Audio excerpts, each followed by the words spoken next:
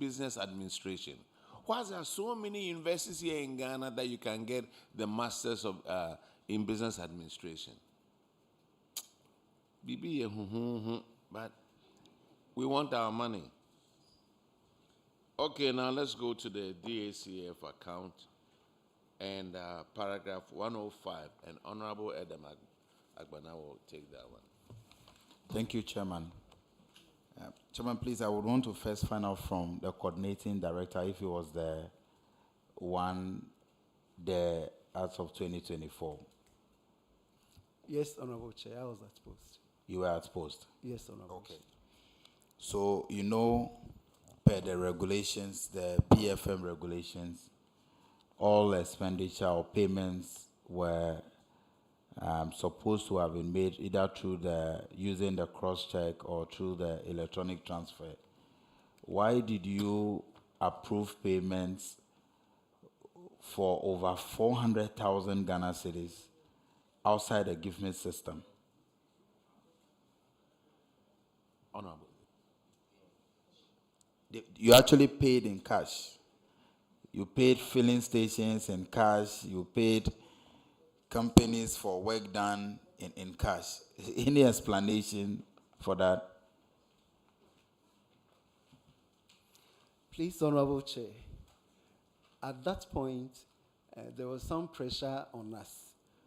We were to do some roads in the municipality, and the filling stations that were supposed to supply us with fuel were having issues with us, saying they don't trust assembly checks because we were owing them, and we've given them some checks which actually didn't go through.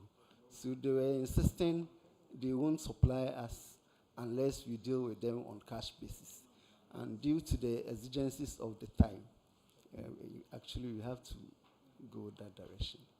Your answer or your explanation is not acceptable because you are not to work. You are working within regulations, within law. And so if you want to make payments and the person says, I won't accept your check, you find an alternative.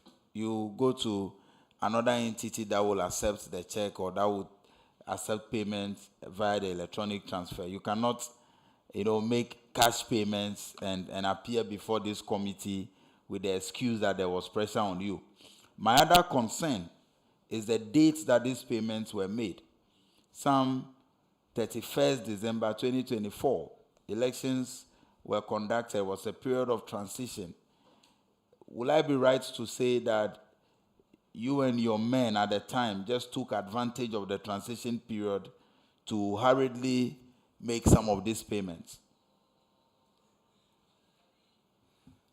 Please, Honorable Chair, it was the pressure on the Assembly to do some of these roads after especially elections from October.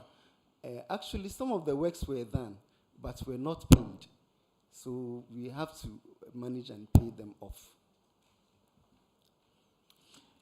MC, can you assure this committee that next year you will not appear before us with the same issues, especially having the same people in charge working with you? How has the Assembly been in terms of your payment structure? Honorable Chair, I can assure this August committee that we are not going to be here next year with the same issue. I can assure the committee. Because since I assumed office, I've been checking all the contractors that they are on the give mix before we deal with them. Chairman, that will be all, but I would want you to maybe, yes, okay, Madam Chair. I see, one, in the first place, even if you want to do cash withdrawal, you can still go through the give miss and do that. Can't you? Yes, we can. Yes. Honorable Chair. Even if you want to hold cash and use cash to disburse your arrears or your operations, you can still go through give miss and do that. It was just something they decided not to do, because you can still take cash, utilize cash, and go through the system. So I see payment for fuel, hiring of equipment for drip.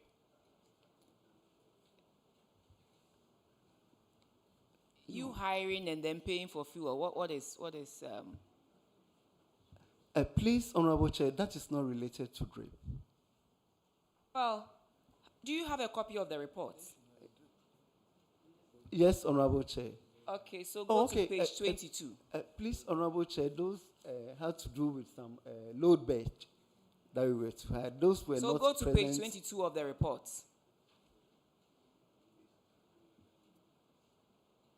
I'm there, Honorable Chair. Okay, so page 22. Go to where they have 31st December 2024. The third, 31st December 2024, you see payment for fuel, hiring of equipment for drip. Have you seen it? Yes, Honorable Chair. Please, that might be a loader that was hired for conveying the roller to site and back. That might be, you are not even sure. You knew you were coming to answer these infractions. And so you are telling me that might be. Meanwhile, the auditors showed these things to you in the management report. And so you should have cleared this with the auditors if you thought it was a load bed or, what did you say? Load loader. Load. The machine loader. Loader. The equipment that we use to carry roller Okay. and other. So then why didn't you rectify it at that stage? Because when my colleague asked you whether you were the same coordinating director at post during the audit, you said yes. You said yes. So clearly, coordinating director, you just did not want to use give miss. And even you are not even sure of the details of the payment. Otherwise, you wouldn't have told me, maybe.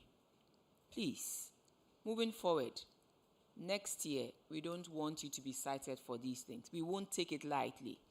If you are supposed to use give miss for transactions and you go and do otherwise. We all know the law. Let's just abide by it, please. Especially when it has to do with resources of the nation. Thank you. Thank you, Honorable Chair. MC. Good morning to you. Good morning, Honorable Chair. MC, how are you? How's your relationship with my sister, the Member of Parliament? Honorable Chair, if I may say, I'm in good with her. I'm in good, but I've left that bed, so I'm in good bed with her.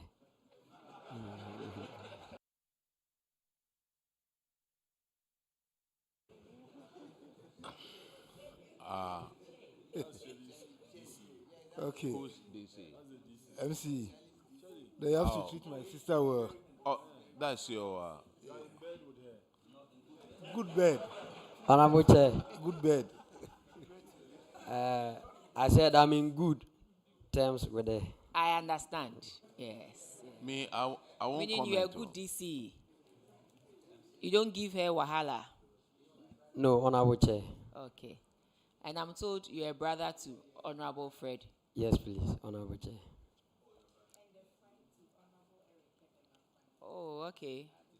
So it's all about development and nothing else. So you need to collaborate and make sure that development comes to the municipal. That's the most important. Thank you, Honorable Chair.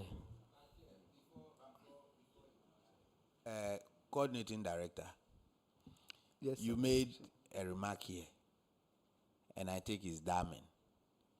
Why do you think a whole district assembly, are you municipal or a whole municipal assembly, will issue a check to an institution and the institution will tell you, I will not receive the check? What are you not doing right? This one is not the DC's question, it's you. You are the spending officer. What are you not doing right? That you issue a check and a whole institution will tell you the check is not credible. It means something is fishy somewhere. Tell us. Please, Honorable Chair, there were cash flow issues. Like the monies were not forthcoming as expected and planned. So at times we owe the suppliers and we find it a bit difficult. But now things has eased a bit. So Cash is not flowing. You are indebted to them. They know as at when money comes, you pay. There is no money, and you don't even know when the money is coming. Why do you issue a check?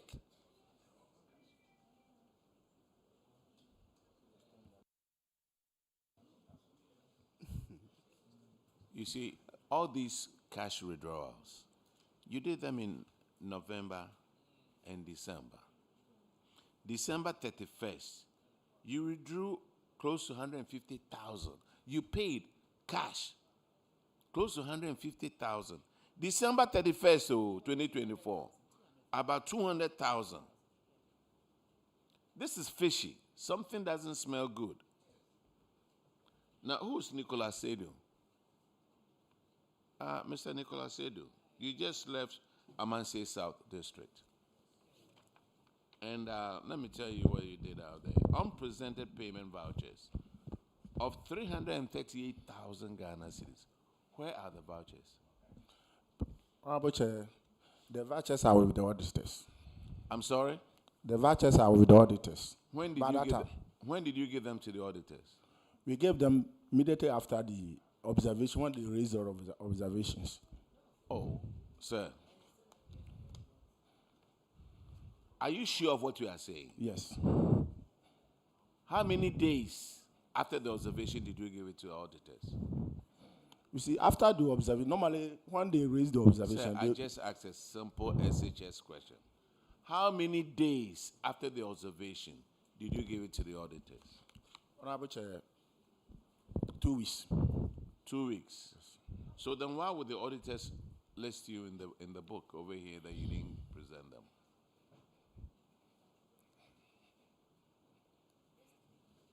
You just took an oath. Yes. Auditors, do you have these PVs, please?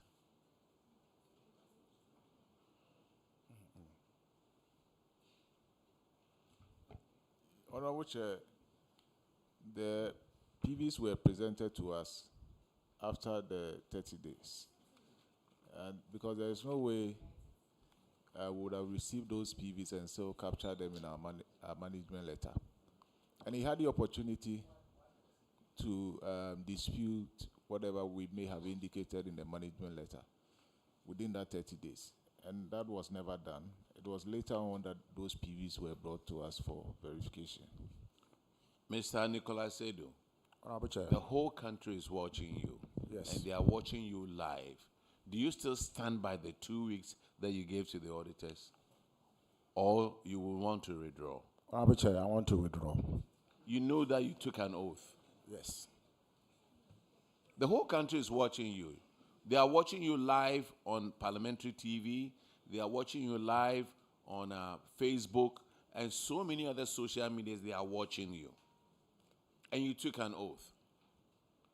Maybe next time we need to bring Akonedi for us to swear on it instead of the Bibles. That one, you will tell the truth. But it's interesting though. Supply of 10 boxes of chocolate for BEC students, 28,000.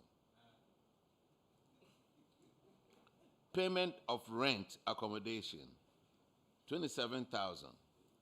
Support for self-help community projects. The money was given to the district finance officer. That is you, right? That was you, right? Honorable Chair, yes. 225,000. Honorable Chair, excuse me, that was MP's monies.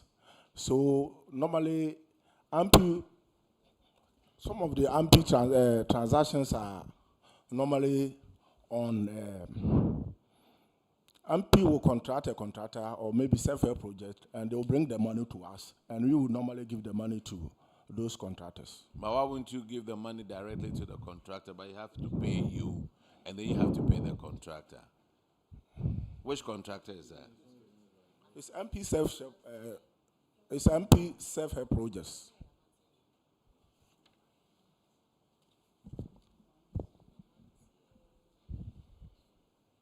Amansi, that was Amansi South District. Yes. Who is the MP at that time? Honorable Ado, former Deputy Minister of Agriculture. Hey, Ogunde. Yes.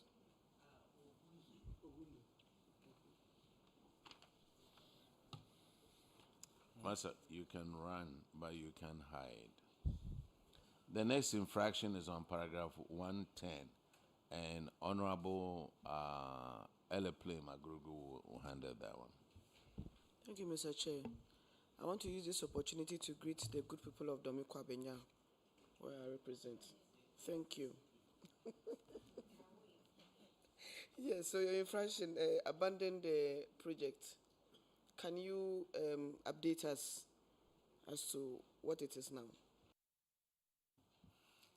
Please, Honorable Chair, the project has been re-awarded and it's nearing completion.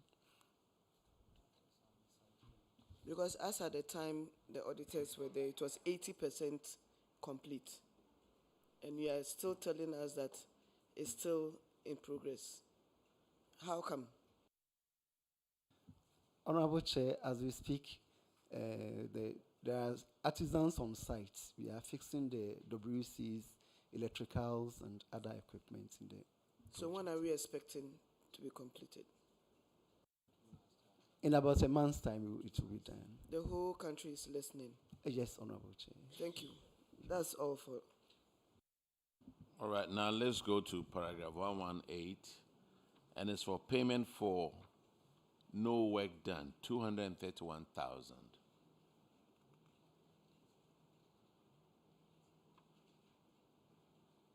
What has happened to this project? Please, Honorable Chair, auditors recommended certain works were not done on the project, so it should not be paid. So when we were doing the final payment, we deducted that amount and paid the contractor only his retention. So the auditors told you there was some parts of the work they haven't done. Yeah. Do you Please, have a Honorable Chair, works? during Do you have somebody in charge of works at your assembly? yes, Honorable Chair. And but that person it's- couldn't figure out that they haven't done these? Honorable Chair, when I asked, he said there were some changes that were made on the project, and that led to it. So when my attention was drawn to it, we didn't pay. We deducted the payment that was Who's in charge of works at your assembly? the municipal works engineer, please. So municipal works engineer, you've given a contract to somebody, value of 999,000 Ghana cedis. It has to take the auditors to point it out to you that these things haven't been done. So what's the use of the works engineer? That who couldn't point these things out?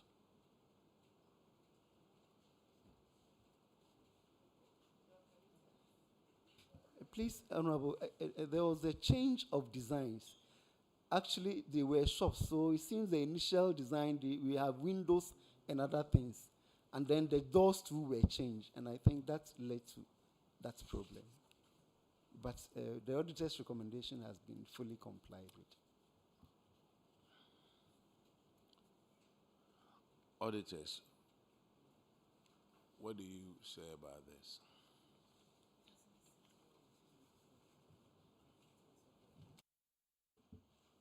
Yes, Honorable Chair, the matter has been resolved.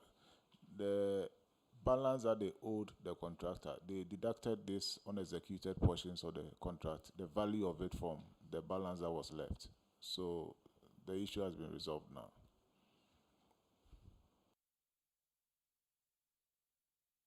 Coordinating Director, I still want to take you back to the details of the payment.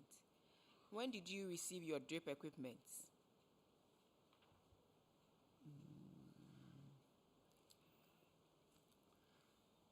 Honorable Chair, I don't remember the exact date, but we started implementing with the drips in October. I think the machines came in September. Okay. So as part of the details of the payment, I see hiring of equipment for reshaping of Tanosu feeder roads. If you had your drip equipment, why would you go and hire equipment again to reshape? And cost of grading and graveling. So that's around 37,000 Ghana cedis. Is it just the person using the equipment who is charging the 37,000 Ghana cedis? Because if it's for fuel, it is stated categorically that this is for fuel, but this is not for fuel. I see cost of grading and graveling, and that is 37,000 Ghana cedis. I see hiring of equipment, and that's why I asked you when you received your drip equipment. Please, some of the cost component was for cost of graveling, because for some of the roads which are in the municipality, like developed areas, we need to pile gravel and fill. So some of the cost elements were for gravels. So And the cost of grading and graveling, not the equipment, just that alone was 37,000.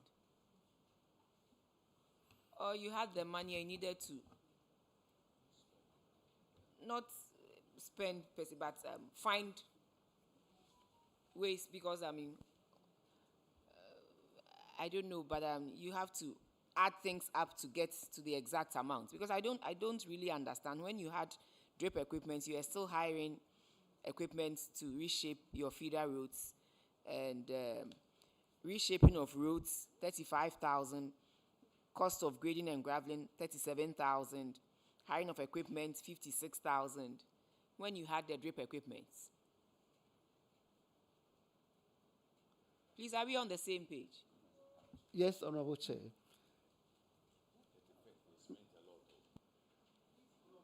Is Tanosu in your constituency? No, Honorable Chair. So why do you have, as part of the breakdown, you have hiring of equipment for the reshaping of Tanosu feeder roads, 56,400, when it's not in your constituency?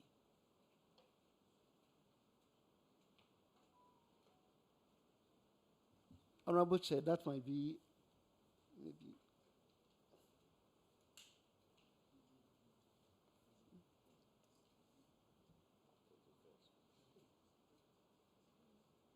That was 31st December 2024. That's what I said. Almost 200,000.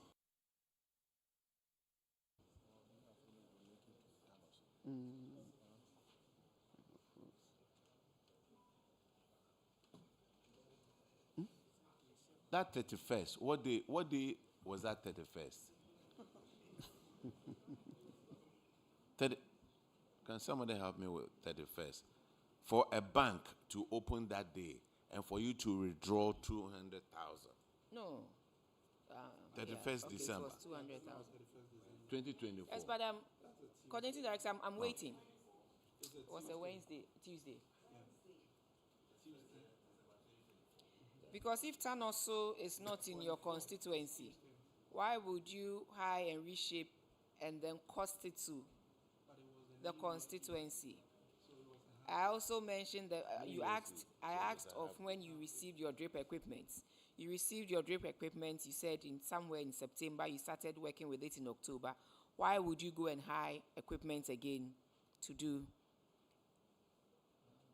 Please, Honorable Chair, some of these works were works that were done by the former MP, but were not paid before even the drip equipment came. So I remember we received some money in the name of the MP around that time. And I think this is not that you think. You knew you were coming to answer to these things. So I want you to be emphatic. If you say you think, meaning you are not sure. Please, so Honorable please help Chair, me. I'm sure, Honorable Chair, because it just occurred to me that happened, and that's why we made these payments around, some of these payments around the 31st. Tanosu. Tanosu is not in your constituency, I'm told. Honorable Chair, we share boundaries with Tanosu. So apparently the road, the capturing of the project title or the works that we did might be more than just Tanosu. Perhaps aspects of it were This is not left perhaps. out. You are the coordinating director. Who was the district finance officer at that time? Please, it's Honorable Adam Idrisu. Is he here with us? No, Honorable Chair. So, coordinating director, I mean, these descriptions that you gave to, you've given to the payment details are, one, they are inaccurate, and two, I'm wondering why on just one day you withdraw 200,000 Ghana cedis from an assembly that, cannot even pay. You claim, you just said here that sometimes you find it difficult for your checks to even clear, so people don't want to take money from you, checks from you. And then on one particular day, you go to the bank and withdraw more than 200,000 Ghana cedis. You are giving descriptions to the details of your payments and reshaping of roads. Which roads? So that if we want to authenticate these things, how do we do that? Just write reshaping of roads, 35,000. That is why I'm saying that you had spent the money and you needed items to support what the monies you had spent.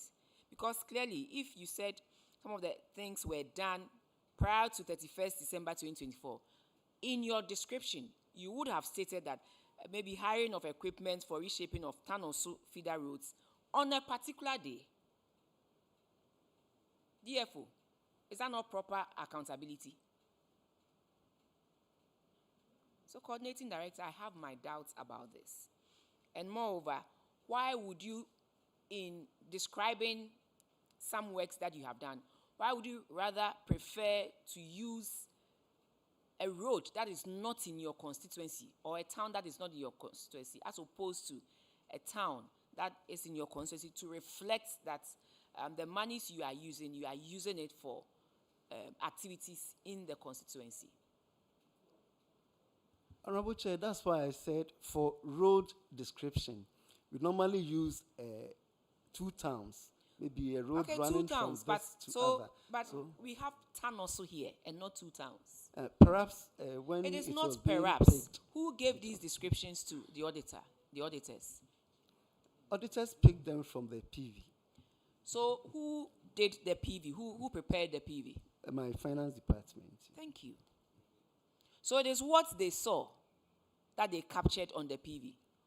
Unless you are telling me they see things differently and they capture things. Madam Engineer, do you want to say something? I see you communicating with the coordinating director. Please. Please speak into the mic. So I was asking whether it was on the certificates.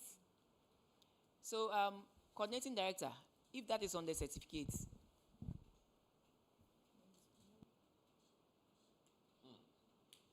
clearly something is not adding up here.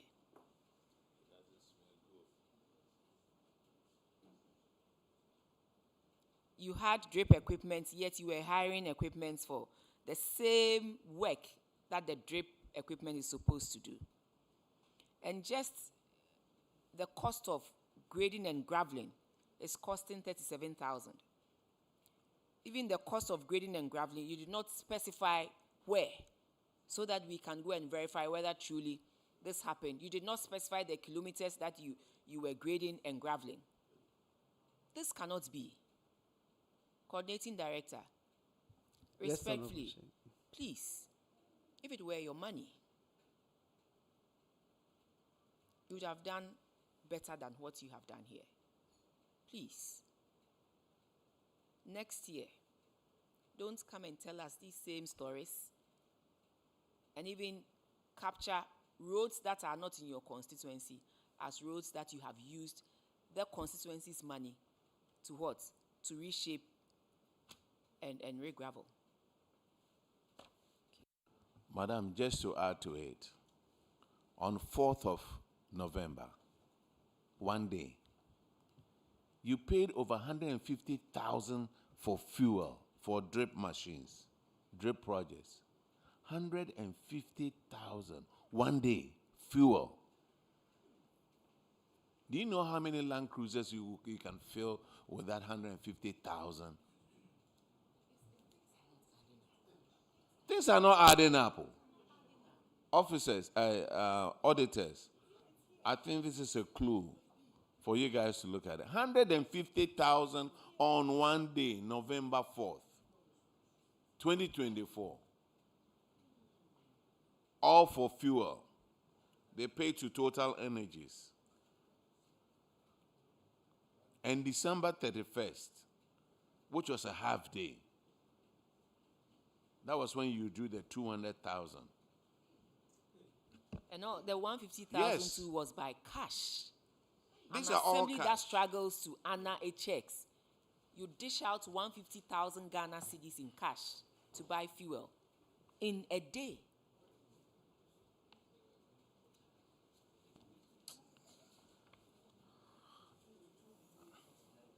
Achema wabeja on. Wanyenya menko. You are discharged. Thank you, Honorable Chair. Now let's get back to the colleges. Wesley College, are you here? Did you take the oath?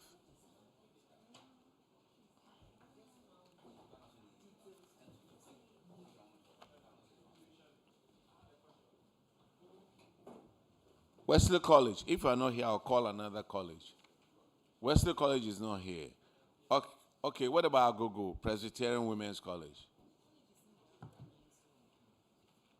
I called all these colleges. Oh.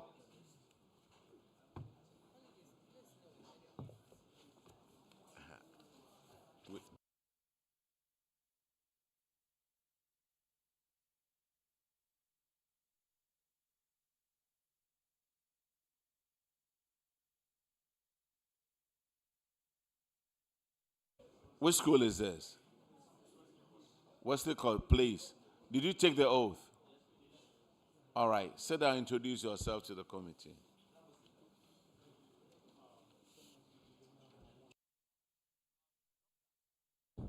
I'm Dr. Kennedy Amialba, college principal. Thank you. All right. Honorable Chair, I'm Lupo Kwame Nkrumah, the Director of Finance. Honorable Chair, I'm Ishak Nohum Sauku, the college internal auditor.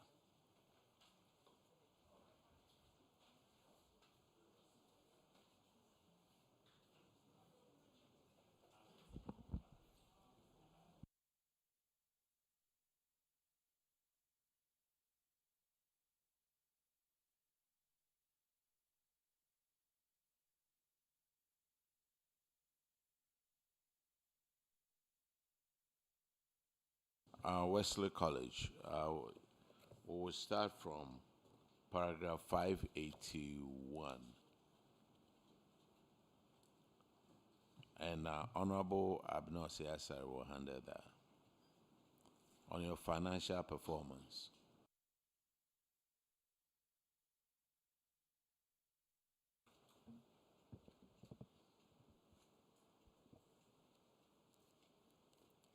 Wesley College. I noticed that I'm looking at your statements of financial performance, and I noticed that your compensation did not change much, but then there was quite a huge increment in your total expenditure. Usually, they tell you the difference has to do with compensation, but this time I see goods and services moving from 3.5 million in 2023 to 9.4 million in 2024.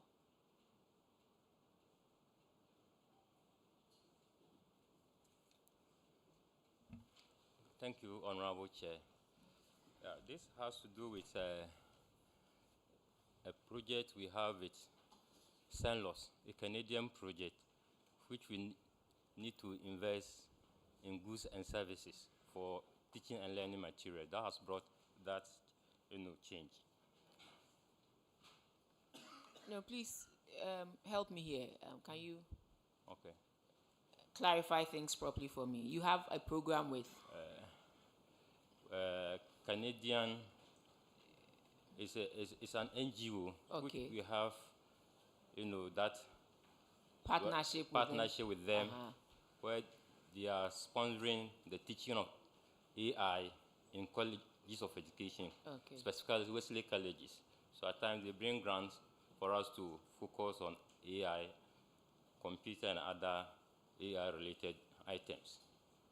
So they brought you the grants. Yes. And then, so you spent, the difference was the grants they brought to you and you spent on AI. Yes. What exactly did you do in that regard? In fact, principal, if you can, let the principal handle that for me. Thank you, Honorable Chair.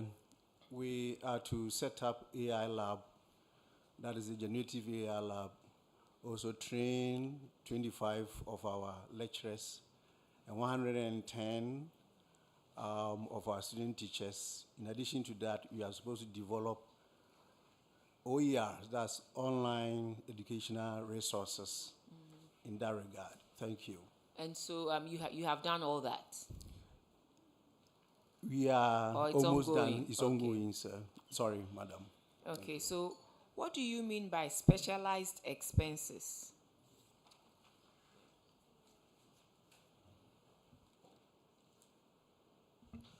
Thank you, Honorable Chair. Thank you, Honorable Chair. The College of Education setting, we have SIC. What? SIC? SIC. We have hall dues. You know, in our case, we hold the monies of SIC in trust for them. So when they pay, we pay them their expense, hall dues expense, are captured as specialized expenses. Oh, okay. Thank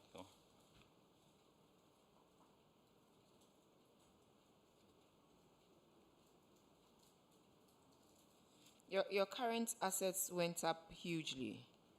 Can you tell me why? 2023 was 1.7, 2024 it was 4 million. Okay, thank you, Honorable Chair. What happened to do is, Wesley College is strategically positioned. For that matter, it's what? Strategically positioned. Oh, okay. So in terms of IGS generation, we are doing well. We have partnerships with UCC, Winneba, where they use our facilities for distance learning education. And some of the private developers come to rent our facilities. So that has actually saw up the IGF for us. Thank you, Honorable Chair. Honorable Chair, with your kind permission, I would like to add up to what you just shared. Okay. We have leased out 3.7 acres of our land to Rango Construction, the contractor in charge of constructing Swami Interchange, to keep their stockpiles and other materials.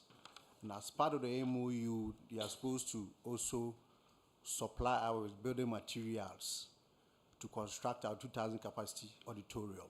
So these are some additions to why there's that kind of increase in our revenue or our asset. Thank you. But I'm wondering why you are holding all in short term.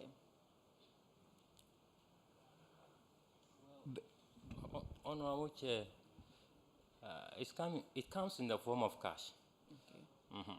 Yes, so when it comes in the form of cash, don't you save some in long term? Okay. We do. Currently, we do. Some, we use them for renovations. So, because it's in, you have to spend at all costs? Not at all costs. Won't you save some for a rainy day beyond the normal 12 months so that that will also act as some form of investment for the college? Honorable Chair, let me clarify this. Yes, please. For the Rango construction, there was no financial compensation. They were supposed to supply with building materials as and when we request for them. So that one never came in the form of cash. No, I'm looking at your financial position in terms of your current assets. That it's from 1.7 million in 2023 to 4 million in 2024. And I'm asking, would you hold all in short term?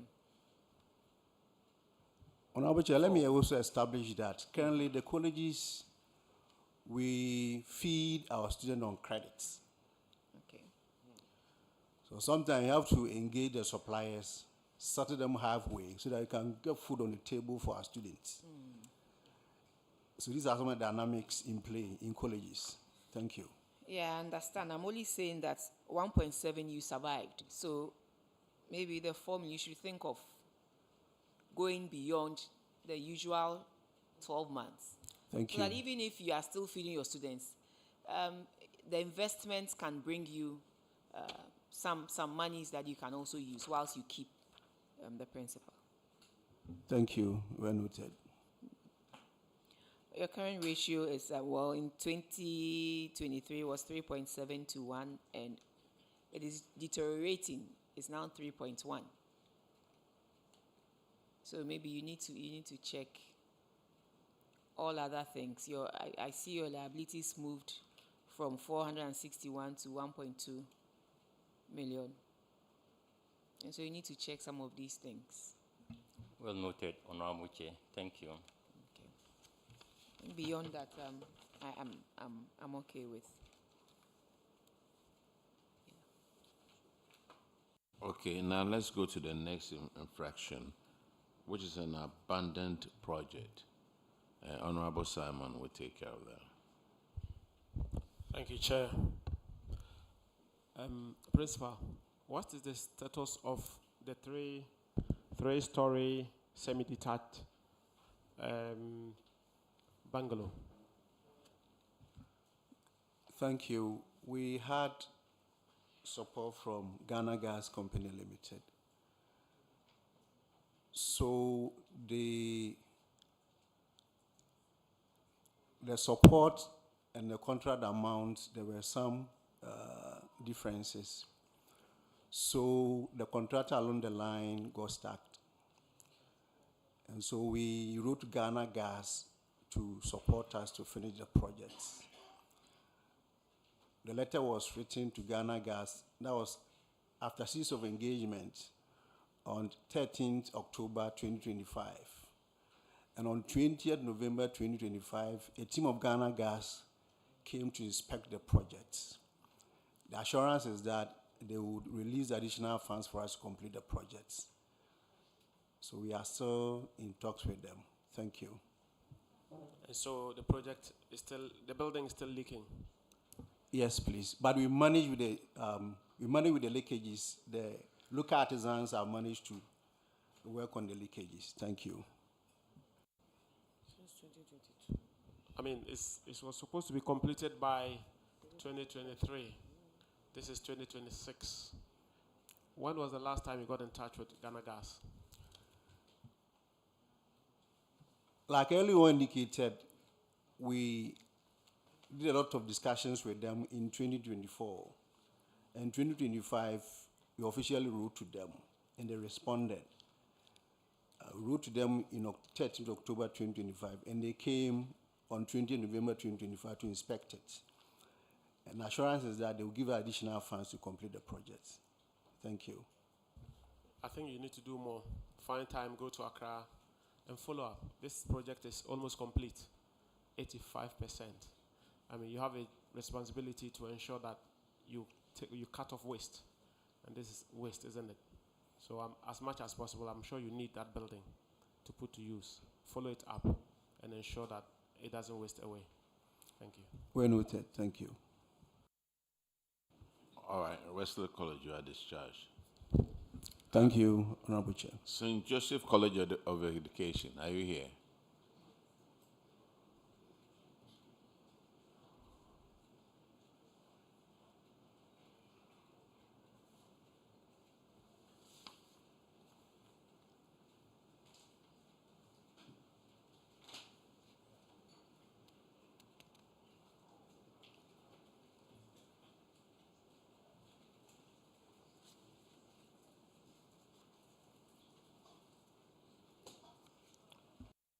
Please introduce yourself to the committee. Honorable Chair, I'm Dr. Isaac Godfred Entry, the principal of the college. Honorable Chair, I am Minister Jimenduya, Finance Officer. Okay. Honorable Chair, I am Hans Nopokutewia, Head of Internal Audit. Okay, your financial statement will be handled by Honorable Ernest Enim. It's on paragraph 535.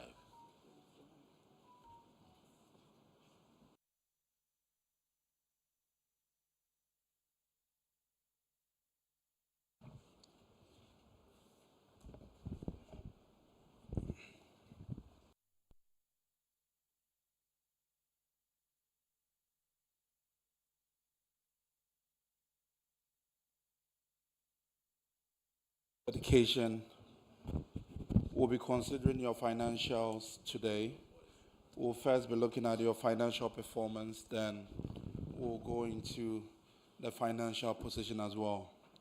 So for 2023 and 2024, overall, you were able to post a good surplus comparing your performance to 2023. But what I just want to find out is what actually accounted for the 48% in your non-tax revenue. Was it as a result of increase in enrollment, or what accounted for that? Honorable Chair, because we are using the accrual concept, what we do is that from the beginning of the semester or the academic year, the students are billed, and that amount of money is being recorded as the revenue for that period. So it was as a result of that year we had an increment in fees that we charge comparing to the previous year. So that is the reason why this increase came about.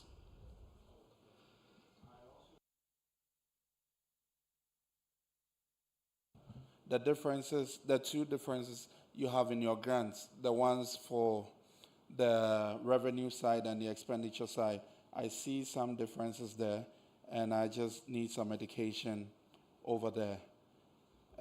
For your revenue, it dropped. Then on the expenditure side, it went up. So I just need some education there.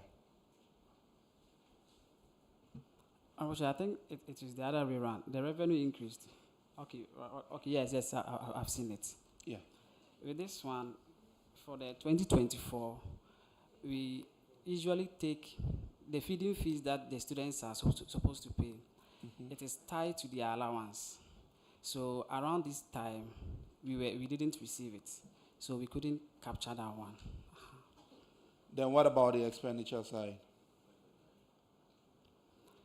The expenditure side, I think within that was 2024, the book and research allowance that we got was also increased, looking at the dollar rate that was used. Okay, we are talking about dollar now. Okay, so the 16.2% drop was as a result of the dollar.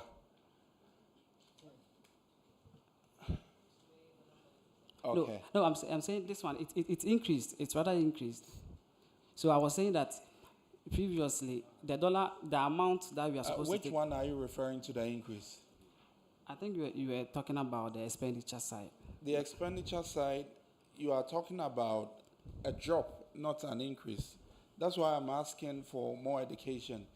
You dropped by 75%. So what were you doing in 2023 that this very year, 2024, it dropped significantly from 2.7 to 6.8, 680,000?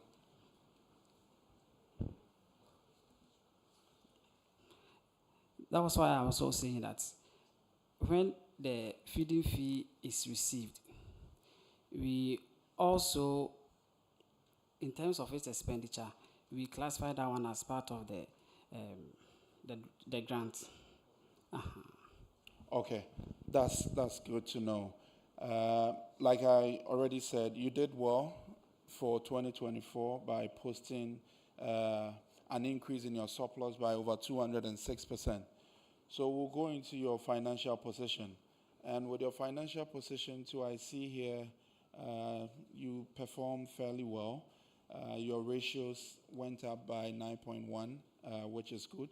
But then I would just encourage that your cash management, you look at it again and not keep so much cash and try to do some more as we go into subsequent years.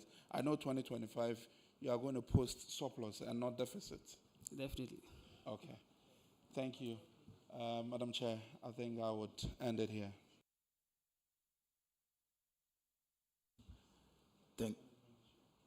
Okay. All right. Thank you, Mr. Chair. Mr. Chair, St. Joseph's, your next infraction has to do with your inability to collect fees from about 170 students. I just want to know the status of that, whether those students have paid now. Honorable Chair, not all of them, but as we speak now, we've collected about 71,000. Okay, so does your statement in your response that you will keep withholding their certificate until they pay, does it still apply? Does it mean all those students have not come for their certificates? No, they have not come for them. Help me, when you're going to write your licensure exams, are you required to submit your certificate, or a transcript is enough?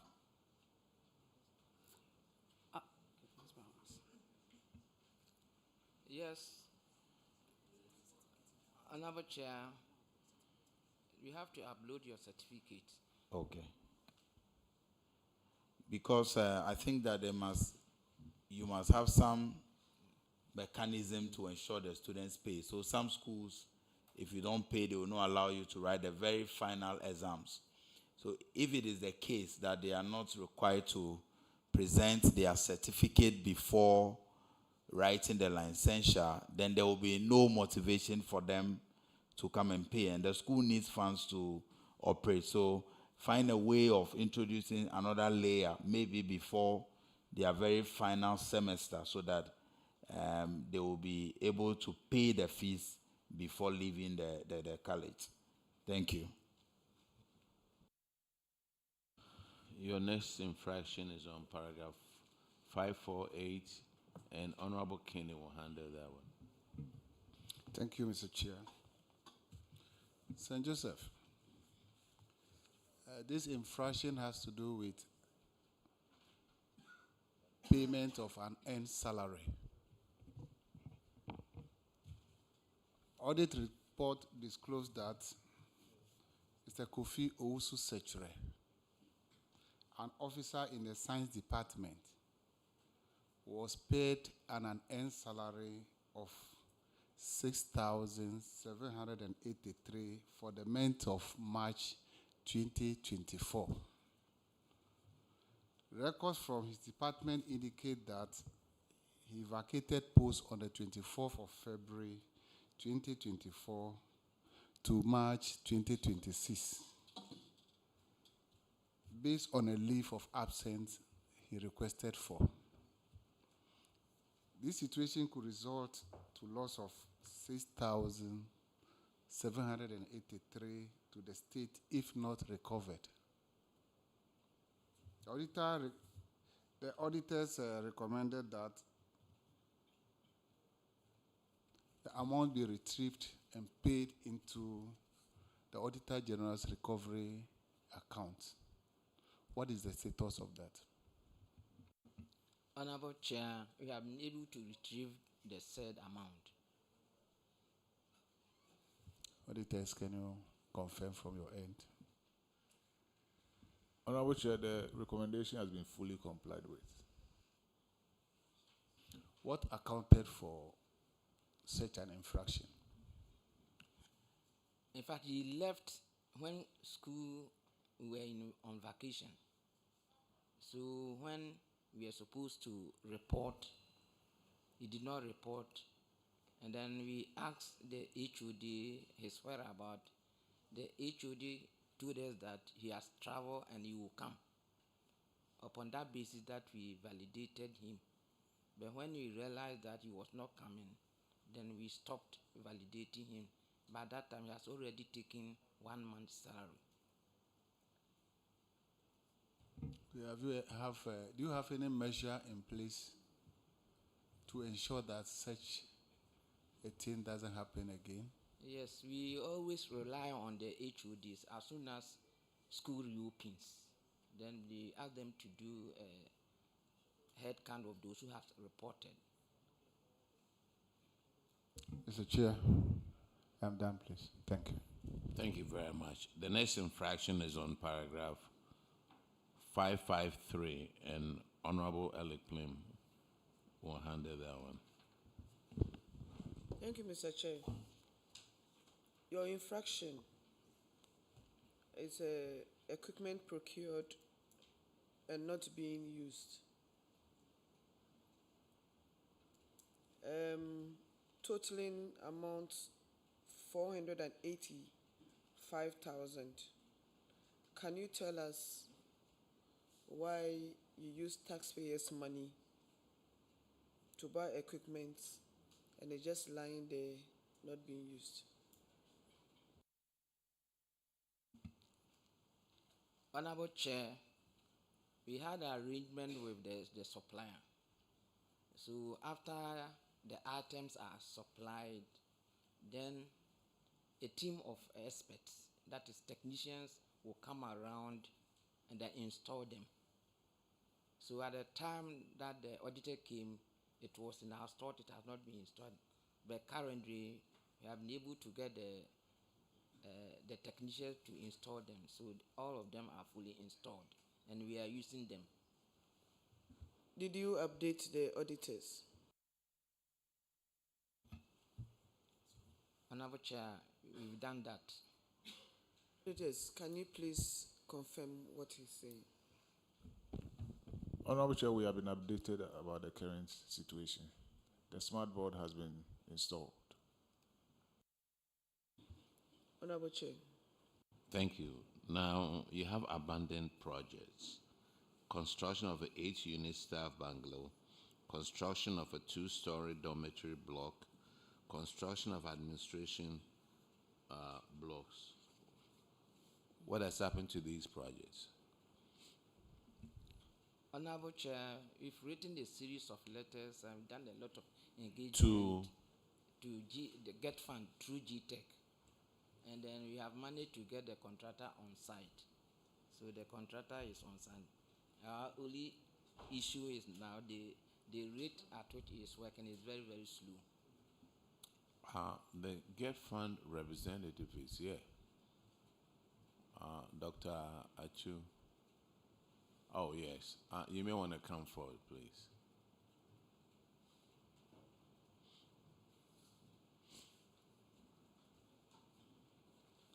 And clerk, administer the oath, please.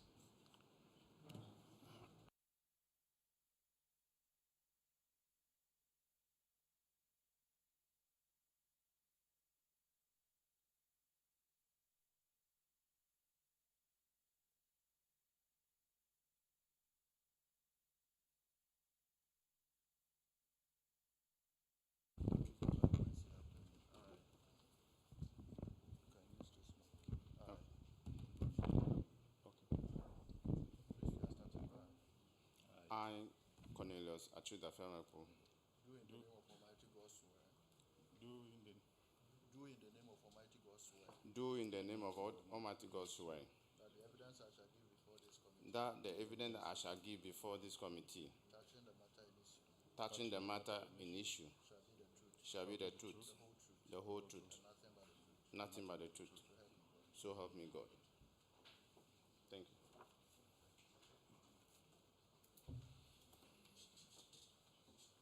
Please introduce yourself to the committee. Thank you, Honorable Chair. Oh, please sit down. Just bend the microphone to yourself. Okay. My name is Cornelius Achu Dafamapo, Acting Head, Project Monitoring and Evaluation of GET Fund. Honorable Chair, I'm Victor Tihe, Deputy Director in charge of project monitoring and evaluation. Thank you. Okay, you had, this is St. Joseph, and these 3 projects, they said they've written several letters. What is your comment on this? Thank you, Honorable Chair. Yes, it's true, they've written letters. So last year, we wrote to the consultants on this project and asked them to submit to us cost to complete. So when we finished with the data, we presented it to management through to the board. We had a total of ongoing Sir, projects. please, what's your position at Acting Director. Acting Director. Yeah, project monitoring and evaluation of the GET fund. You finished. Thank you. So we did our presentation to the board. The total sum to be able to finish all the ongoing projects as a data that we received by 2024 is 65. That's 3,565. We managed to receive data from consultants and from all the stakeholders that are working on the project, close to over 2,700 on them. That will give us a budget of almost about 9.9 billion. But the board is of the view they can't. So they have approved about 4.35 billion. And so far, by the end of January, we've submitted approval to GTEC projects about 118. That's about 1.8 billion for them to be completed across the country. And also, we have also submitted approval to MOE to the tune of 638 million for project over 283 to be completed. What is outstanding that we are reviewing? Project at the various within the various regional coordinating councils, that is basic and secondary school, is about 945. That will give us a cost of about 1.78 billion. That is outstanding that we are working on so that we can get them improved. So those are the College of Education level. We have submitted approval to GTEC for them to be completed. For those ones that we can be able to complete within our scope for now. Thank you. Okay, so your school, the recommendation was for management to liaise with GET Fund Secretariat to complete the projects for the intended purposes and to avoid further cost overruns. So,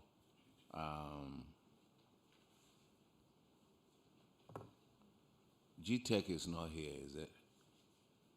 Okay, so that's your answer. Auditors, the answer has been given by GET Fund. Yes, Honorable Chair, per our recommendation, we ask them to liaise with GET Fund. Yes. Once they have done that, we are satisfied with that. But they have to then take it up from there.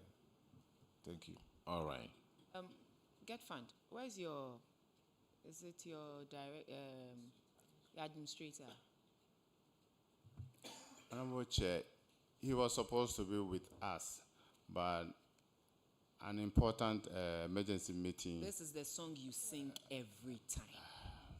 Every time Public Accounts Committee calls on GET Fund, we have serious issues with GET Fund, and we're hoping that as we are dealing with the pre-tertiary education and the colleges of education, at least the administrator will come, sit in and listen to, because you see, the auditors, their hands are tied. They can only recommend. But there are specific buildings, abandoned projects, that through what we are doing, at least GET Fund can capture and make a conscious effort to complete them. Some are 10 years, 12 years, and are still in that state. We are asking the administrator to come. Let's sit and hear some of these things for yourself. And then they will prioritize these abandoned projects. Several reports of GET Fund have appeared before us, and the administrator never seems to find time to come. Respectfully, the administrator is here to work, and this is also part of the work. What is the mandate of Get Fund? These are some of the most important things they should attend to. And so they should be here. Respectfully, this is the last time we would take Get Fund without the administrator. Ever since the 9th Parliament Public Accounts Committee started sitting, the administrator has never appeared before us. It is not a good sign. Honorable Chair, well noted. We will communicate copiously to the administrator. Thank you so much. Thank you. St. Joseph, you are discharged. Now let's call. Thank you, Honorable Chair. Yeah, thank you. Agogo Presbyterian Women's College.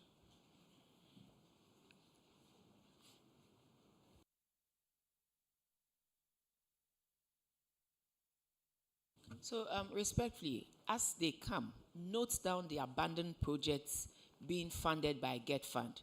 We want some of these things out of the Auditor General's reports. And so, as you prioritize the completion of these projects, I want you to note these projects down and prioritize them so that at least we can bring an end to some of these infractions cited in the Auditor General's reports. Thank you. Thank you. Noted. Agogo, did you take the oath? You did, all of you? Or some of you? You, Mate. Introduce yourself to the committee.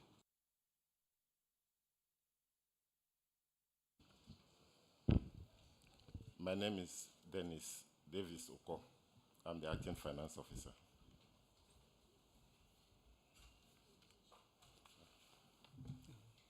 My name is Dr. Felix Awaite, College Internal Auditor. I didn't hear you, sir. Dr. Felix Awaite. Dr. Felix Awaite, College Internal Auditor.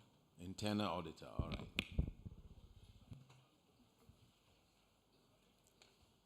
I'm Professor Lydia Aframia Denchi, the principal.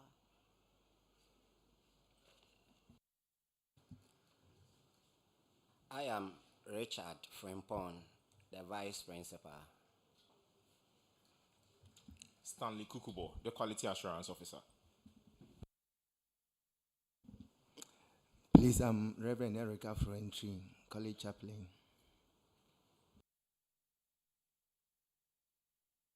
Okay, now let's go through your, all of you have introduced yourselves, right? Let's go through your financials over here. Agogo, Presbyterian Women's. I see a big jump in your GOG fund. What attributed to that? Thank you, Mr. Chair. In fact, actually it was due to increase in compensations. Increase in compensation? Yes. Now, student fees also went up. What attributed to that? Increase in intake. Increase in intake? Yes. But I thought there was a quota on the colleges. Yes. And the quota didn't affect you? No, with what we had, the figure had gone up compared to the previous financial years. Okay. Now, what is this other revenue?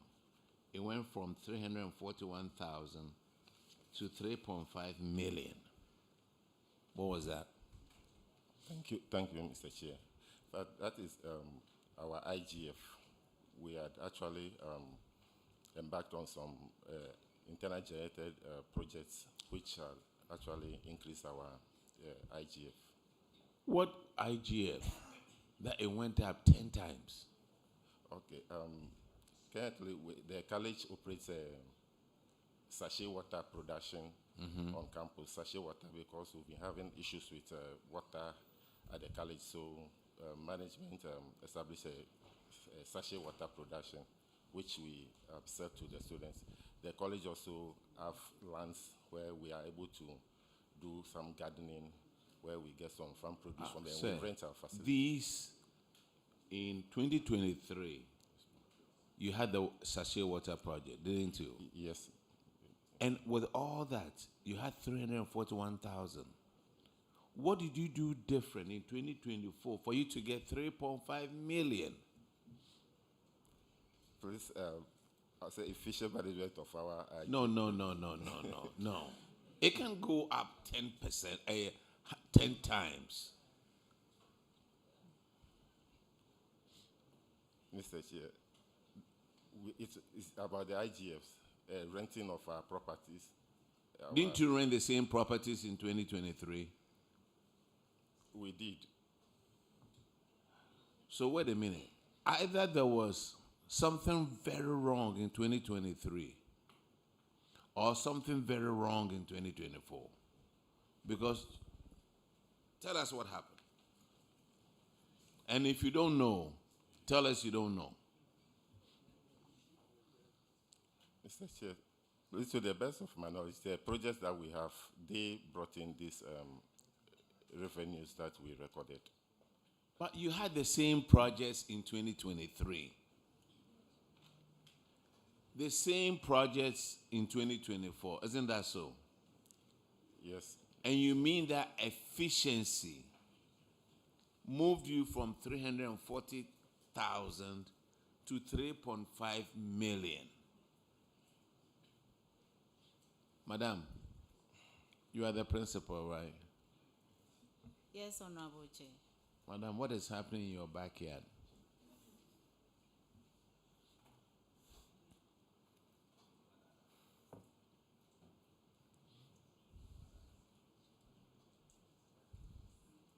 Or who knows? Who knows? Those of you sitting out there, who knows what happened?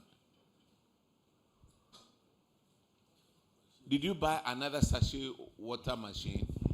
No, please, Chair. So what happened? Okay. During the 2023 financial year, most of our machines were down. So the management then deemed it fit to make sure that they are up and running. So those were the things. And then the college farm also started producing for the kitchen. So that is that. So it wasn't the efficiency of That is also part. The management of the facility was also sir. changed. That is, this is an answer story. No, if your machines were down in 2023, I will understand. Yes, please. That you weren't producing more. Yes, please. But if the machines have been fixed and they are producing, yes. Yes, please. What kind of efficiency? Then let's give you Africa to run. Go for it.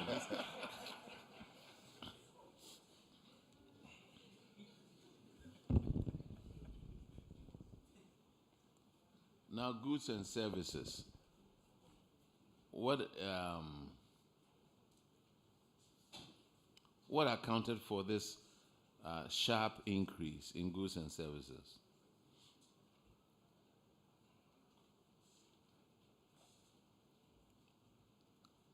Hello? Yeah, Mr. Chair. Purchase of goods accounted for that.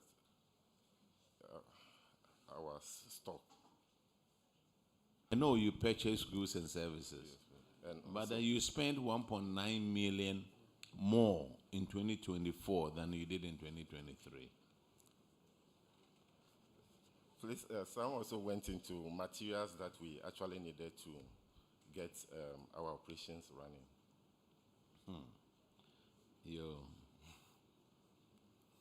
Now let's go to your financial position. 2023, it was 0.7 to 1. And 2024, with all your efficiency, it's still 0.7 to 1. Hello? Agogo. Mr. Chair. That means that in the short run, you may not be able to pay for your obligations. But since you've done a magic over there on your other revenue, do the same magic for your financial position. Okay, now let me go to the next one. Next one I go is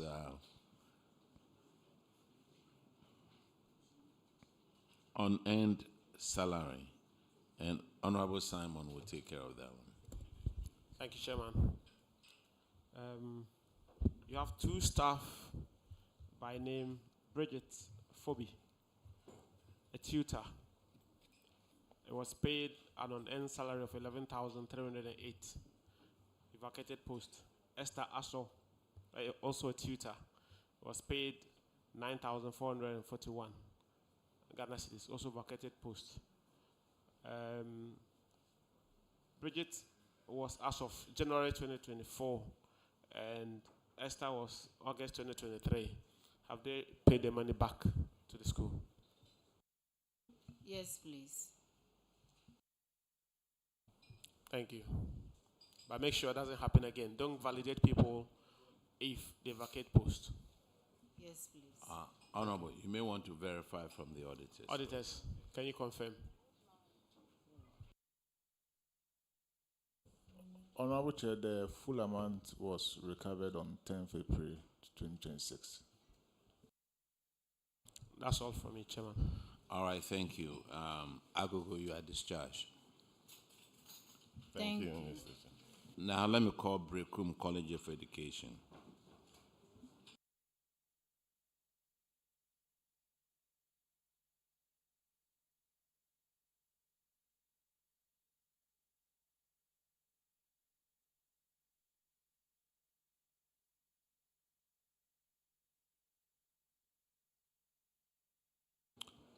Okay, introduce yourself to the committee.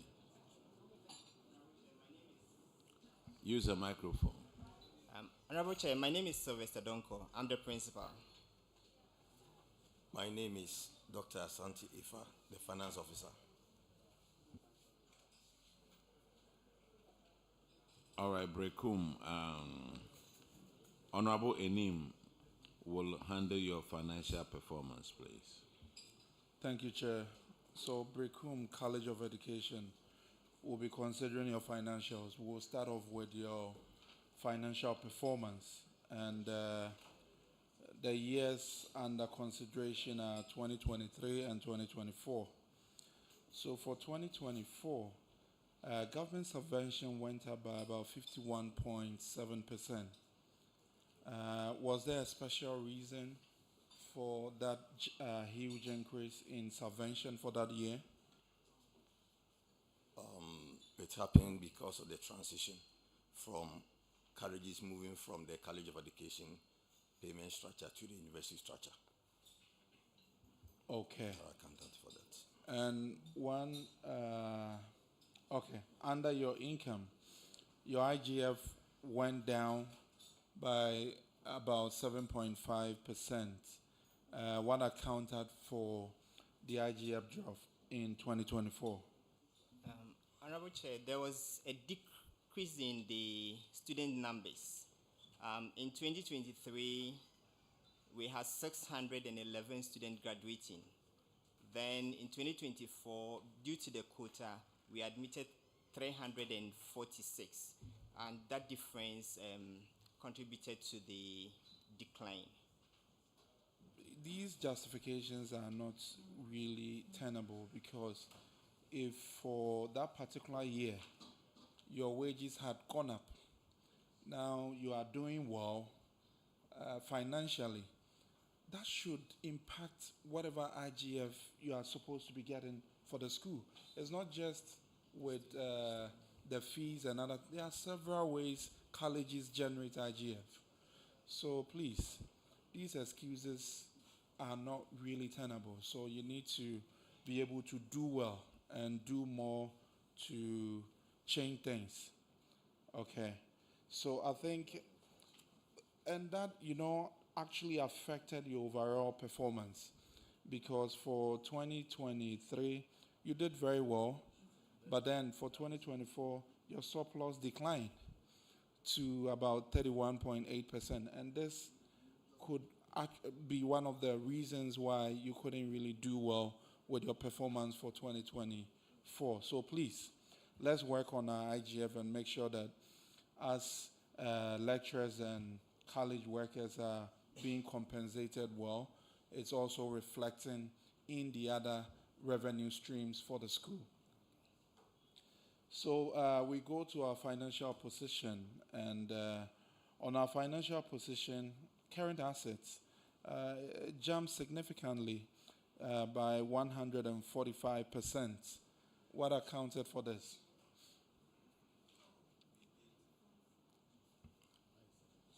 We make sure that we have some investment somewhere that accounted for it. What kind of investments did you go into? Yeah, whatever we have, we need to set some aside. That is not good enough.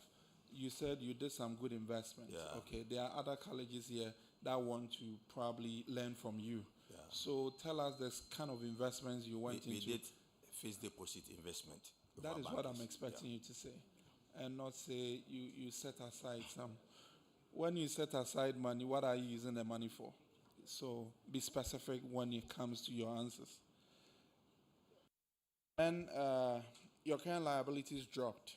What were some of the things you were doing that really impacted on the current liabilities coming down? Because this is a positive one, so I just want others to learn from you. Yeah, it's the cash management that helps us to do this job.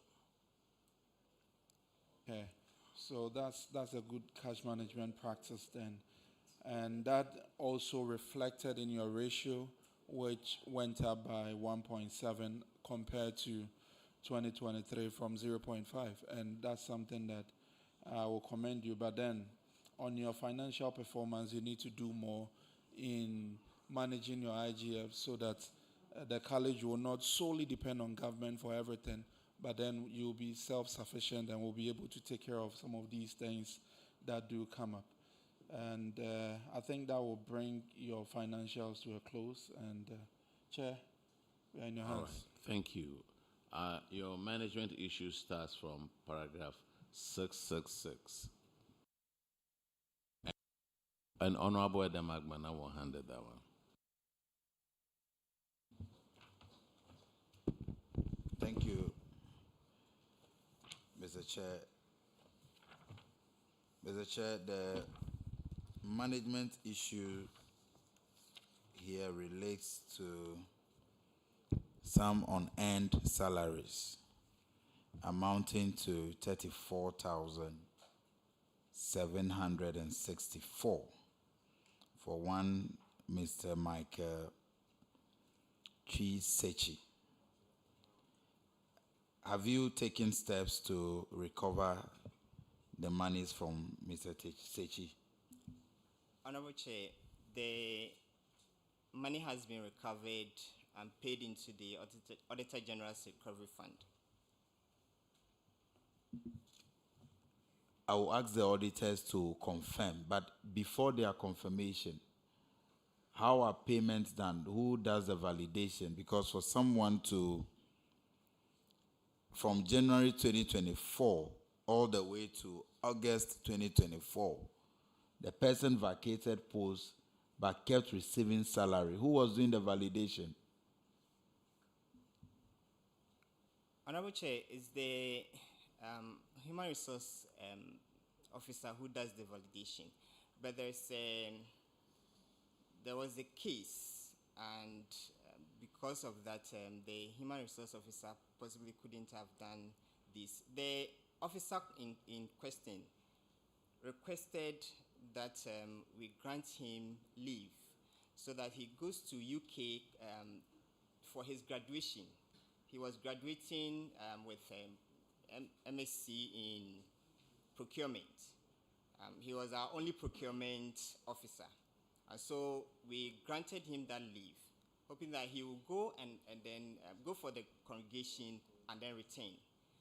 And when he went, he wrote back to the college indicating that his graduation is has been postponed to somewhere July. And within the period, the college was still in somehow relying on his expertise.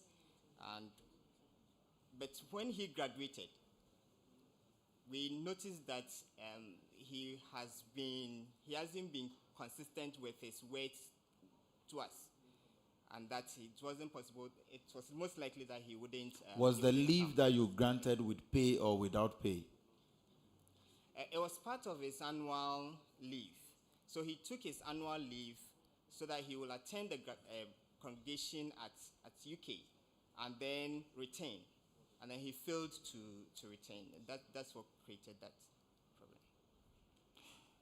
Auditors, can you confirm if the 34,000 has been paid into the Auditor General's recoveries account at the Bank of Ghana? Mr. Chairman, the amount has duly been paid into the Auditor General's account. Thank you.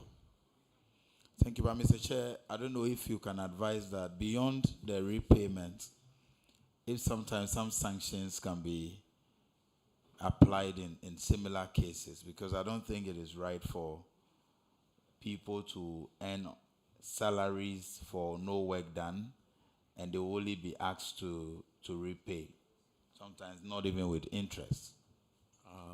Honorable Member, I go by the suggestions from the Auditor General. If they say that we should get interest on it, we will demand it. But this is, at least he has paid the money. So I will leave it at that. This is Brekum, right? Yes. Brekum, you are discharged. Thank you. Now let's call, we also College of Education.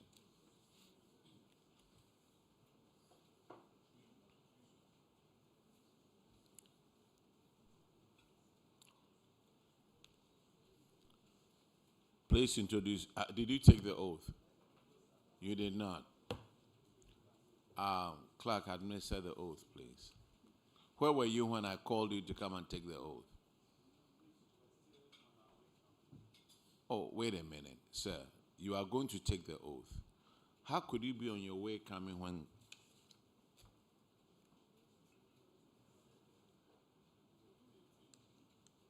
Okay, you go ahead and take the oath.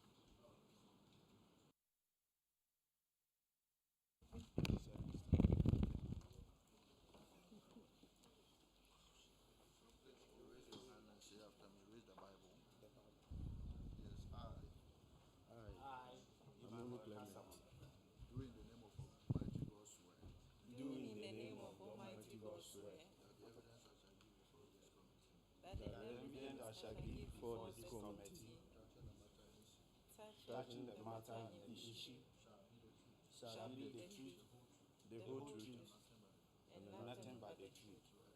So help me God.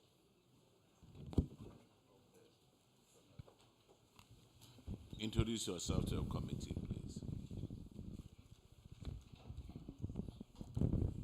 Honorable Chair, I'm Emmanuel Kasama, Principal. I'm Teresa Strombo, Budget Officer, representing the Finance Officer. I'm Onu Clement, Acting Internal Auditor. Okay. Madam Abenosi Asar will handle your financial performance, please. Paragraph 1052.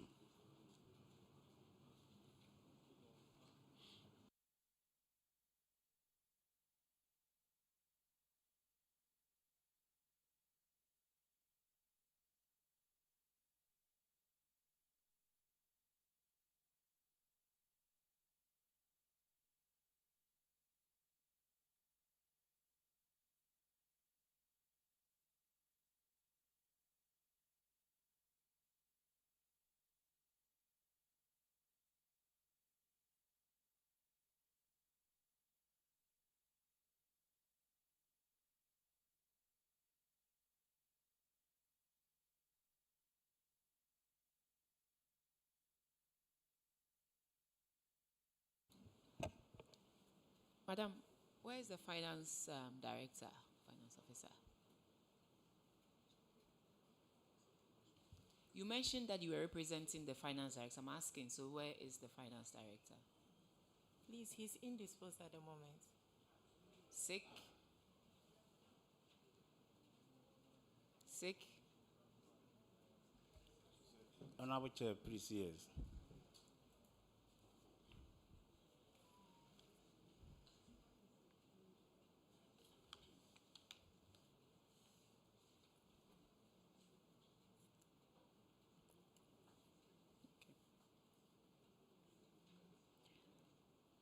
How do you generate your IGF?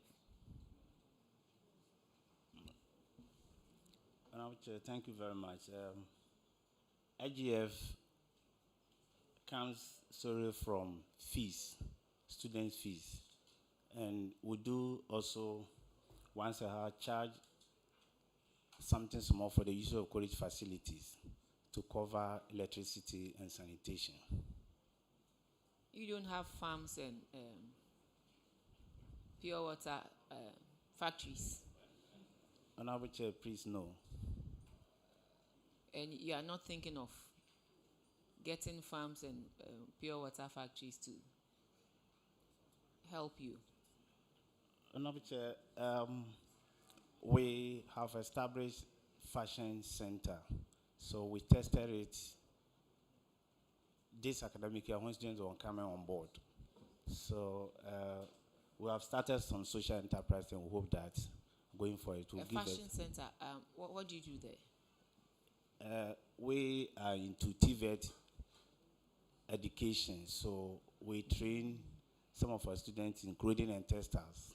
So they train them hands-on activities to receive extra certificate apart from the degree that they are there for. So they go home with additional one of competence-based training. So they get an extra certificate or diploma in addition to the degree. So this is what we have established, and now people bring their addresses to the college, so they sew and they for charge. the yes.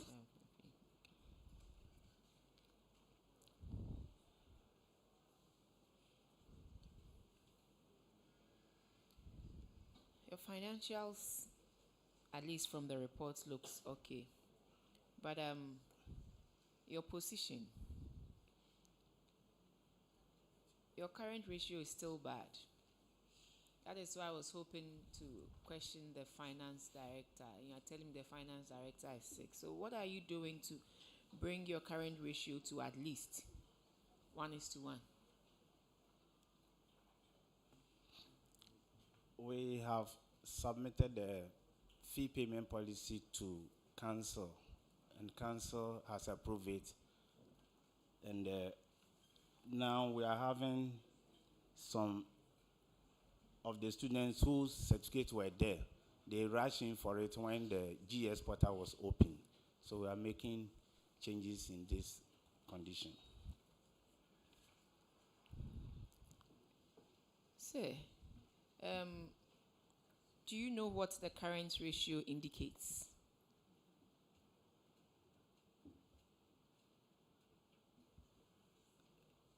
Yes.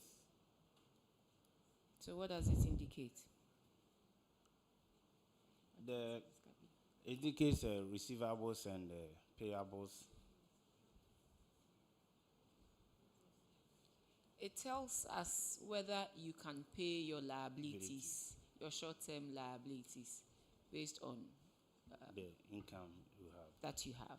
So with this, how are you going to improve upon it? Because in 2023, it was 0.5 to 1, and it's come to 0.7 to 1. You still are not able to fully pay your short-term liabilities. So I'm asking, what is it that you're going to do differently to help you at least be at the minimum before you think of moving from there to a place more convenient for you?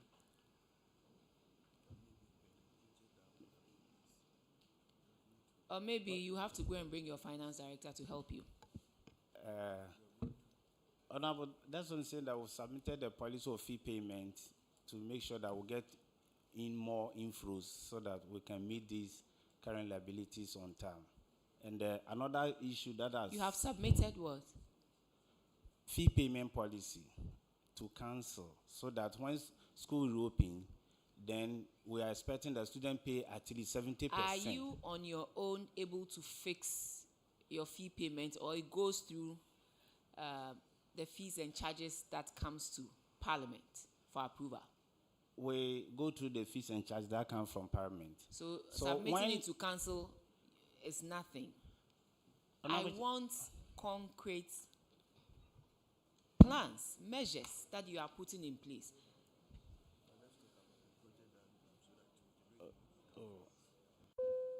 Come on, but Honorable, what I'm saying is that when school reopens, students actually fail to pay their fees on time. And the issue is that when you sack them, you are not doing any good service to them. So we submitted that before we can register you, you pay something 70%. So this is what I'm trying to explain. So you see why you need a finance director here, because this is not the only way. Okay, so That is why you need your finance director. Madam Budget Analyst, you have to help. Since you said you were representing, in your introduction, you said you were representing the finance director. So how are you going to help improve upon your current ratio to get to the minimum of 1:1?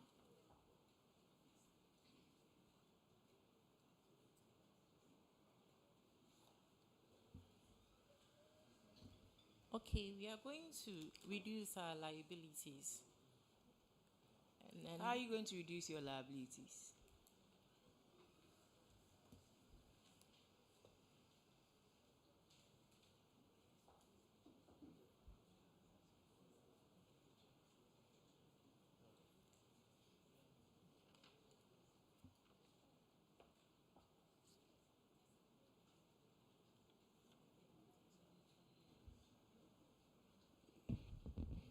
Please, madam, before we can meet our short-term obligations, we need to increase our inflows. And with our inflows to maybe the project that we have in place, as our principal said, we are going to put in more measures for us to get more revenue in order to pay our So you short-term. see why everybody is important. Yeah. Every position that one occupies is important. The finance director is not here. There are certain things that maybe the finance director would have appreciated better. And so next time, please, when you are coming here, you come with a full set so that you'll be in a very good position to answer some of these questions. But yes, you really have to work on one, increasing your assets such that you are able to address your short-term liabilities. Yes. Moving from 0.5 to 0.7 is not good enough. Honorable, thank you. Noted.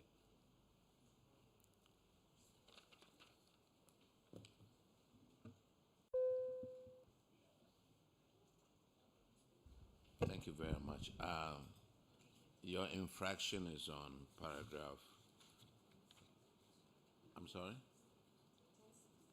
1060. And Honorable Shirley Che who handed that one.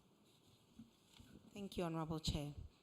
Also, we noted that you have 1,016 students that owed the college a total of 587.397. 587,397.13 Ghana cedis. And out of this, a total of 510 students who have completed their studies owe 488,085.85 Ghana cedis. The recommendation was for you to recover the overdue fees and present evidence for verification. Have you been able to recover this amount? please, we'll be able to recover 207,081 cedis, 90 pesos. That's less than half. Oh? Yes, please. That's less than half. Okay, so out of this amount, how much of it is from the students that have completed their studies? 227,870.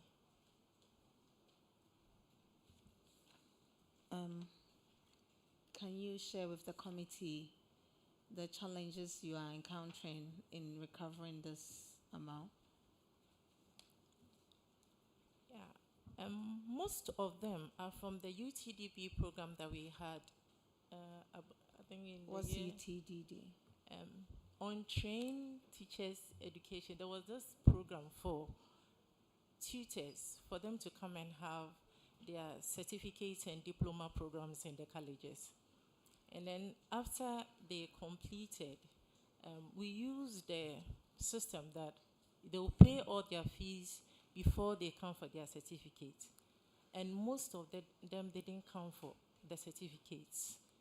So that's why we had this huge number of indebtedness. And it's not only the UTDB and the past students. So most of them was from 2024 to 2027. 2014 to 2017. That program that we had. So it dates back 2014. Yes, please.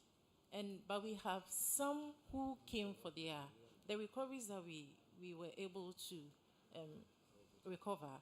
We had some who were able to come for their certificates and then pay their fees before collecting it. And we are realizing that now it will be difficult for us to get the rest.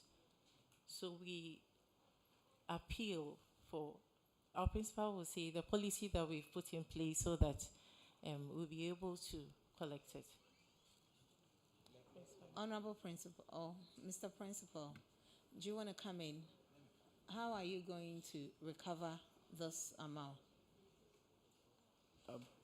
Thank you very much, Honorable. The untrained teachers education in diploma happened when GES brought this on board.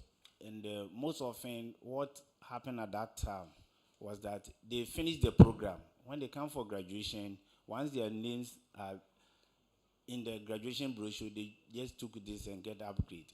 So most of them did not come for their certificate. However, once a while somebody will pop up, he needs the certificate for something, then we'll let the person pay the fees that is there. That means you haven't really made any efforts. You are sitting and waiting for them to come for the certificate in order to take the fees of them. I'm sure these are students that you have data of, right? You have their data, contact details and stuff. Sure. The auditors need you to recover the amount. So I feel that you need to take extra steps. You need to put in some more effort in recovering instead of sitting and waiting for them to come for their certificates.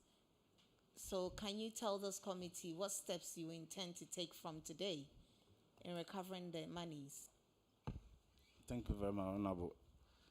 Honorable Chair, that's why I said we submitted the fee paying policy. So in that policy, the management decided that we are writing to GES to locate these people so that we can get our money back. Okay, so auditors, the amount that they said they've paid, they've been able to recover, have they presented evidence to you for verification? Honorable Chairper, our last follow-up, we were able to confirm an amount of 76,138.08. So it's obvious that they have made new recoveries. So if they have the evidences, we would like to look at them. Principal, I think you have to do something because this whole thing is baffling my mind. We know periodically officers from GES, I think with the audit team, they go around the country to authenticate certificates of GS employees. I remember when I was with GS, every year they come around to do this kind of audit. And they will take your certificates, I think with controller staff. It was a joint team. They will take your certificate, scan the certificate to see how authentic the certificate is.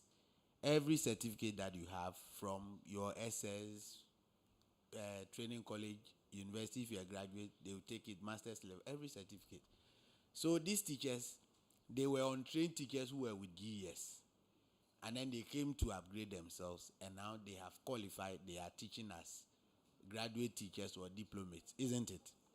So how do they authenticate themselves when it comes to this verification? Because I know year in, year out, they do head counts. So you have a lot of avenues to track these people. So like you said, you have written to GES, or you are now writing to them? No, we've written to the district director with a list, so that those who are still owing us and they have their certificate with us should help us to locate them and take our money. Okay. Okay, so earlier you said you've been able to recover 270,000, right? 207. 207. 7,000, yeah. Okay, out of which 200 and what was for past students? 227. How can you recover 207 and 227 is for past students? No, please, not the recovery. I'm You were talking asking- about recoveries. You are here for recoveries Okay, and nothing sorry. else. For the Honorable. So out of the 132. 580, Okay. 580, 87. yes. Yeah. How much have you been able to recover in In- total amount of recovery?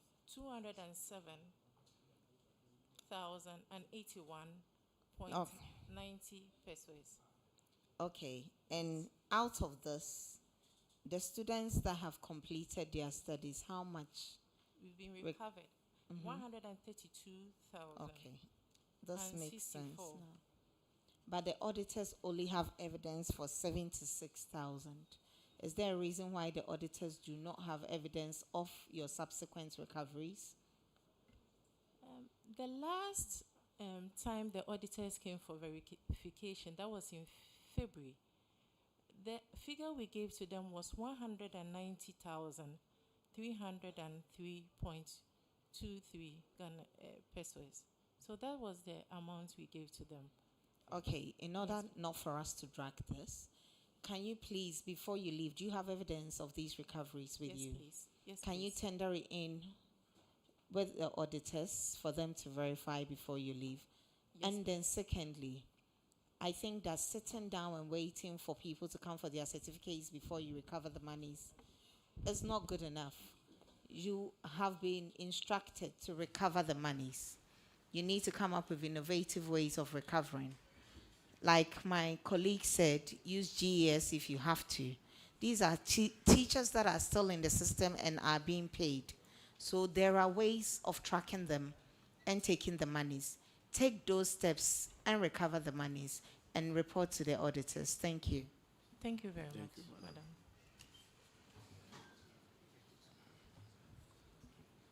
Okay, so you are recovering the rest of them, or you've given up?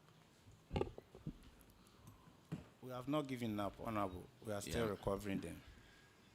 Yeah, still what? We are recovering them. You are recovering them.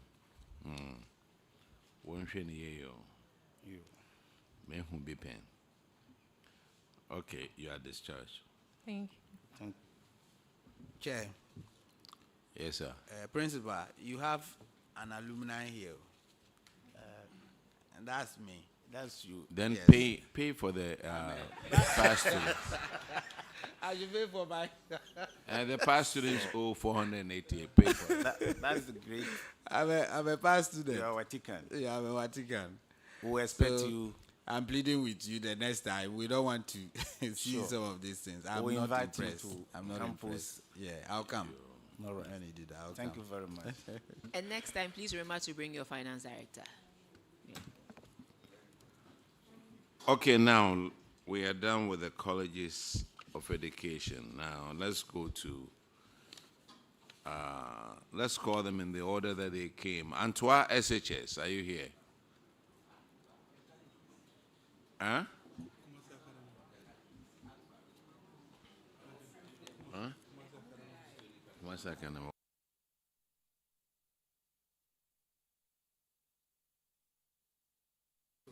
Antoine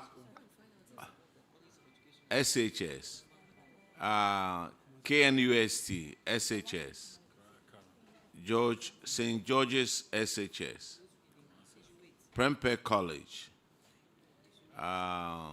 New Edubiase, and Kumasi Academy. If these schools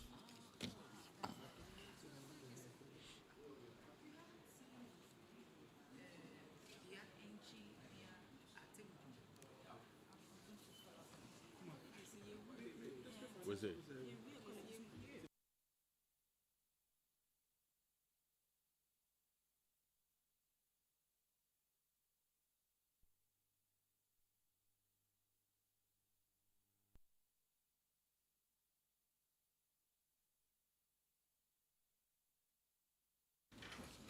Now, Antoine SHS,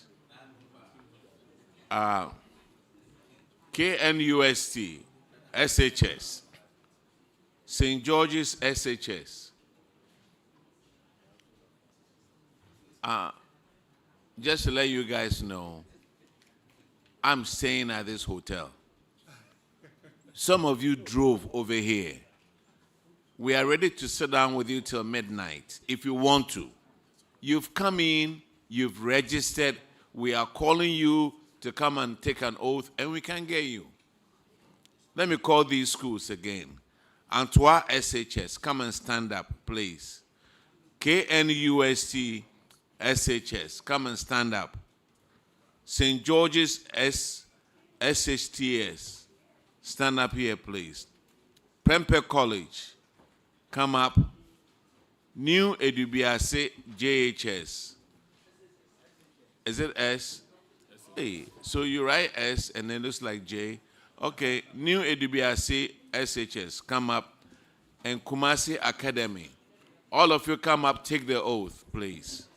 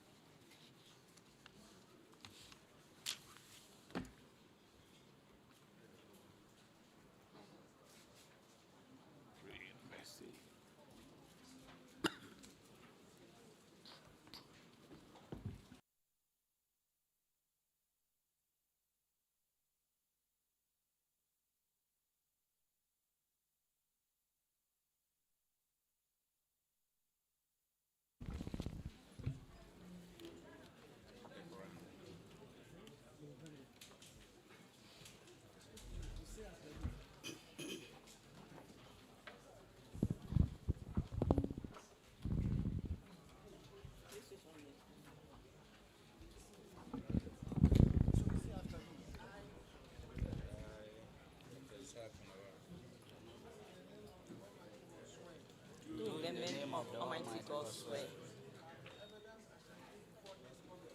that the evidence I shall give before this committee touching the matter in issue shall be the truth, the whole truth, and nothing but the truth. So help me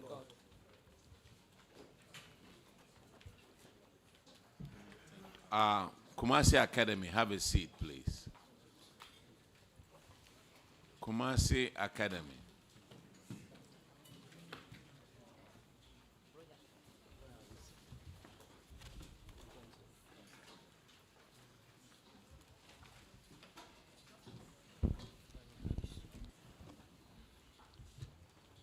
Introduce yourself to the committee.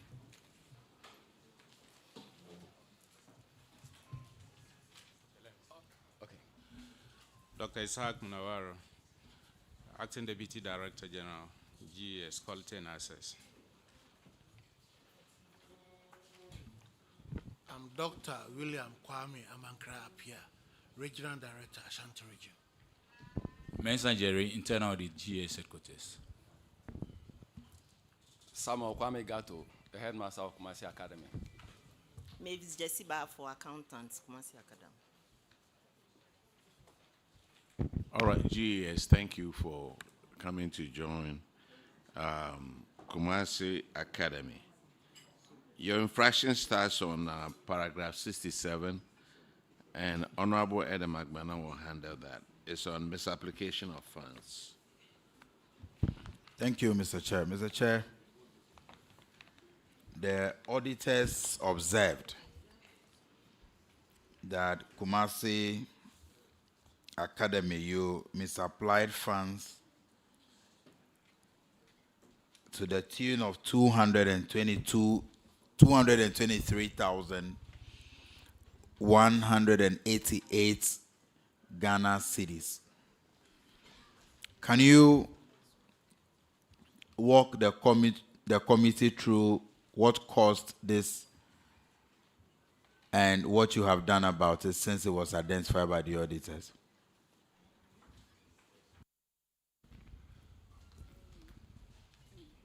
Thank you, Honorable Chair. Yes, indeed. The year in question, there was a delay in the releasing of funds, perishables. So, but now the money has been reimbursed by the ministry.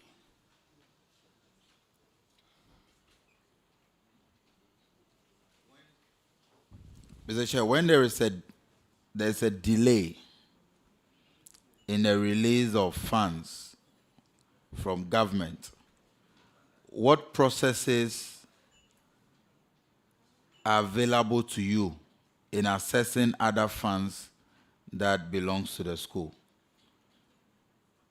Is it discretionary? Do you just decide that this is what I want to use the money for until government releases, or you pass through a certain process to provide adequate checks and balances?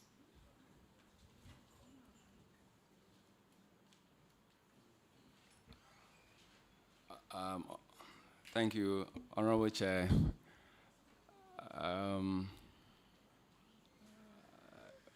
We couldn't go through the process. So we couldn't go through the process.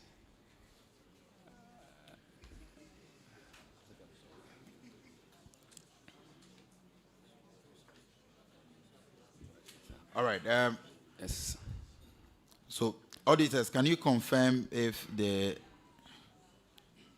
have corrected the anomaly?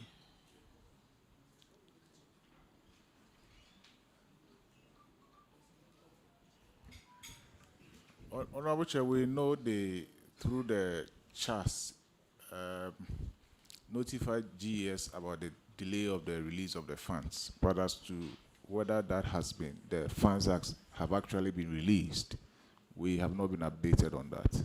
Thank you. Okay, in your answer, you said the funds have been released and you have done the right thing. How come the auditors are not aware? Please, I have in my hand the receipt of the recurrent payment that was done after. So this is the receipt. No, but wait a minute. When did you pay that? When did you pay it? Please, it was paid after the audit. The money was released after the audit. My question is simple. When? 10th, 15th October 2025. 2025. Yes. And since that time, you haven't been able to give a copy of it to the auditors? Please, we've tendered in the copy, please. You've tendered in a copy? Yes. When did you do that? There was a meeting when we were called. We did Sir, so. sir. Listen to the question. When I ask when, I want to know the period. When? After we got the release of the recurrence, we gave them a copy. After you bought doesn't tell me anything. When did you give it to the auditors? It's just simple. It's just like asking somebody, when were you born? And then the person tells you, until it's we, no I want the data. All right. So, Mr. Chair will come in, but I think that moving forward, yes, we know it is not your challenge. You did not create the situation, but no matter how problematic it may be, there are procedures for you to follow. And so next time you find yourself in such a difficult situation, please make sure you follow due process so that you will not have to appear before the committee to answer questions on this. I wish you all the best, Mr. Chair. Thank you, Honorable Chair. The next infraction is on paragraph 89, and Honorable Frederick Ahinkwa will handle that. Yes, thank you, Chair. Mr. Headmaster, how long have you been at post? Please, 5 years. 5 years. Okay, and that's good. 7 workers under you were promoted and then upgraded to their current ranks that they are. But when auditors came, they discovered that there were no promotion letters, upgrading letters to support this promotion and then the upgrading which they are enjoying now. What were the basis for the upgrading and the promotion? Thank you, Honorable Chair. These staff members went on promotion, and when they went through,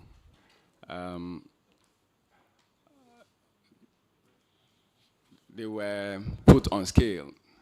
It was later when the promotion letter was released to them. So we have the copies of the promotion letter. How were they put on scale? Because what I know is that when you are promoted, you will be issued a letter to indicate that you have been promoted. And based on that letter, the school and then the accountant will process your document. They will forward it to GS. And then GS will also forward it to the region, the district director, the region to controller. So how did you generate this? What was the basis? That is what I want to know. Because the letter is the basis. That is the basic requirement. Please, sir, that was the former. Nowadays, we don't do upgrading letters before they do it automatic at the headquarters. Okay. We don't do anything before they bring it. Okay. Right. So now you have the letters. Yes. Okay. Yes, please. We have the letters. Auditors, can you confirm? Honorable Chair, they have presented the promotion letters and we have verified them. Thank you. So it's accurate? Yes. Right. Thank you. Kumasi Academy, your next infraction is on paragraph 110. And Honorable Nancy AJ will handle that one.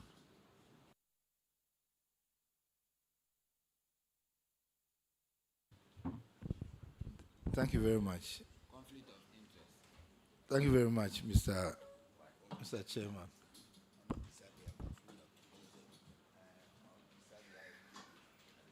Principal, I've noted that you have one of your board members with us in the person of Honorable Ernest Yawenim. Is it true?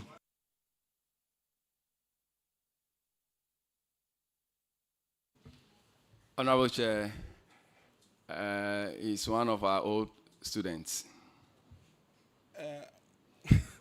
Madam Chair, a proud one indeed. And I was just appointed to the schools board last week. Yes. And we were sworn into office last week. And all these infractions that have come out are things that I'm dealing with. And I promise the committee that the school will not be here next year to answer these infractions. That is something I can assure you. Sir, you don't run that school. We'll work with management to ensure that all these... We'll work with management. All right, thank you. You are assured that Thank Kumasi Academy will not appear next year. That is the assurance I'm giving you. Thank you very much, Mr. Chairman. Headmaster, with the assurance from your board member, let me find out from you. The tablets, are they still in your possession?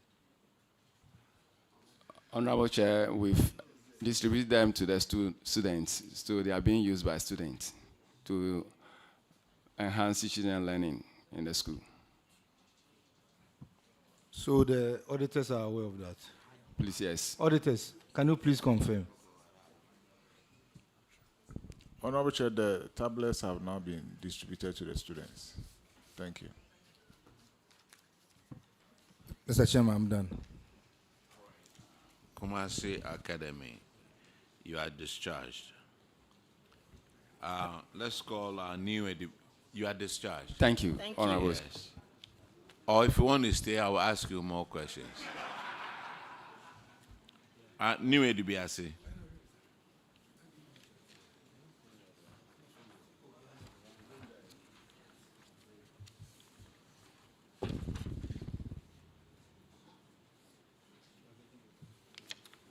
Introduce yourselves to the committee.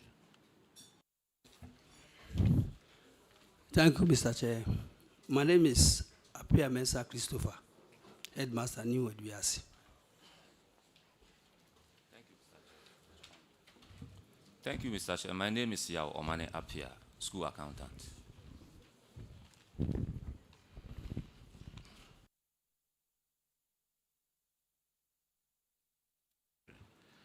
All right.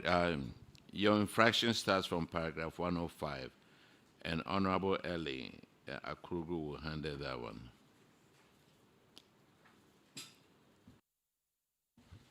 Thank you, Honorable Chair.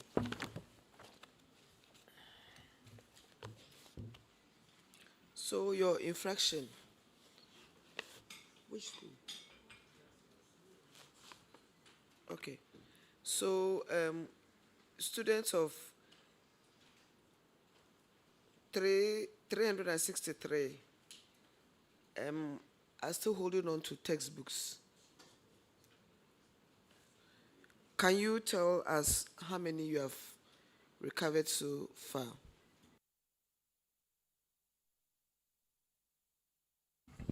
Thank you, Madam. So far, I've been able to cover 297 books. 297 books. Out of the 744? No. No. Because it's recorded here. How many, please? 744. Please. Auditors. It's 744. No.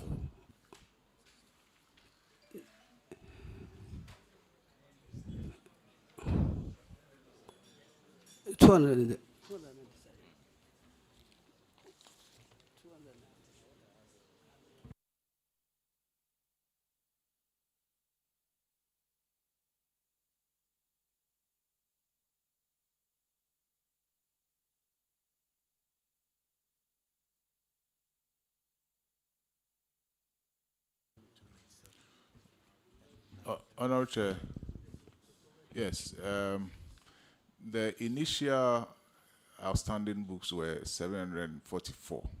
Yeah, but as at the time we completed the audit, it was 297. That was our outstanding. So we were supposed to have done that correction over here. Initially, it was 744, but later on, it was reduced down to 297. So actually, what is left is the 297, which they have actually recovered.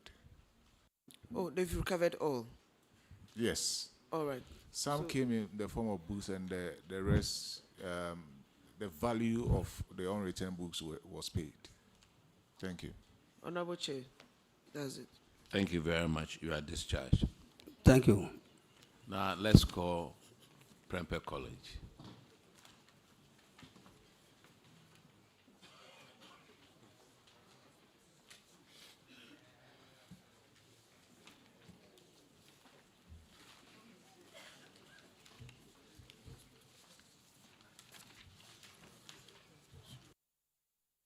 Please introduce yourself to the committee. Thank you, Mr. Chair. I'm very Reverend Louis Asari, Headmaster, Prempeh College. Headmaster, many of us are conflicted on this table. I'm saying many of us are conflicted on this table, so we are declaring it. Yes. My husband, my father, my brother, my son, they all came to Prempeh College. I'm Queen in Peter, accountant, Prempeh College. I won't say anything. No.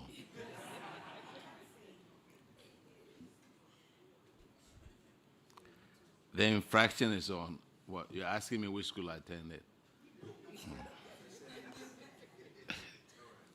The infraction is on paragraph 85, and Honorable Frank Yeboah will handle that. Mr. Chairman, before I start, let me also declare that I'm a proud senior. I know board of Prempeh College.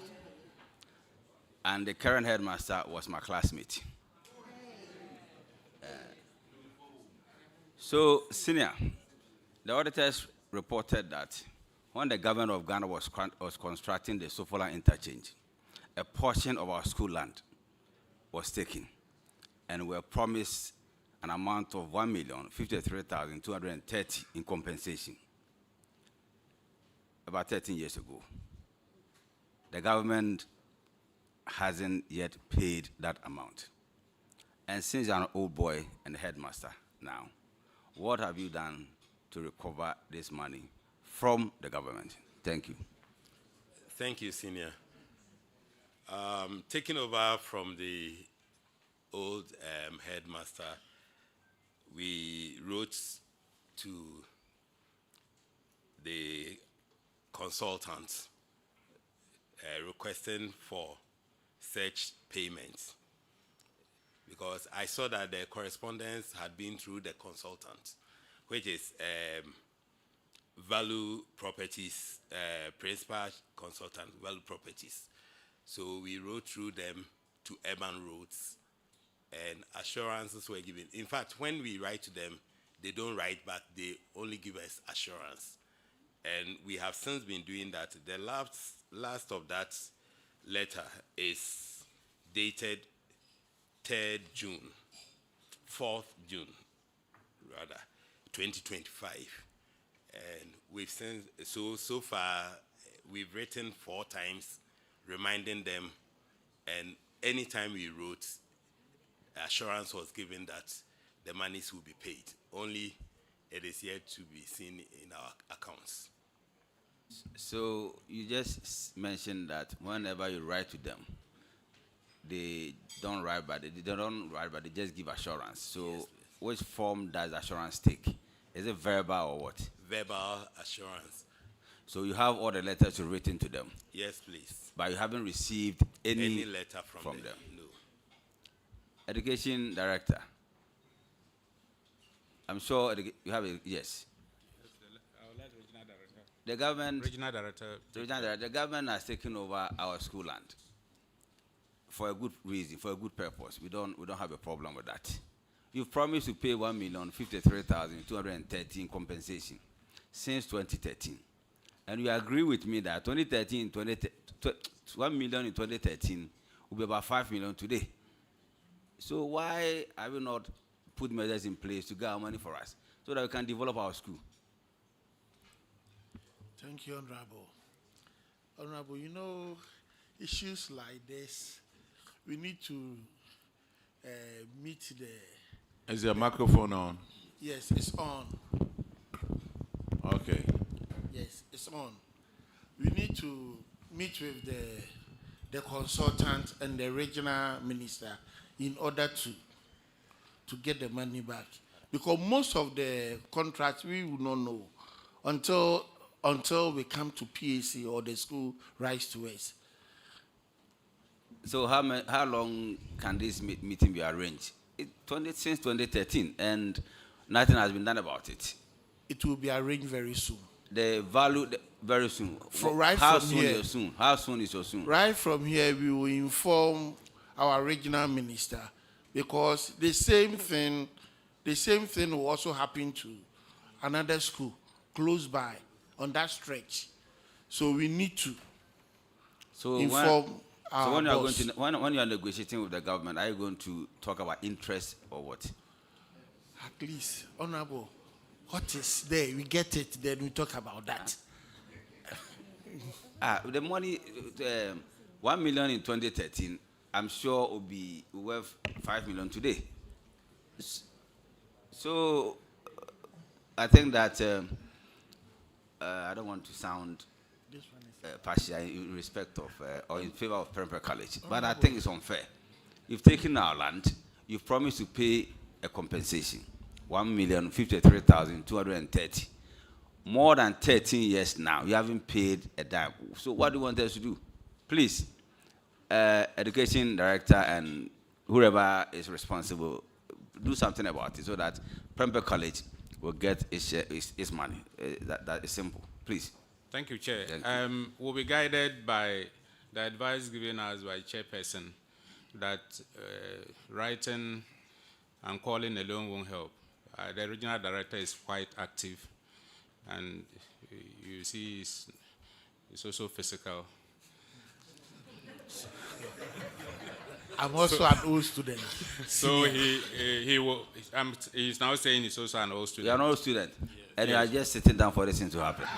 Your name will be taken out of the register. Well, he said it has just come to his attention. Okay, thank you very much. So he will work around to assist. I don't want to go further. I'm done. All right, thank you. Now, Prempeh College, your other infraction is on paragraph 128. You have abandoned vehicles. You have a Tata bus. It says engine broke down. Minibus, car got burnt.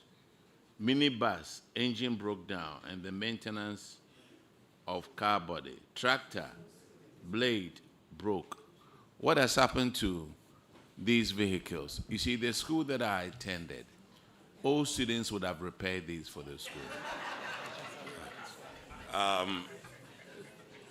Mr. Chair, the 3 other vehicles, except for the minibus that got burnt, are being repaired by the PTA. Yeah, so they are on course and almost done. But you didn't have insurance on the burnt one, right? Well, I am not sure about that. I do not have, I will not want to guess. But you knew you were coming to answer these. So you get all the information. The bus got burnt. Was it intentional or accidental? Do you have insurance on any of these vehicles?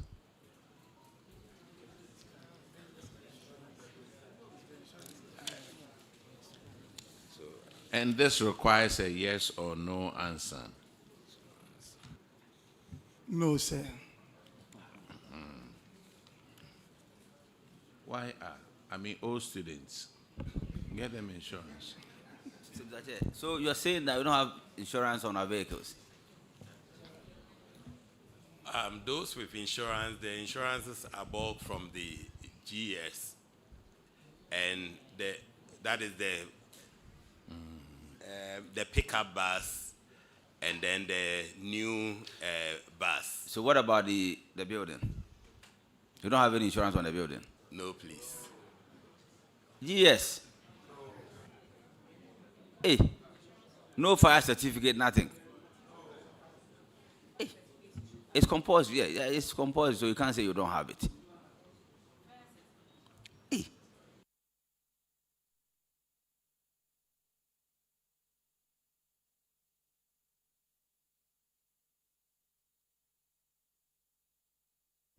One of your old students says the old students have the money.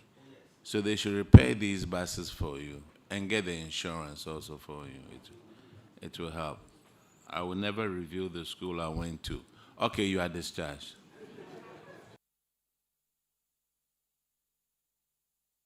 St. George's SHTS.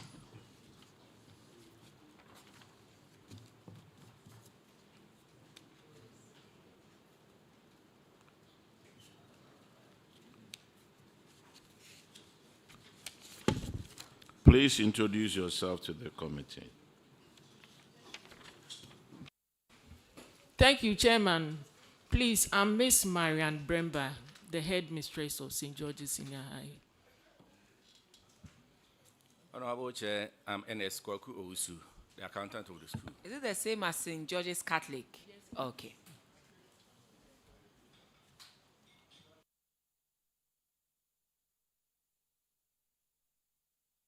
You have 2 infractions. And the first one is Honorable Fred Ahinkwa. It's on paragraph 89.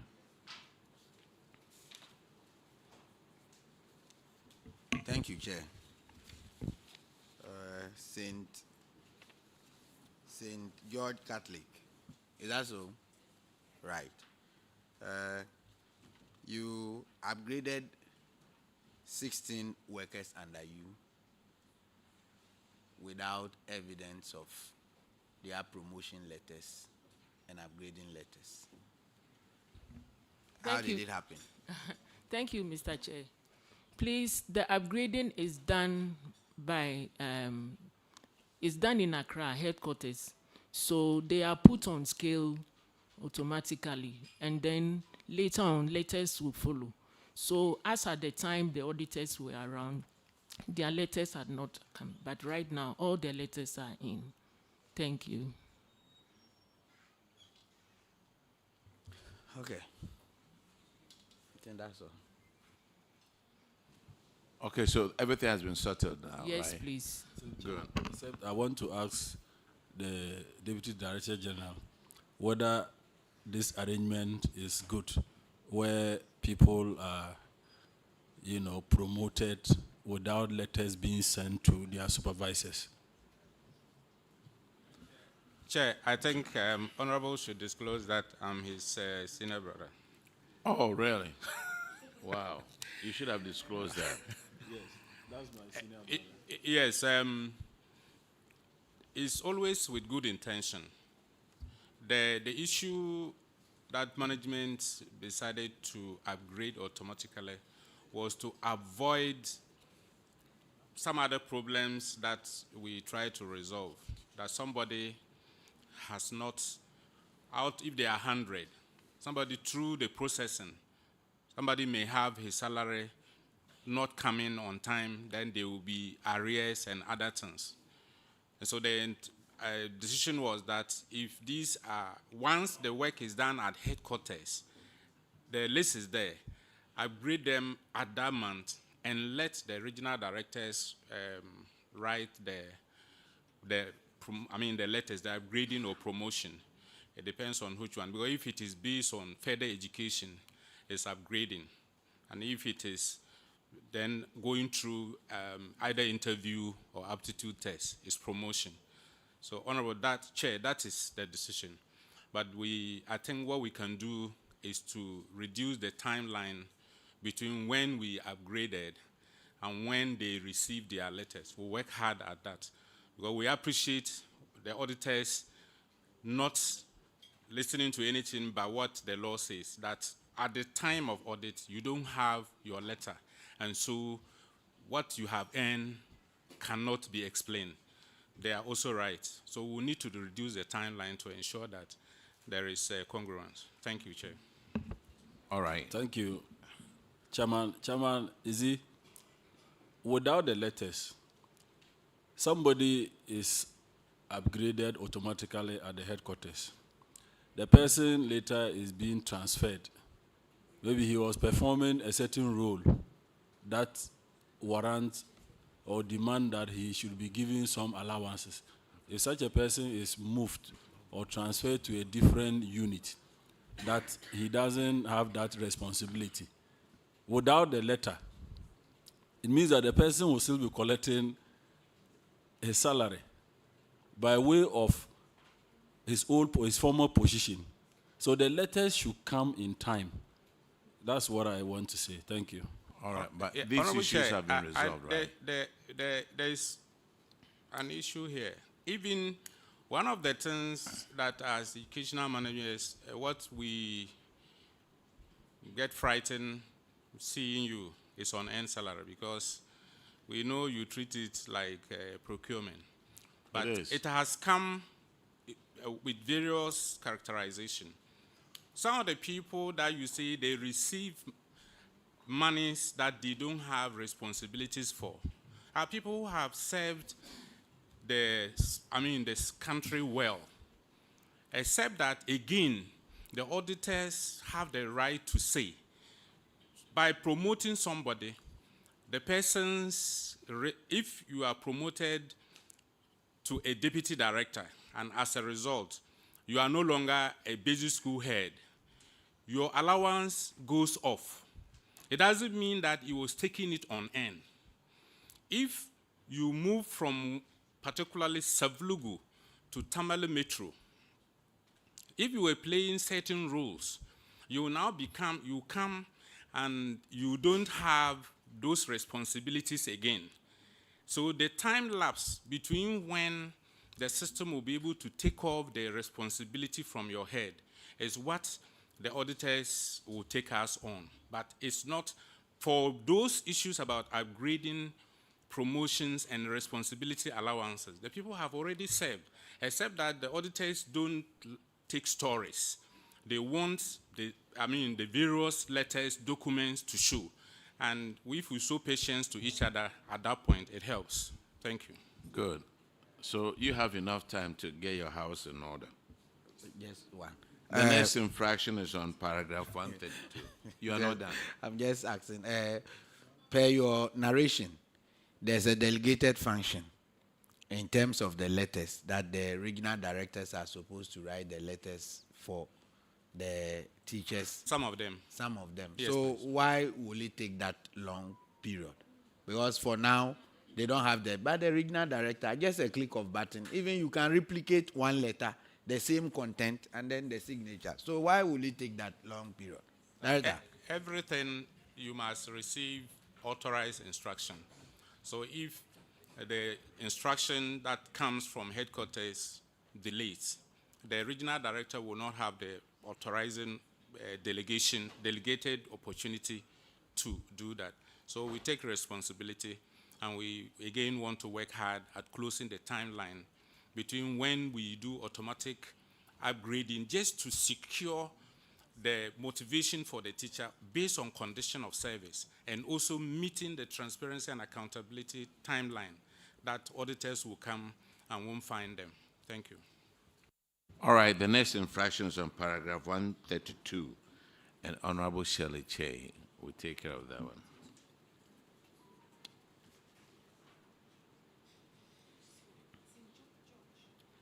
St. George's Catholic Senior High, and it's 132.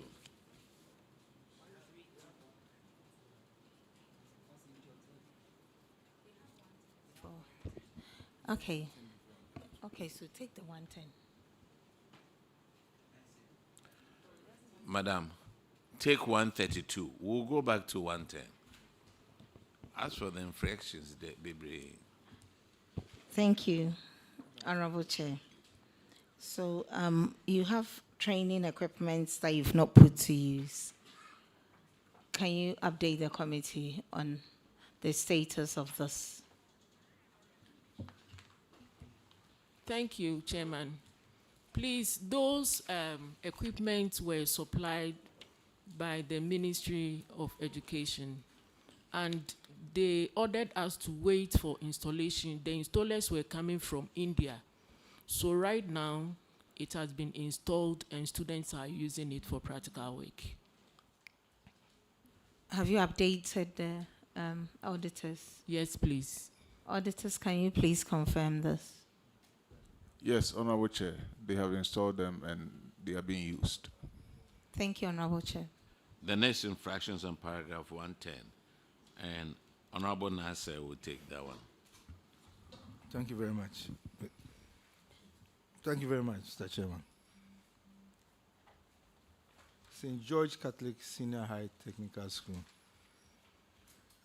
Please, do you still have in your custody the tablets? Please, they have been distributed to the students. As at now, they are using it for teaching and learning. Can the auditors confirm, please?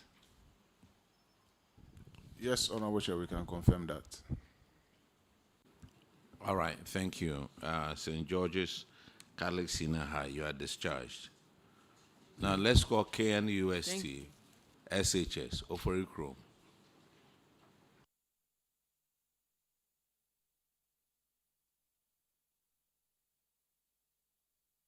Please introduce yourself to the committee.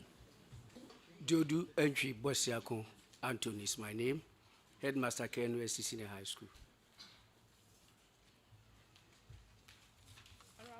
Please, I'm Julia Nohene. Julia Nohene, accountant.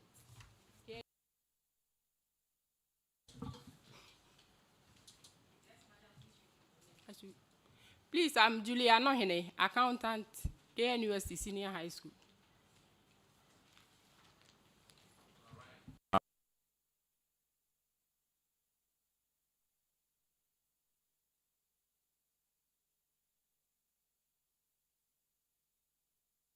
Yes, sir. Thank you. Abandoned and delayed GET Fund projects. And KNUST, you have a 3-story classroom block, which is 55% complete, and periods of delay is 20 years.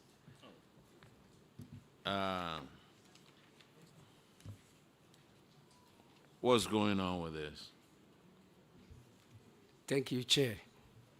The project is KNUST project, but KNUST Senior High School is the beneficiary institution. So the GET Fund will give resources to KNUST, and a part of the money will be given to, will be used for the project. So since 2008, we've not heard anything much from the university. So we've written a series of letters. When I took over 2021, I wrote to the Vice Chancellor requesting for special funding for KNUST, that it should not be part of the university's allocation for GET Fund resources. So we are still in touch with them to see how best they will come and work on it. And I've also written to GET Fund myself. I've been there myself, and I've been to written to Director General myself. I've been there myself, and we are still working to see how best they will come back to site and work. So GES, you and GET Fund, who's going to take the fall for this one? Yes, sir. GET Fund, Chair. GET Fund should take the fall. Honorable Chair, it's true. This project has been in our books for all these years. As he just mentioned, it was a project that was initiated under KNUST. KNUST SHS was on campus of KNUST. They were being moved to the outskirts of the university. So land was acquired as at that time, 2004. And when President Kufuor was trying to do the model schools, they were chosen and they were given a complex building to begin the school. And as at now, KNUST do not have funding for that because they think that the school is taking a chunk of their funding, so they withdraw funding. In 2021, we sent consultants to do assessments of the project. They submitted a report. We were waiting for the KNUST to release the project from their books for us to take over. They have not done that. I personally, when I was a zonal manager, for Kumasi, that's the Mid Ghana for Get Fund. I pursued with him to get the project revived, but I'm going to pick it up again to make sure we get the costs, then we get the project completed. There are two. One is that of J.Ekufor. For that one, we managed to revive it, and its construction is ongoing as at now. It's left with this very one. So we'll take steps to get it done. Honorable Chair, I've noticed something in the report, paragraph 114. The table, I think table, sorry. For this very, in the table, table 2, Antoine SHS, Home Economics. That project, the Get Fund was not even in existence. 1997. So it can't be Get Fund project. So anything that is before 2001, it can't be our project. So please, let us take note. Thank you.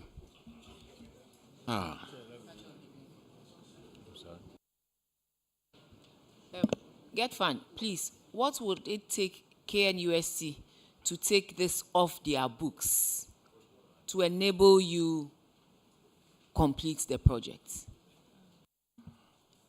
Thank you, Honorable Chair.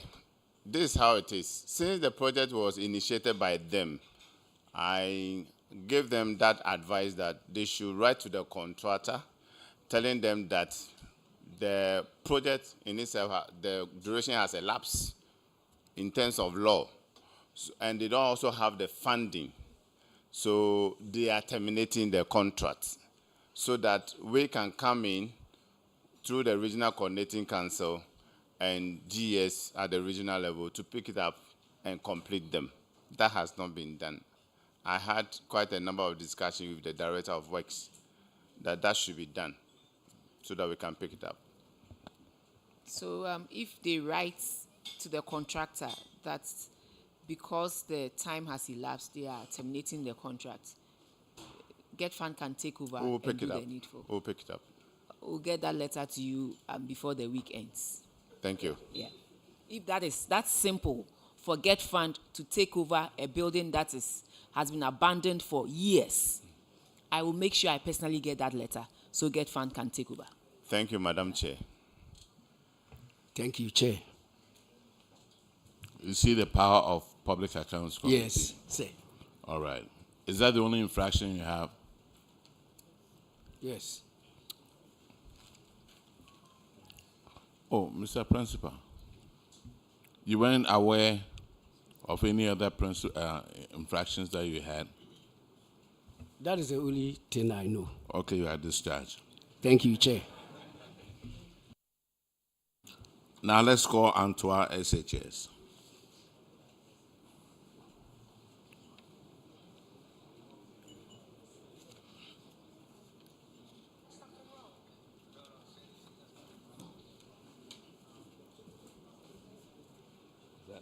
What is that? Was that public accounts? I had the lady who was firing yesterday.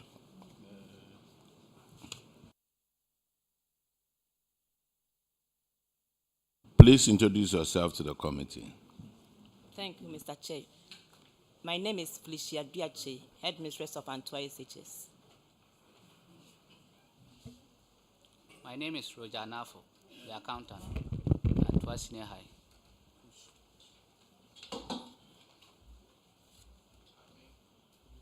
I think, Antoine, yours is also an abandoned project. And the Get Fund officer over here has answered one for you. But you started a building, Home Economics Block, 1997. Wow. Is the structure still around? Please, it's the foundation level. Oh, the foundation level. That's what Okay. they did. And then the next one is a construction of a two-story boys' dormitory. You started that one in 2007. Yes, please. How far? It's not fully completed. But it was 75% completed in 2007. Yes, please. So they were left with some carpentry works and then construction of the toilets and everything. But because it wasn't completed, and looking at the number of students that were growing at that time, the then headmistress made some provision for the building to be used by the boys temporarily. Madam, what is the level of completion now? Now it's about 75% completion. 75%. That was the same thing they saw in 2004 audit. 75%. So Yes, please. nothing has been done with Yes, this. please. So what do you plan on doing with it? We've written letters to get fund, and they also come to. Is that a get fund project? Yes, please. You've written letters to get fund. And then they've come on the ground, taking pictures of the building, and we hope that they will come and complete it for us. So, Honorable Doc, get fund. What are you going to do with this? Honorable Chair, it's true. I personally visited that project. It's one of the things we've captured. So, as I mentioned early on concerning our processes, these are projects under the various coordinating councils. So, we're going to make the next move to get them on board, especially those at that level, to get them out. There are about 1,300 across the country, so they can get them out. Thank you. All right, Antoine, SHS, you are discharged. Thank you. Now let me call the following institutions to come in and take the oath.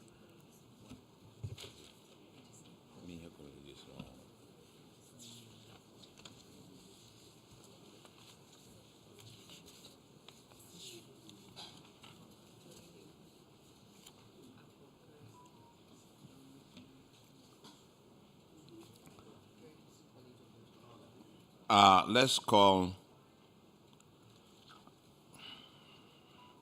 Akrokre College of Education.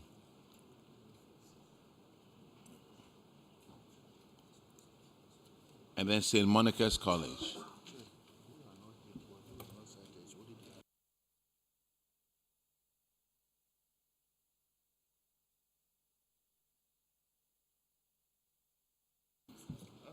St. Monica's College, are you here? Akrokre College, are you here? Okay, then let me go to the high schools. Madam MFA, I thought you brought us the list saying that these people were here and so we should call them.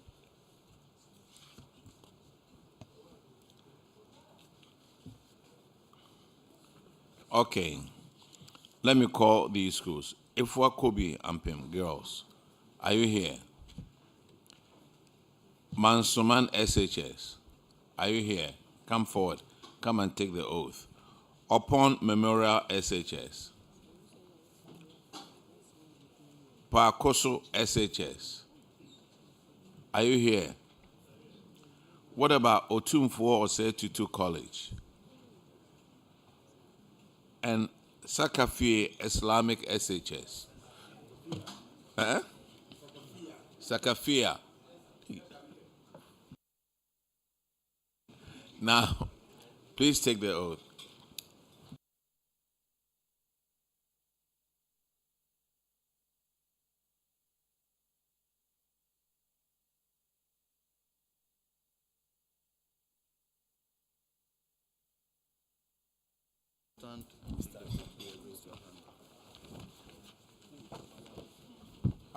Don Bosco, join the group. And Brave 4 SHS, join the group.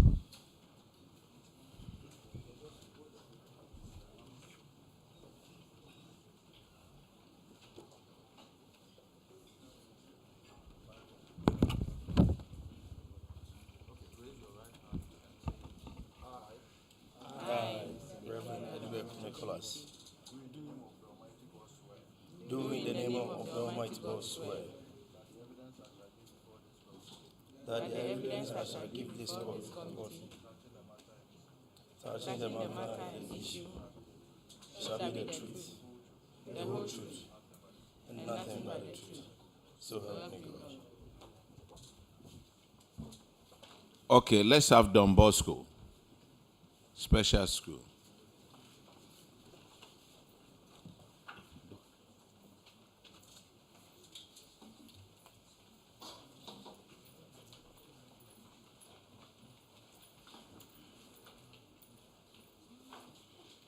Please introduce yourself to the committee.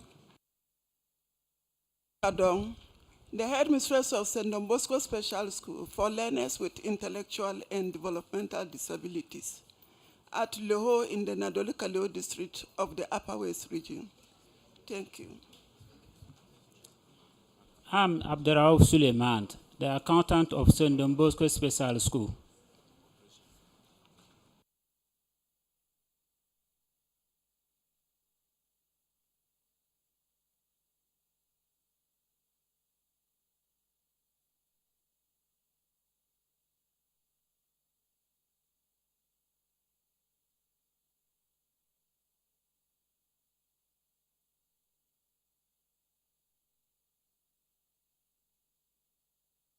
What brings you here, Don Bosco?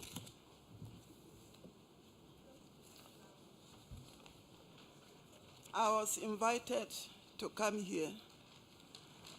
For what? Thank you, Mr. Chairman. So you don't know why you are here? I know, Mr. Chairman, please. So that's what I'm asking you. What brings you here? Thank you, Mr. Chairman. I was hoping that, for example, you said that unpaid utility bills of 44,000 that brought you here. Isn't that the story? That is true. Have Mr. you Chairman. paid it? Yes, please. It has been cleared. And is that the only one that brought you here? No, Mr. Chairman. Okay. The other issue is on tax clearance. Tax clearance, have you paid it? Yes, please, Mr. Chairman. Auditors, could you confirm, please? Yes, Honorable Chair, their issues have been resolved. Person, I see you are worried about her voice. She underwent operation. I'm sorry? I asked her. Oh, the voice. Oh, okay. Sorry about that. It's fine, we're okay. All right. Don Bosco, you are discharged. Brief for SHS. Madam, do you have an assistant head master or headmistress? Headmaster. So why didn't you allow that person to come to Tamale? Then you had to come all the way. We feel very sorry for you, but please, next time, you can delegate to your assistant to come. Because when we came to Tamale, you couldn't make it, but they didn't say that you were under any, they just said you were not available. Thank you, Mr. Chairman. Sorry.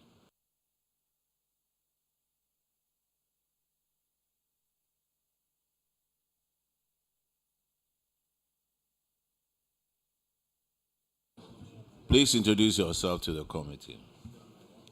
Please, in the person of Idris Harris, head of school, Briefview Senior High School, in the Laura municipality of the Upper West region of Ghana. Thank you, Chair. Tengan Edmond is my name, the accountant. Your position? The accountant. Okay, what brings you here? We are here to answer a query on abandoned project. Abandoned project? Yes. How many do you have? We have 5.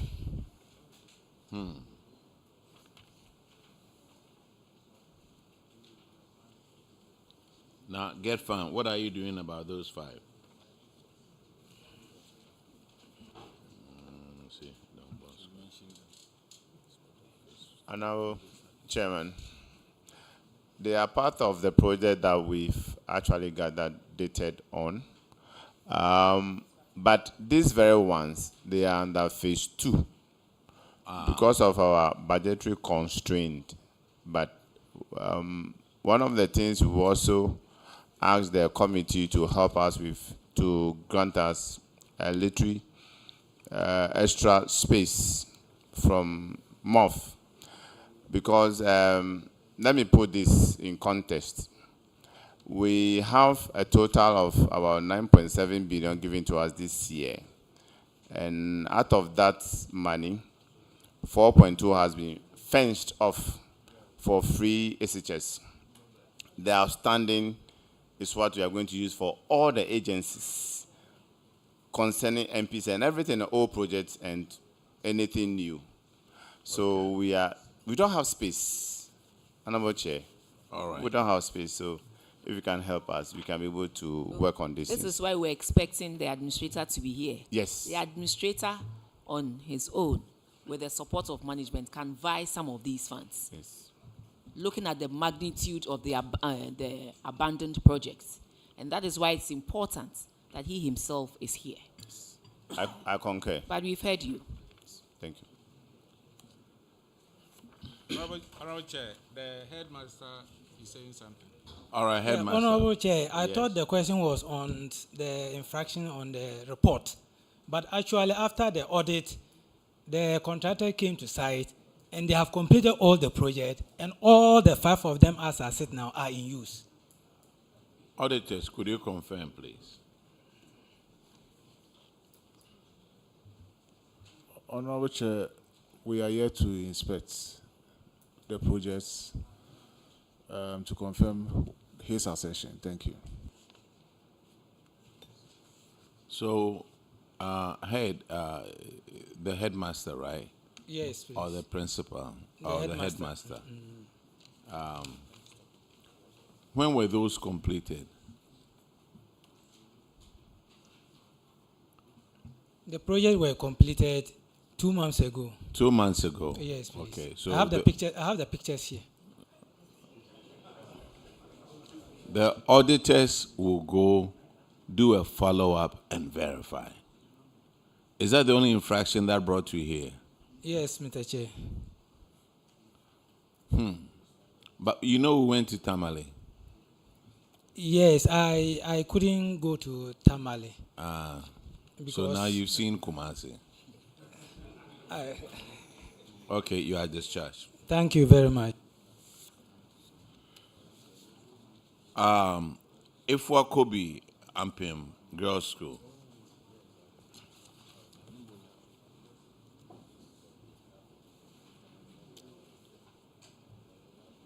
Shall it change?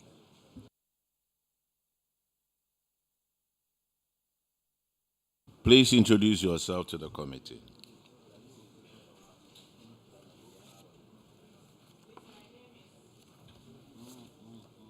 Please, my name is Miss Emilia Denucci, the headmistress of the Efiakobi Ampim Girls SHS. My name is Hilda Ifakramwa, the accountant of Efiakobi Ampim Girls SHS. Okay, Honorable Shirley Chair will take care of your issue on paragraph 72. This is to do with unsubstantiated payments. And Efiakobi, you had 3 PVs that amounted to 995.92, and you accounted for 170,268.50, leaving an outstanding of 31,727.42. Have you accounted for this amount? Yes, please, we have paid it and the remaining amount, and then we have submitted the receipt to the auditor. Auditors, can you please confirm if they've done that? Yes, Honorable Chair, that has been done. Thank you, Efiakobi. All right, the next infraction is on paragraph 81, and Honorable Kinney will take care of that one. Yeah, this one has to do with unaccounted revenue. It was noted that a non-tax revenue amounting to 28,000 Ghana cedis was collected, but only 21,070 Ghana cedis was lodged into the school's bank account. The auditors recommended that the remaining balance of 6,930 be retrieved and paid into the school bank's account. Has that been done? Yes, please. It has been retrieved, and then the receipt has been sent to the auditor.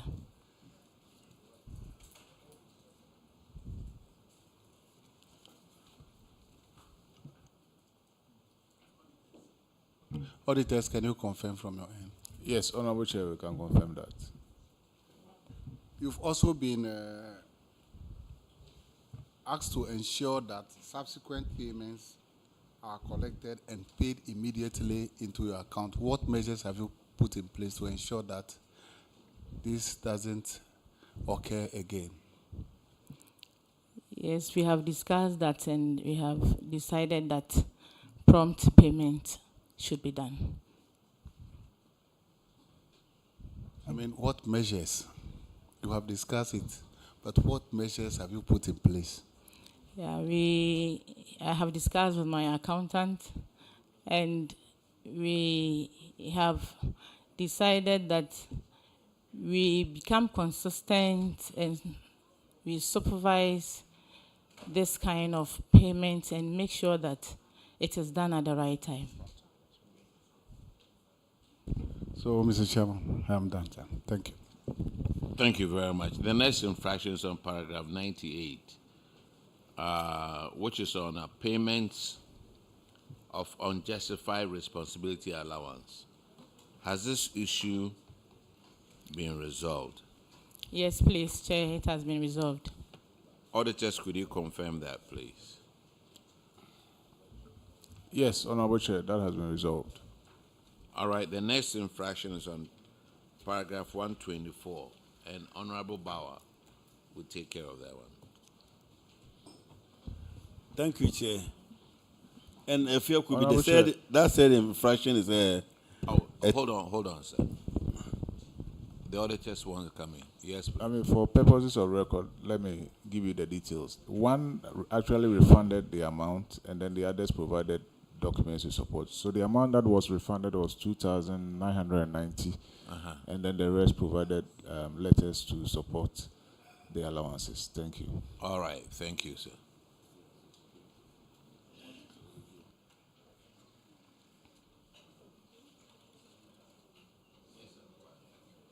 Thank you, Chair. If I could be, you failed to remit taxes on 16 PVs spanning the period January to August 2024. And the total tax due was 14,222.67 Ghana cedis. The recommendation was that you should remit this without delay. Have you done that? Yes, please, we have done that. Auditors, can you confirm? Honorable Chair, a total of 14,222.67 has been remitted to the GRA. Thank you. All right, thank you very much. Thank you. Ifia Kubi, I think that is all for you. You are discharged. Thank you, Chair. Let's call Mansuman SHS.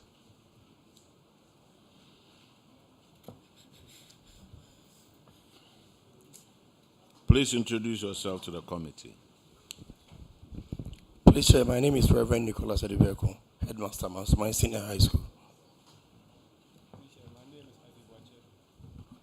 My name is Azibwache Champon, Mansumai Senior High School. Accountant. Accountant, speak loudly. Azibwache Champon, accountant, Mansumai Senior High School. All right. Your infraction starts from paragraph 72, and Honorable Shirley Che will take care of that one. Thank you, Honorable Chair. Mansuman, your PVs are 13 in number, and you've not is altogether totaling 27,359.20, but you've not accounted for even a peso of that amount. Have you been able to do so now? Please, please, Madam, we have done that. You've done it in full? Yes, please. Auditors, can you please confirm?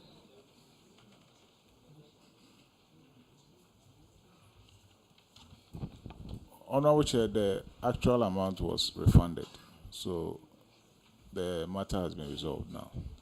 Thank you. So the matter has been resolved. The next infraction is at paragraph 105. Honorable Alec Plim Agorogo will take care of that one. Thank you, Mr. Chair. Mansuman. Yes, madam. You are supposed to retrieve 99 textbooks from 43 students. Yes, please. Totaling amount of 2,970.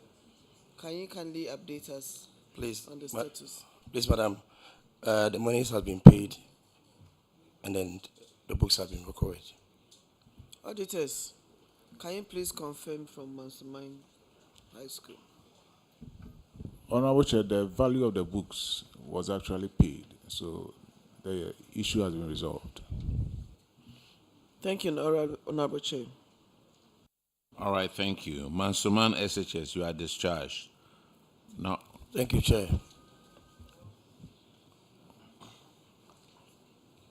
Now,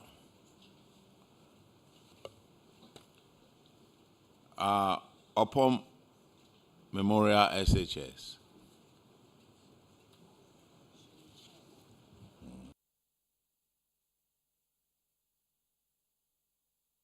Please introduce yourself to the committee. My name is Richard Ahenkra, headmaster of Upon Memorial Senior High School.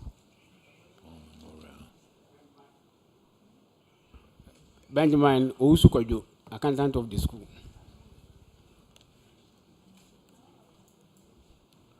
What brings you here? We are here to answer query on unsubstantiated payment. Unsubstantiated payment of 3,600. 3,600. And have you done that? Yes, we have paid that. Shirley, it's yours, please. Go ahead. Okay. Upon your PVs were 3. It was totaling 5,630, and you accounted for 2,030 cedis. So the outstanding of 3,600 cedis, have you accounted for that? Yes, please. It has been paid. Have you updated the auditors? Yes, please. Auditors, can you please confirm this? Yeah, Honorable Chair, we recommended for a refund, which they did. So the matter has been resolved. Thank you.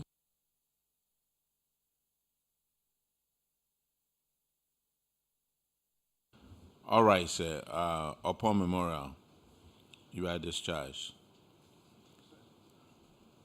The next one is Pakoso, SHS. Are you here? All right.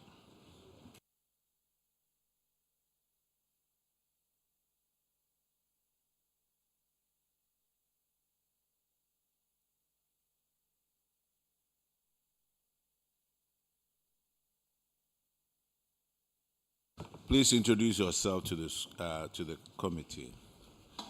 Thank you, Honorable Chair. My name is Paul Kinsey Atta, the headmaster of Pakoso SHS. Thank you, Honorable Chair. I'm Abdullah Abdul Jabbar, the accountant for Pakoso Senior High School.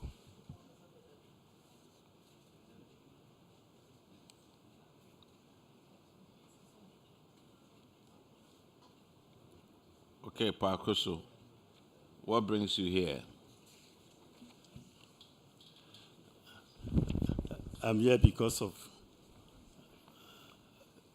the upgrading letters were not ready. I'm sorry? Upgrading letters were not ready for 3 teachers, 3 of my teachers, before the auditors came. And they are ready now. Oh, okay. I see it. I see it right here. Honorable Fred Ahinkwa. He has answered it. Yes. Ask the auditor. Auditor, they said their letters are ready. Have you received them? Pakoso, the upgrading letters and the promotion letters. That they have produced the letters. Is it true? Honorable Chair, we would like to have a look at them because I don't have I don't have the updates. Then tender them in. But wait a minute. When did you get these letters? It came just this Monday. This Monday? Yes, please. Ah, wow. Is it not because you were coming to meet them? No, please. So what caused we were all the time on the teachers to bring them, but they were not ready until this Monday that they brought them. So who brought them? Who brought them? The teachers. But the audit was more than a year ago. The teachers? The teachers in question. In fact, we were on them all the time to go for their promotion upgrading letters. So it was only this Monday that the letters were ready and they brought them. Ready? Yes. You see, initially, there was the impression that is the regional director, for that matter, the director general, they were delaying the letters. Yes, please. But now there is another assumption that the teachers have received the letters, but yet they fail to submit the letters. Which is which? Honorable Chair, I received a WhatsApp message that was on Thursday that letters from 2022 and 2023 were ready.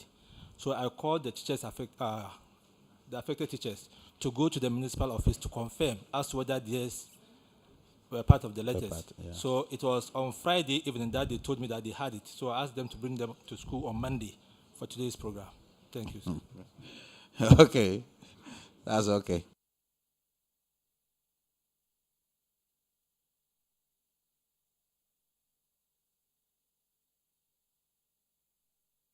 That is the only infraction, right? All right. Thank you. You are discharged. Now, let's call Otumfo Osetu to the second college.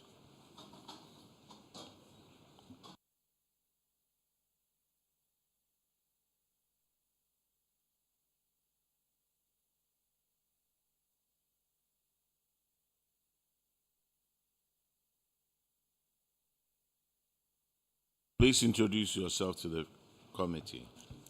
Honorable Chair, my name is Samuel Kwame Adama, Headmaster Otumfo to the Second College. All right. I am a Siedu Brimpon, the school accountant. Okay. Honorable Frederick Yao Ahinkwa will take care of that one too. Chairman, is the same infraction of their inability to produce the promotion and then upgrading letters to the auditors. Do you have them now? Honorable Chair, thank you. Yes, we have them and produce them to the auditor. With you now? We've already produced it to the auditor. You've given it to them? Yes, please. Auditors, let's have your attention. Auditors, do you have them? Yes, Honorable Chair, the person does not qualify for the rank on which is he a he? It's a he has been placed. So there has been some plan to recover. We have been able to recover 7,000 from that person. So there's no promotion letter given to us for the person because the person doesn't qualify. There is no letter to that effect. Please. So where is that person? Headmaster. Honorable Chair, the young man in question is on a vacation, but I think we were asked to produce the document to the auditor, and we sent it to him. So I'm a bit surprised. No, the auditor is also raising another issue that, yes, this person was upgraded, promoted, but with his current rank where he is not qualified to be there. That means he's earning salary which he shouldn't take. Honorable Chair, thank you. What is his rank per your documents, the documents that you have in your possession, at least you are the headmaster, you have a track of all teachers and then their qualifications and their ranks.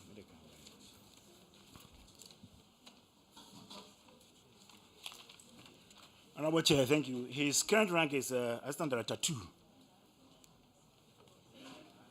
Yes, Assistant please. Director 2. Yes, please. So that is the rank on which he's enjoying the new salary. Yes, please. But for since November 2024, his salary has been off up to today, though he is becoming to school and working all right. Why is the salary off? Well, we cannot tell. After the auditors came and then identified the infraction, the corrections were made, and since November till now, he has not taken salary, but he comes to school. So now he's not supposed to be on the rank. He's on it. Whom are we to attribute that gap to? That anomaly? Who is supposed to carry the burden? For now, everything is done in Accra, so we'll plead that if the anomaly is corrected in Accra for us. Director General, that the teacher was not supposed to be where he is. And this is the question your brother asked. With some of these things behind us, we thought somebody can maneuver through the system and then do whatever he or she wants. We are humans. So why would somebody be on a rank he's not supposed to be and be drawing salary from government? Honorable Chair, if you consider the over 340,000 staff and that controller will have to contend with receiving so many documentation at various levels, I can tell you there are times the mistake will just come from entry. But Director. Chair, Chair, I moved to Accra with my wife because of this appointment, and she was to be put on principal superintendent. When the salary came, she was put on assistant director 2, which is the next level. This is completely human. I personally stood up because I know the repercussions to get the salary reversed, and I was also lucky because I'm at the headquarters. It's also possible sometimes when you have to write to get the reversal itself is another issue. Always when there's a problem, you don't have it resolved as quickly because it involves somebody getting to be sure that what you are saying is right. Auditors will take us on for underpaying. But Director, please, I'm not cutting you short. This headmaster over here doesn't have 300 and something thousand. When he came in and they asked him, have you brought the right papers? He said, yes. That's what he said. Or do you want me to play the tape for you? Chairman, I'm answering Honorable Henkre's question. But the question is, after probing, then we found out that no, whatever he has brought is not answering the question of the auditors. GES, you have your own problem that you need to go and sort out. Public accounts cannot do that for you. But he said yes at first. That's what my worry is. I want to come in. There are 4, is Pakoso? Otunfosi. Oh, okay. So that is one person. So, Chair, I will this issue. GES has a problem to solve, and we are not going to solve it for them. And so he's still not at the level where he's supposed to be. Isn't that so? Honorable Chair, he's been brought to his current rank, that's the AD2. But salary has gone off since November 2024.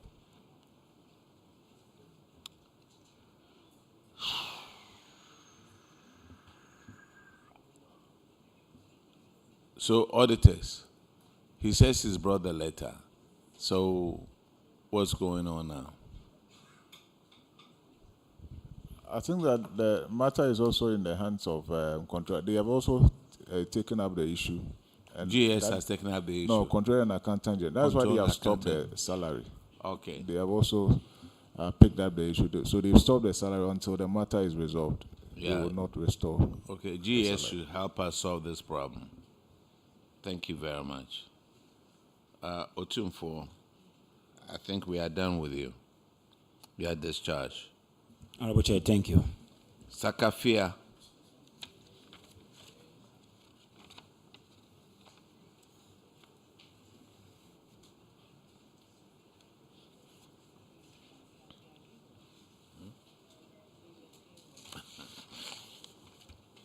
Please introduce yourself to the committee.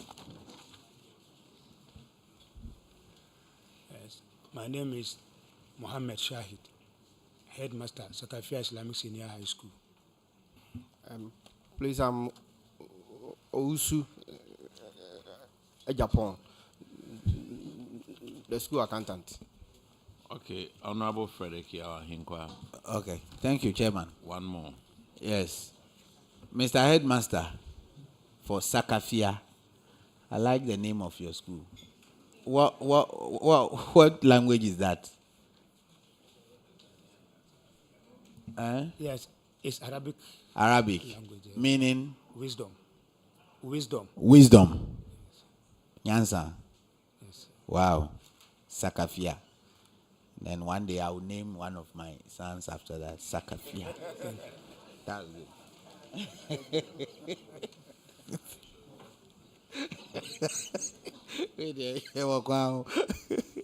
Okay. Headmaster, Yes, sir.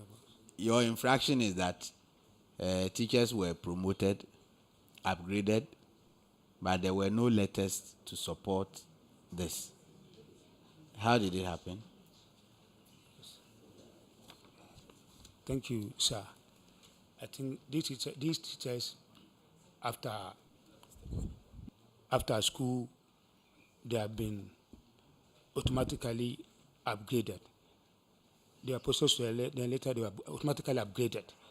But as at the time the letters came, by then the letters were not ready. But as I'm talking to you now, my able director is able to resolve the issue by providing us with the letters, which are submitted to the auditors. So you can confirm that these teachers, Yes. they have received their letters all right. They are on the correct sir. rank. Yes, sir. These are. Unlike the case of Osei Tutu. Yeah, these are the letters. So the 9 of them have all qualified. Yes, sir. Yes, sir. So they are enjoying legitimate salary. Yeah, legitimate. Okay, Yes, sir. auditors, that they have brought the letters. So tender them in and then we proceed. So tender the documents. Yeah. You have them? Okay. Okay. Okay. Right. Yeah, so we have the letters supporting their current ranks. I think that is all. We are done. Thank you. You are discharged. Thank you. Now, let me call the next 9 schools. You take the oath and then we continue.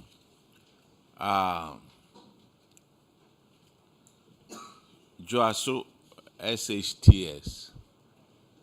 Kumasi Girls SHS. Manso Edubia SHS. Presby SHS. Bompata. Mansell Girls. Jacobu SHTS. Jacobu, okay. Enum Asamoah SHTS. Chipiase. Chapiase. It looks like Chi and Peace.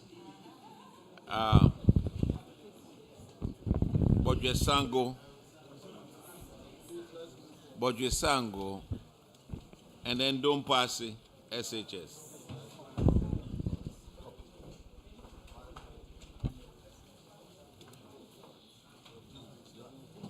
And Tawid.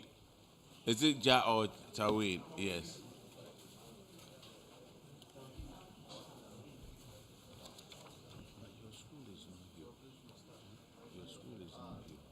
I, Adelaide B.R. Powers,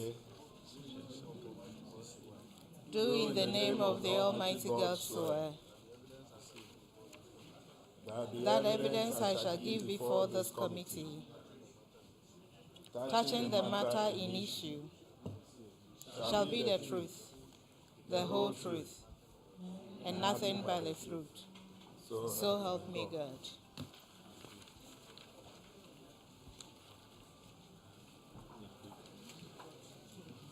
Oh, that is okay. I will call him. I'll call him. Jaso SHTS. If you could please sit down.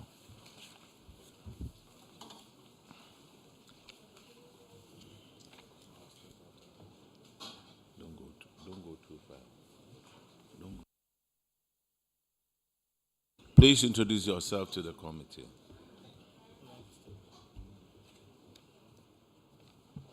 Thank you very much, Mr. Chairman.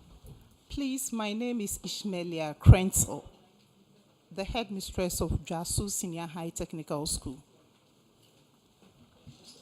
Mr. Chairman, I am Peter Koju Jesse, the accountant of the school.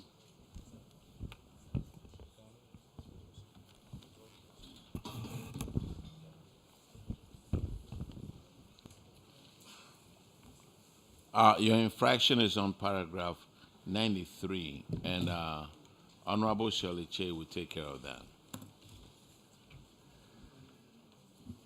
Jasu Senior High, you are welcome to the Public Accounts Committee. Thank you very much, Madam. From February 2024, no, the effective date was 1st of February 2024. You paid Mr. Ajiman Yaudia an amount of 4,787.74, which, as a salary, that was unearned. Have you been able to recover the amount? Thank you, Madam. Please, the said amount has already been recovered and paid into the Controller and Accountant General's Department's recovery account. Auditors, can you please confirm if the amount has been paid? Yes, Honorable Chair, the amount has been recovered into the Auditor General's recoveries account, not the Controller. Oh, thank you, sir. Thank you, Honorable Chair. You are discharged, Madam. Thank you very much. Kumasi girls, please.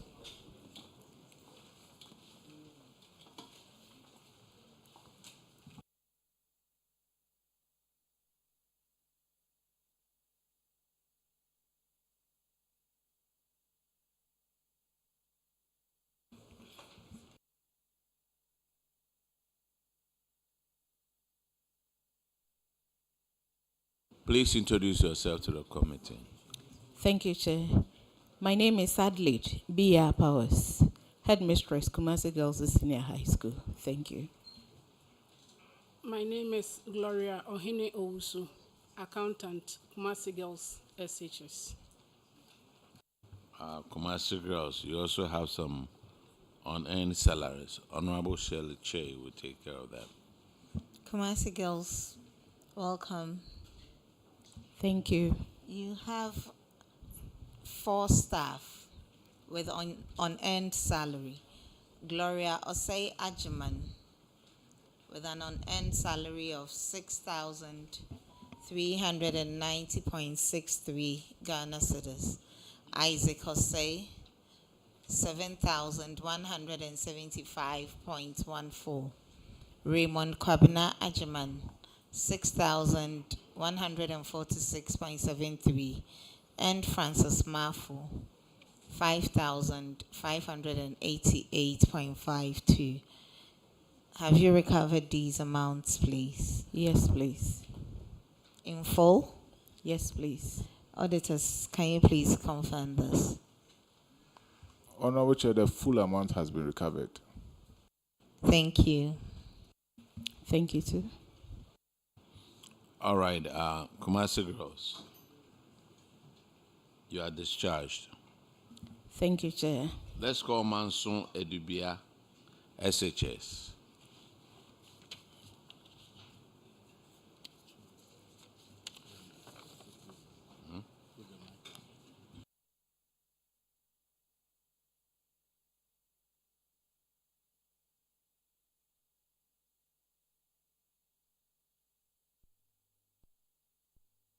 Please introduce yourself to the committee. I'm Theophilus Yeboah, Headmaster, Mansour Dubia SHS. Honorable Chair, Kwabna Adamakon, School Accountant. Thank you. All right, the same issue with Honorable Shirley Che. Mansour Dubia, Priscilla entry was paid an amount of 4,413.70 Ghana cedis. Have you recovered on end salary? Honorable Chair, that the said amount has been retrieved and paid into the Auditor General's recovery account. Thank you. Auditors, can you please confirm? Yes, Honorable Chair, the amount has been recovered. Thank you. Discharge. Let's Thank call you, Presby Honorable Chair. SHS, Bompata.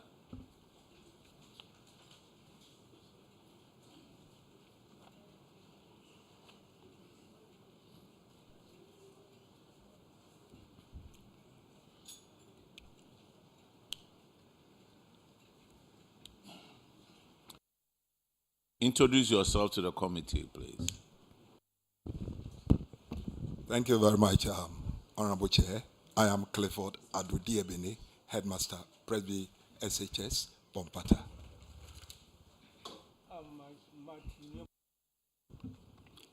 Accountant, Bompata SHS. All right. You also have the same issue with Honorable Shirley Che. She will take care of that one. Thank you, Honorable Chair. Presbyterian Senior High School, Bompata. Miss Antoinette E. Dotzi was paid 5,588.52 Ghana cedis. Mr. Boateng Isaac, you gave him an on-end salary of 4,807 Ghana cedis. And Mr. Samoa George, an amount of 8,107.82. Have you recovered these amounts from the individuals? Thank you very much, Honorable Chair. Yes, we have recovered this amount. In full? Yes, please. Auditors, can you please confirm this? Honorable Chair, the entire amount has been recovered. Thank you. You are discharged, please. Thank you very much. Now let's call Mansell girls.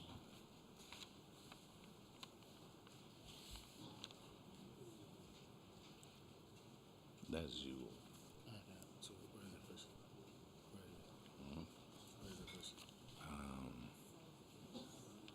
98.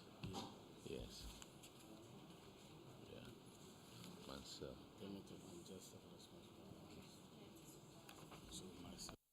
Please introduce yourself to the committee. I'm Mary Donko, Headmistress, Mansell Girls. Honorable Chair, I'm Edise Daniel, Accountant, Mansell Girls Senior Technical School.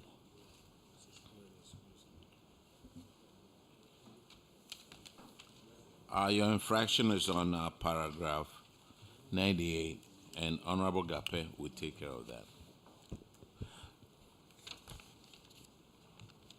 Marcel, guys, you are welcome.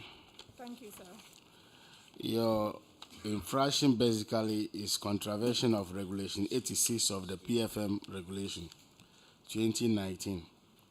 The auditors have noted that your institution, you have transferred some institution as a result of non-performing your responsibility. You wrongly pay responsibility allowance. You wrongly pay responsibility allowance to Portia Odum in October 2024, and all these are 2024. Yachia, George Queno, Perpetua Ajiman, and Albert Ofori. And amount is totaling 3,000, all the amounts. In terms of Portia Odom is 2,635. George 3,317.25. Yachia is 2,635. Perpetua is 2,635.25, and Abbott 3,244. This transfer of the money to them, which they don't warrant, what is the status regards to? Thank you very much, Honorable Chair. Yeah, we've asked them to pay back the money, and then almost at the moment, 61% is paid. We've given them up to next month ending to finish everything. So Portia, out of 2,635, how much did she pay? For Portia, she has paid 1,100 at the moment. The remaining, how much? 1,000? 96. When is she going to pay the rest? We've given her up to the end of next month. End of next month? Yes, sir. What about George? George is left with 464.39, and we've given him up to the same time. The remaining 400 Ghana cedis to pay? Yes, sir. So he's paying at the end of this month? Probably for him, at the end of this month, he will finish paying. By for Portia and EHR, end of next month. End of next month? Yes, sir. So what about Perpetual Ajiman? Perpetua is done paying, and then Ofori too is done paying. Auditors, can you confirm that?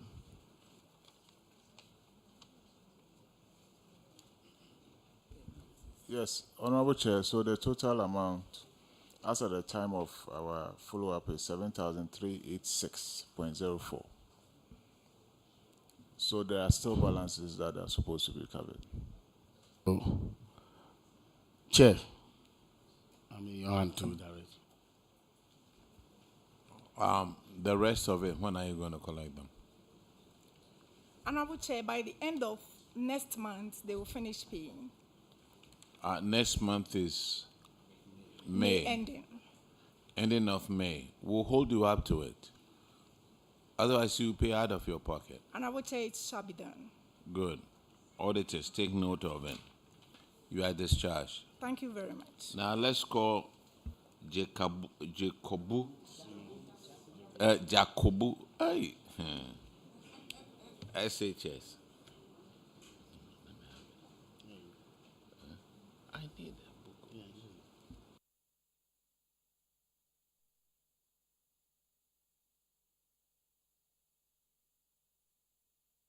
Introduce yourself to the committee, please. I am Joseph Justice Osaikra, the headmaster of Jacobu Senior High Technical School. I'm Helena Boateng, the accountant of Jacobu Senior High Technical.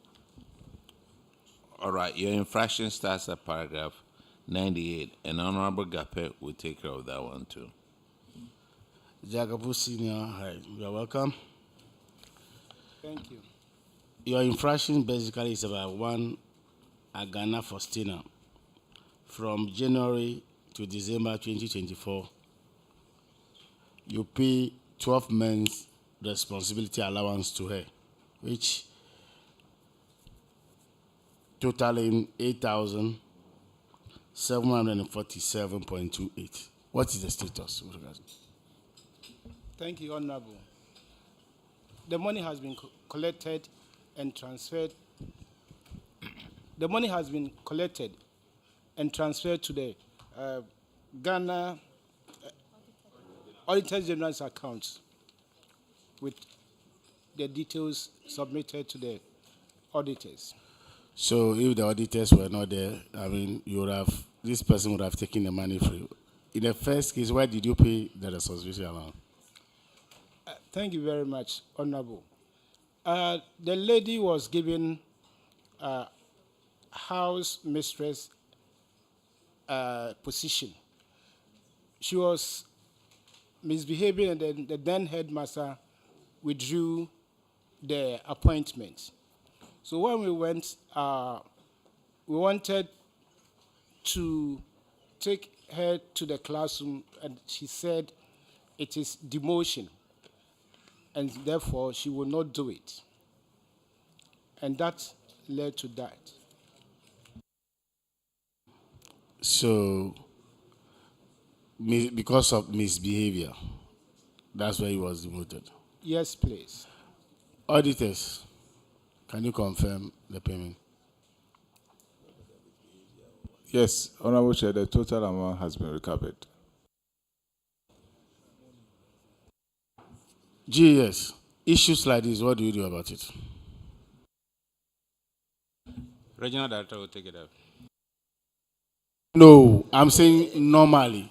When it happens like this, what do you do? You say regional director will take about it. Chair, respectfully, I was just trying to enjoy some delegation, but the point is that I earlier on explained that the allowance is given to you based on assigned responsibility.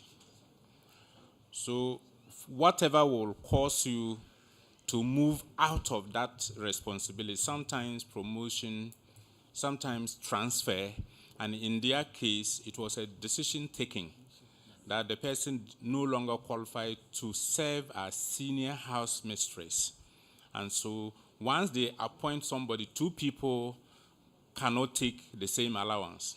And so it is within the right of the school to take a disciplinary action if they met the criteria or the conditions for the breach of code of conduct, and the school determined that they would not allow her to serve as senior house mistress. Once somebody is assigned, she loses the opportunity to take the responsibility allowance. So, the decision always lies with the school, not to come up. Yes, for those appointments. There are those that will go to region. Assistant headmaster position will be appointed by the regional director.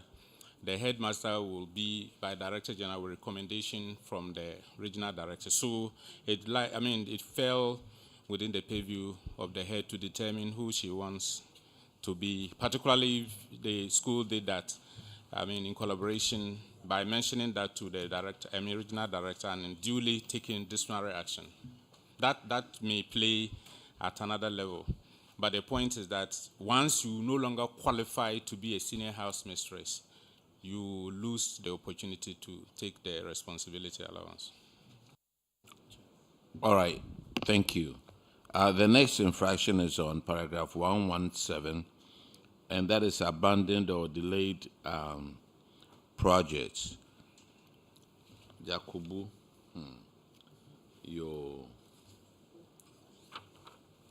have construction of a dining hall. What has happened to this? The construction of the dining hall, it was a common fund project. Common fund, no. This is Assembly Common Fund. This is Assembly Common Fund. In fact, it started 2010 and was supposed to be completed on 2011. It was 35% complete. So what is the status now? The status now is still there, actually. We have written to the Assembly, the DC, the then DC. They came there several times to inspect it, but nothing has been done as of now. Have you contacted the new Assembly? Yes, the new DC, I've contacted him, and even the MP just came there just last Sunday, and then he too also came there to see it. What about the school administration block? The school administration block is also, it was a PTA project, and it is also stored. It says source of funding is IGF. Free Senior High School Secretariat. No, it's IGF. Oh. IGF for the administration block. And PTA has taken it up to continue. Though they were doing some projects over there, sick bay, and they said when they finish that they will come to that. And personally, I have also written to AGA Sustainability Office 2 occasions to ask for their help to come and then put up the building for us.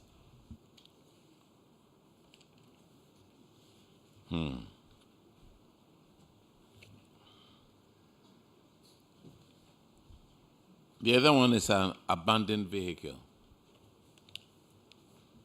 Yes, we have about 3 of the abandoned vehicles: Mahindra pickup, Icha bus, and then Isuzu pickup. The board recommended that we should liaise with the regional directory so that they can help us to auction it. We have written to the regional division for that. GS. Regional Director is here. Yes, sir. Sir, when they write to us, we forward it to our headquarters. A time will come, the auctioneers will come and inspect if they can buy or not. So if 2016 it has been sent, so we are waiting for the auctioneers to come. Sir, you see, I don't want to go through this lengthy thing about talking about how to auction cars. We need to set up a board of survey. Have we done that? Yes, sir. We've done that. Yes, sir. And you know the values of the vehicles through, has somebody come to value the vehicles? For that one, I know, yes, sir. It's been done? Yes, sir. So what are we waiting for? So usually we wait for the auctioneers to come from Accra.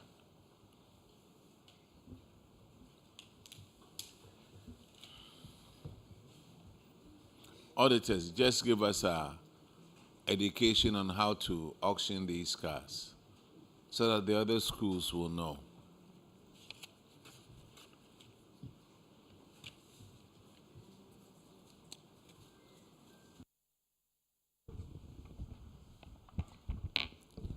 Honorable Chair, so an initial inspection would have been done to locate all the unserviceable items, and then a board of survey will be composed, and they will do their work and come up with a report. Now, when the approval has been given to auction the vehicles, then they will go ahead, get the auctioneer to go through the process of auctioning the vehicles. So that is a simple process that they would have to go through. Thank you. All right, Jacobu, you are discharged. Thank you. Let's call Anum Asamoah.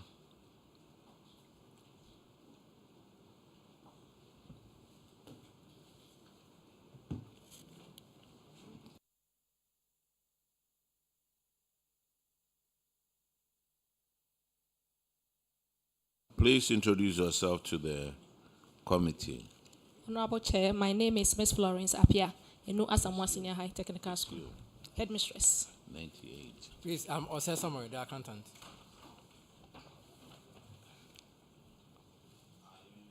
Your infraction is on paragraph 98, and it's about unjustified payment of unjustified responsibility allowance.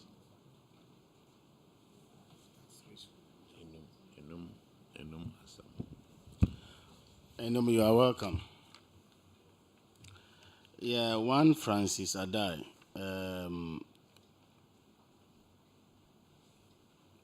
From January to December 2024, have taken responsibility allowance an amount of 5,638.20 for 12 months, which is not entitled to.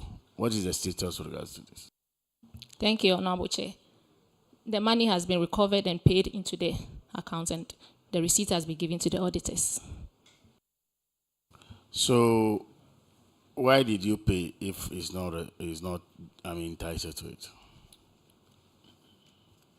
I think it was a transfer issue. It was transfer issue. He was transferred to our school, and then at that point, we were now looking for responsibility for him. So we have gotten one for him, and then the money has been paid. Auditors, can you confirm? Yes, Honorable Chair, the amount has been recovered. Chair. Thank you very much. The next school is Chipiase. Chapiase. Emimiri Chapio, Miri Sari. Chapiase. Please introduce yourself. I am Kojo Obiapia, headmaster at Trapiasi Senior School. Crunchy Michael Kwesi, accountant for Trapiasi SHS. Trapiasi Senior High, you are welcome. Thank you, Honorable. Thank you. Your infraction is with regards to one Dominic Junior Asari. On the October to December 2024, he was paid 10 months allowance, responsibility allowance, which he is not entitled to. An amount of 1,295.60. What is the status with regards to this? Thank you, Honorable. The amount has been retrieved and paid into Auditor General's recovery accounts. In the first place, where was this money paid to him? Why? He was a transfer from Volta region to our school. So when they came on the pay slip, he was enjoying that amount. So they asked us to receive that money, and then he also responded and he paid the money. So the transfer, he came to your school, he was not playing that role. Yes. So it was transfer issue. Yes. Auditors, can you confirm this? Yes, Honorable Chair, the amount has been recovered. Issue resolved. All right. The school that will remain nameless. You are discharged. Thank you, Honorable. Thank you. The next one is the other one is Bodri Sango. Bodri Sango Senior High.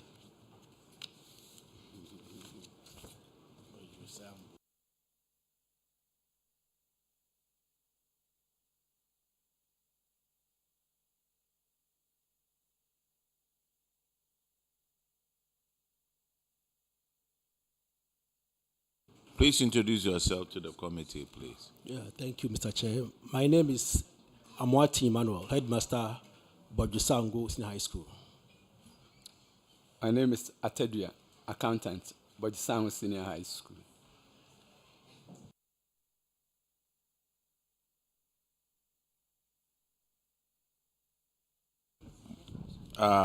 Honorable Frankie Ebo will take care of that. And so on paragraph 101. Yeah, thank you, Mr. Chair. Bodjusango Senior High School. And you're welcome. This one goes to the accountant. Do you have working knowledge of the Public Procurement Act 2003, Act 663 as amended? Yes, please. Okay. So, do you know the provisions under Section 35(1) of the same Act? Yes, please. What does it say in summary? Yes, it talks about alternative quotation. Competitive quotation. Tendering, right? Yes, please. Okay, thank you very much. So if you know the provisions under the Act, why must you do procurement without inviting other vendors? Mr. Chairman, thank you. It was done, but it was just a transfer of it to a different office. And then you can say properly and talk so that we can hear you, please. Hello. Thank you, Mr. Chair. It was done, and then the other alternative quotations were attached to it. But it was just that we moved to a different office. And then the internal auditors came and worked on it. So after we moved to the different office, it was just detached of the other quotations from the previous. The story sounds sweet, but I'm not convinced. Why is it that so how many additional quotations did you request for? How many quotations did you get in addition to the first one, the one that won? It was 3 quotations attached. So how come the one that won did not get missing, but the 2 the supporting ones got missing?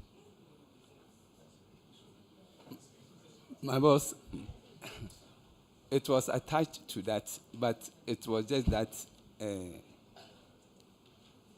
the change of office. I don't want to force you to lie, so be careful, please. If we look at the schedule, you bought something, you procured something from French Trading Enterprise, payment for exam stationery on the 30th of January 2024 for 4,800.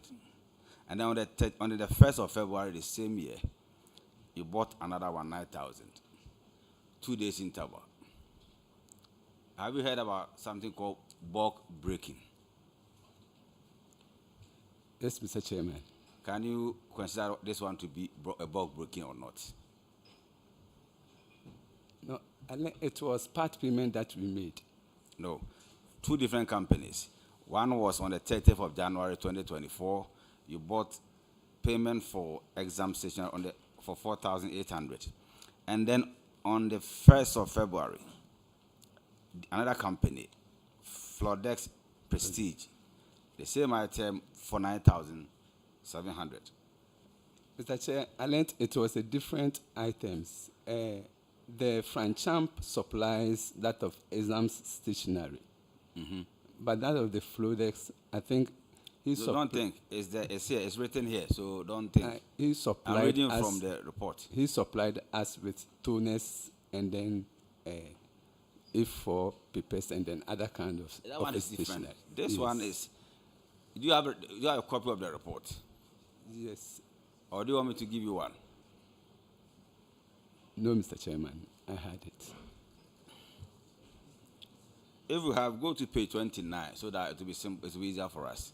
No, Mr. Chair, I'm not having it. The reason I'm not trying to cause problems for you, but I just want to know your understanding of the issue so that when you go back, it won't be repeated. That's all. Yes, Mr. Chairman. Because you've indicated to the committee that you have working knowledge of Act 663 as amended, which is very good. And even Section 35(1) of the same Act, which is very good. But if what you're saying is true, you should have applied the provisions under Section 35(1) of the Act, which is in direct contravention of what you did. And that's my problem. So don't try to convince me to accept what you're saying if you know very well that what you're saying is not right. That's my point. I'm not here to worry you. Thank you, Mr. Chairman. Because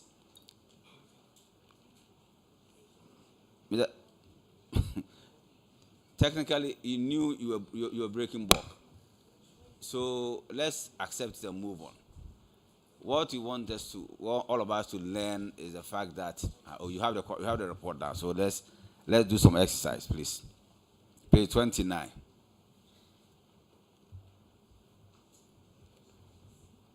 Can we move on now?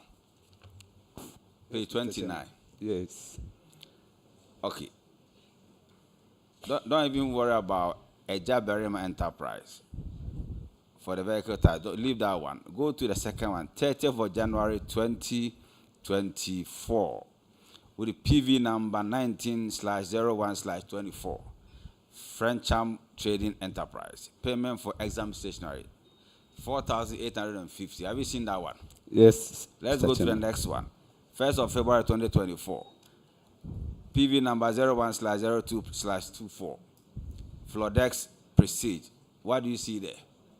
Yes, payment for exam stationery. Is it different from the first one? Yes, it's different from the first one. The first one is that of the question papers and then the answer booklets. And then that of the Flodex is office stationery. What about the Access Web one? The first of the same day, 1st of February 2024. Access Web is also printing of files, students' files. Oh. Yes. Okay, so let's go to the last but one, and I'll be done. 24th of November 2024. With PV number 30/07/2024. Chum Selection Enterprise. Purchase of 4 vehicle tires. Worth 3,593. Can you confirm to this committee that you got value for money for this amount? Yes, Mr. Chair. In 2024, buying 2024. one tire for 900 cedis, you think that you got value for money? Mr. Chair, it was that of the new Dragon Bus blue vehicle type. What's your name again, please? Atadua. Huh? Atadua. Atadua, please. Since you know the provisions under Section 35(1) of Act 663 as amended, please try and comply so that you don't come here next year. That Chair? Thank you, Please Mr. come Chair. down. Thank you very much. All right. Bojosango Senior High. You are discharged. Thank you, Mr. Chairman. Now let's call Dompoase SHS.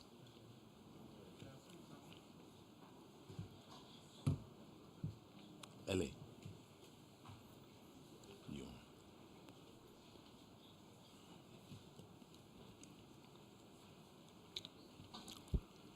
Please introduce yourself to the committee.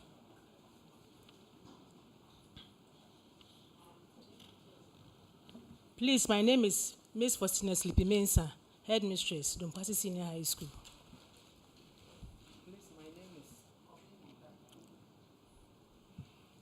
Please, my name is Obi Minta Kingsley, Accountant, Dompasi Senior High School. All right. Honorable Ellie Agurugu will take care of that one. Your infraction is on paragraph 105.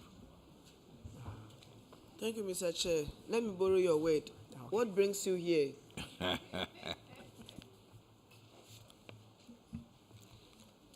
Thank you, Chair. Please, we were queried on unreturned books. An update on how far you have retrieved the books. Please, some of the students have returned the books, and we have made part payments at the Auditor General's account. The textbooks are 758, amounting to 22,740. Tell the committee how many books you have retrieved, and then how many are pending. Mr. Chair, so far, we've retrieved they've paid 169 books, costing in 5,070 Ghana cedis.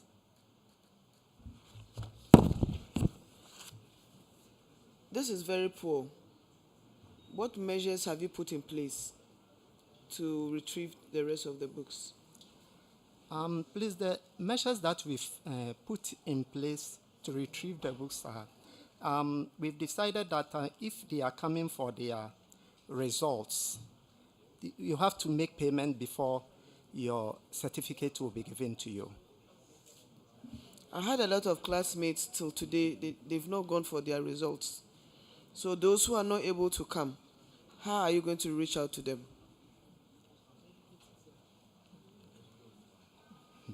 Problem. Or else you are going to be made to pay for it. So you have to tell the committee how you are going to be able to retrieve the monies or the books aside they coming to the school, because there are a lot of them, those certificates, they don't mean anything to them. So please let us know how you are going to do that. They've started coming for their certificate because some of them have started buying forms from tertiary institutions, and so I hope from now up to about June or July, we can retrieve a greater portion of the amount they owe. Mr. Accountant, you are live on TV and Facebook. You are telling the committee you are giving us up to June. Should we take you for your words?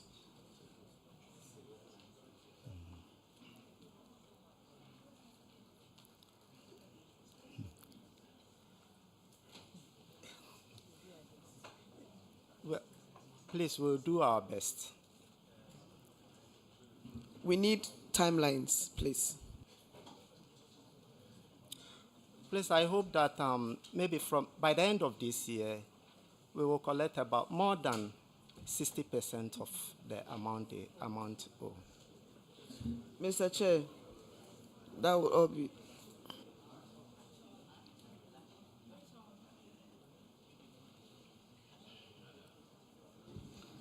Thank you very much.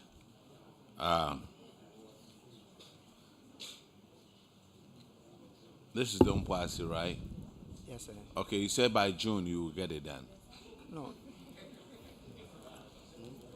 By the end of this year, we hope about we'll By the end of this year? Yeah, this year. Why end of this year? All depends on certainties. Depends on what? Certainties.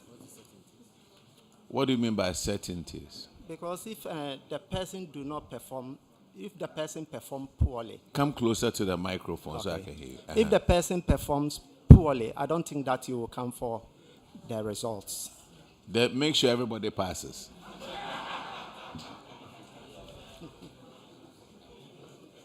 You are discharged. Okay, thank you. Now, is it Tawheed? Tawheed.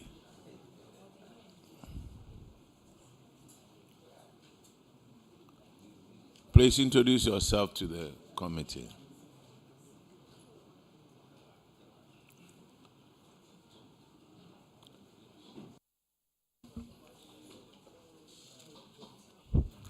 Thank you, Honorable Chair. My name is Kamal Mati, the headmaster for Tawheed Senior High School. I am Michael Tinkrine, the accountant of Tawheed Senior High School.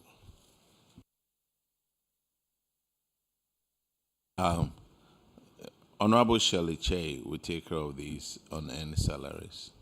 Tawheed, please, where are you located? Akwatia line, opposite the Kumasi Central Mosque. Okay. In Kumasi. All right, because I'm hearing about you for the first time. Wow. Yeah. I'm an old boy of the school. I see. That's good. It's good when old boys assume office. Yeah. They know the problems and challenges of the institutions. And I'm sure you put on your best Sure. foot forward to make Tawheed a very good school. Sure. All right. So Samuel Kwachi was given an on-end salary of 11,373.78. The auditors recommended that you recover the full amount and pay it into the Auditor's General's recoveries account. Have you done that, please? Thank you very much, Chair.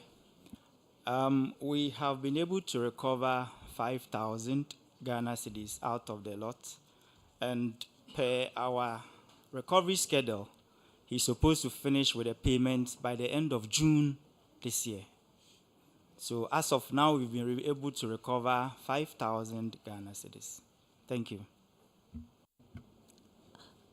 With your recovery schedule, how much is it to pay per month? How are you doing it?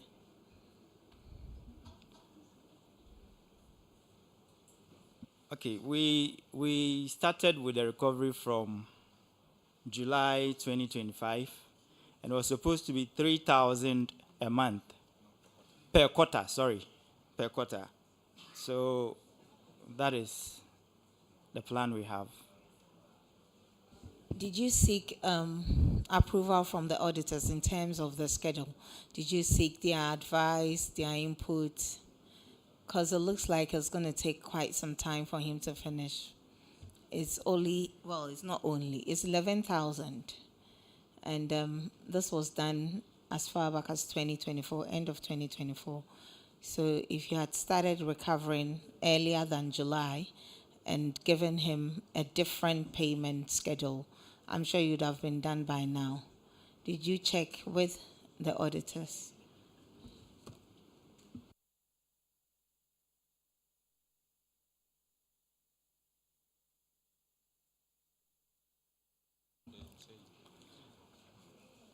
Honorable Chair, we did not consult the auditors.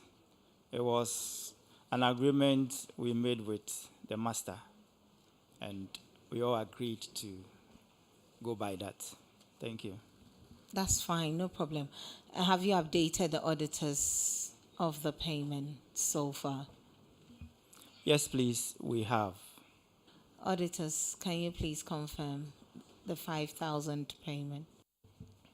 Yes, Honorable Chair, we can confirm that 5,000 out of the total of 11,373 has been paid. And you're saying he'll finish by when? June ending. June this year? Yes, please. 2 months away? Yes, please. Okay, we hope that he can keep to his side of the bargain and Sure. finish paying it off. Thank you. Thank you. Thank you, Honorable Chair. I'm done. All right, thank you very much. You are discharged. Ladies and gentlemen, at this point, we are taking a health break for half an hour. Some of us have to do Tai Chi and come back.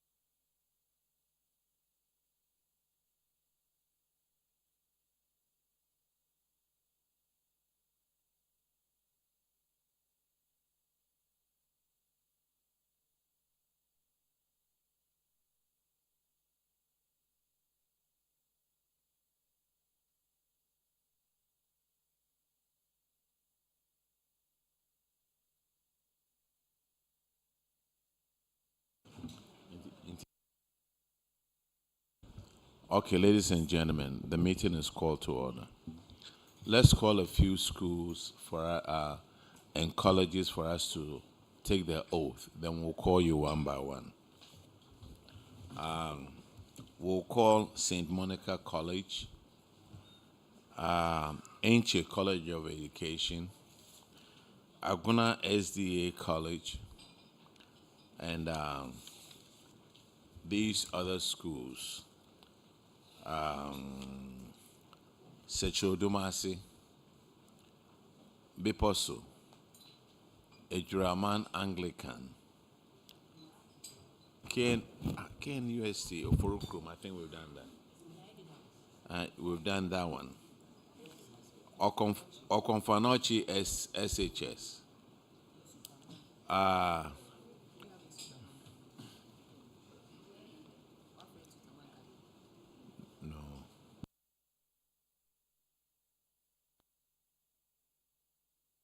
Institution Catholic, Kunedu Yadom, Nuru Amin Islamic School, Yenehini Catholic School, Ejura Technical, Aguna Technical,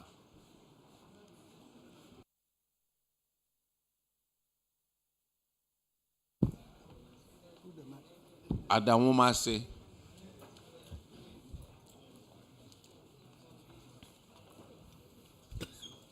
and any other school that is here that I haven't called, please join up and let's take the oath.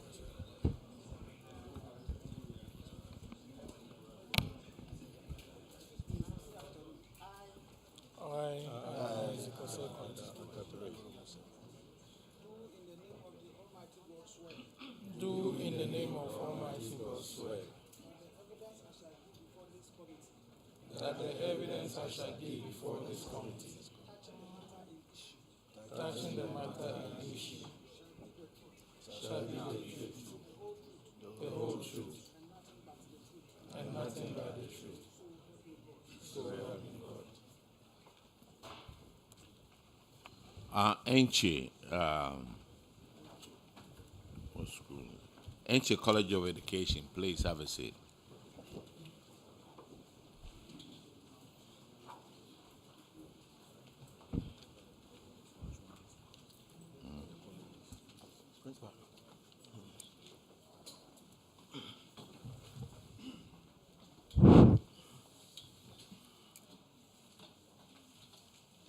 Please introduce yourself to the committee. Thank you very much.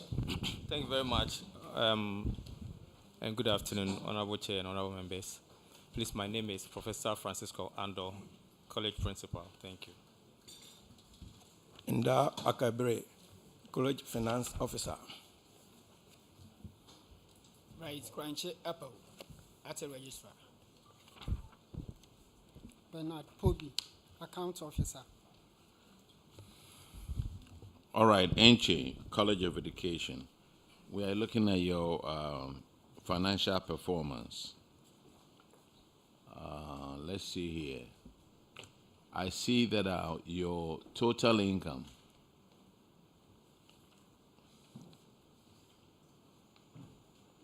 okay, let's look at the government grants. It went from 890, it increased by 141,000. What was the cause of it?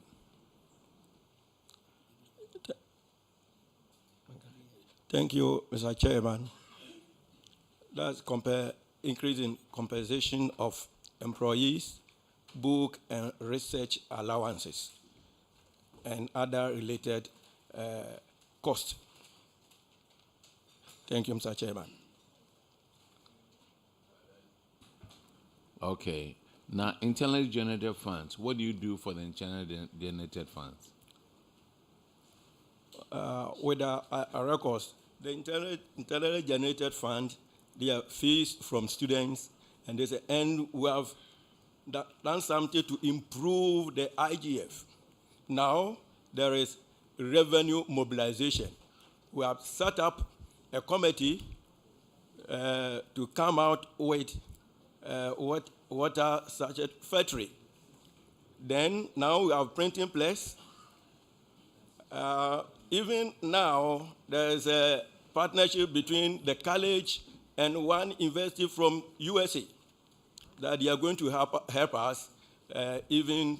Which university from USA? Principal Virginia Tech University. I'm sorry? Virginia Tech University. Virginia Tech University. Do you know that school?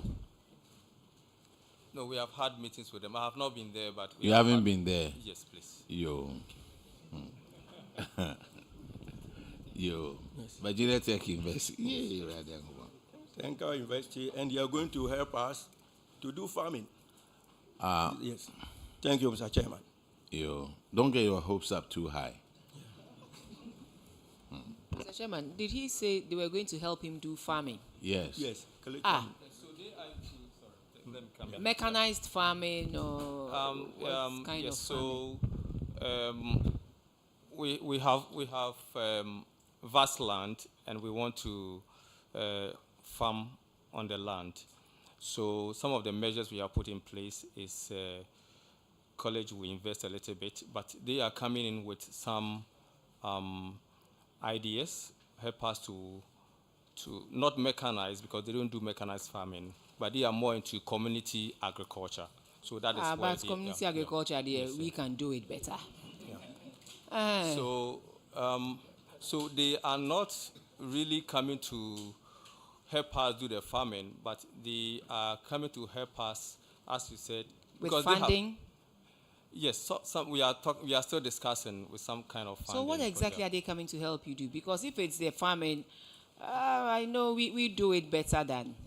It's just that maybe we may not have that huge funding to undertake very innovative ways of farming. Yes, so Honorable Chair, that is what we are discussing now. That is what you are discussing. Yes, we'll come back next year and give us an update. I hope it will not be still on the drawing board, but then we'll see some actual things on the ground. Yes, please. Okay. Thank you. You see, just Google Virginia Tech University. Look at the school compound. I don't want to say anything bad about anybody, but don't get your hopes up too high. You could probably even help them with the community farming.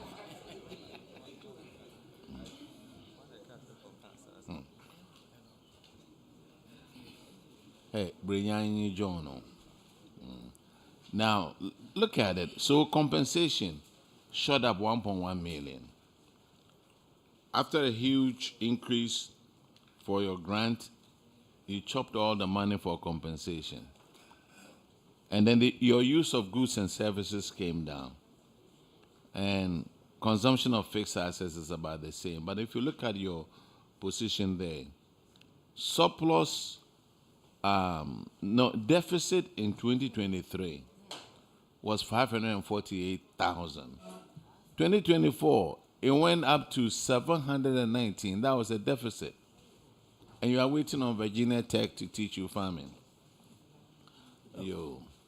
Thank you, Mr. Chairman. Yes, sir. With NC College of Education, we prepare our final accounts in line with international public sector accounting standards. Yes, sir. That is ISAS. And we take into consideration accrual system. And looking at the system, in the ISAS, it takes into cash and not cash items. So, with our financial statement, we took into consideration non-cash expenses like depreciation. And depreciation is non-cash outflow. Sir, yes. Everybody is using that IPSAS now. Yeah. Okay, what do you need to be concerned about is your current ratio. It went from 0.8 to 1 to 0.6 to 1. Yes. What does that tell you? Yes, but what does that tell you? The meaning that the college is insolvent. But going into the details, say, with a liability of 1,940,000. The meaning is not that the college is insolvent. Take your time. Yes. Relax. Yeah. What does the current ratio say? Yes. With the it says ratio, that concerning what you have currently, you cannot fully pay your short-term liabilities. That is what the current ratio tells you with your current assets. Yes, madam, that's what I'm explaining. So nobody has said the college is insolvent. Yes. So correct yourself. It's just saying that you cannot pay your short-term liabilities with what you have. Please. Thank you, Madam Chair. If Virginia Tech hears this, they will withdraw their support. Yes. So I'm just trying to help you. What The I'm college saying- is not, it's not insolvent. Yes. What I'm saying is this. You see, this is what you are saying. This is what you are saying. Yes. You have a script. Yes. And you have meant to tell us what you're going to tell us. Yeah. Regardless of the questions we ask you. So the floor is yours. Keep on preaching. Yes. That's what I'm saying.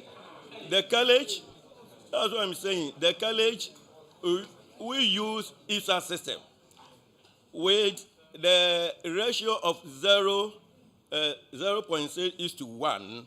Our current liability, as I said, our current liability, 1,548,000 are cash paid by students.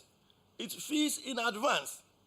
It's fees in advance because we are using the ISAs, and it's regarded as deferred income. You know, the financial academic Respectfully, decision. sir, respectfully, Yes. all the colleges were judged based on this. But So there was no you cannot, you are not different from all the colleges that have appeared before us. Yes. All we are saying is that looking at your current ratio, you need to do something about it. There's a huge deficit that is growing.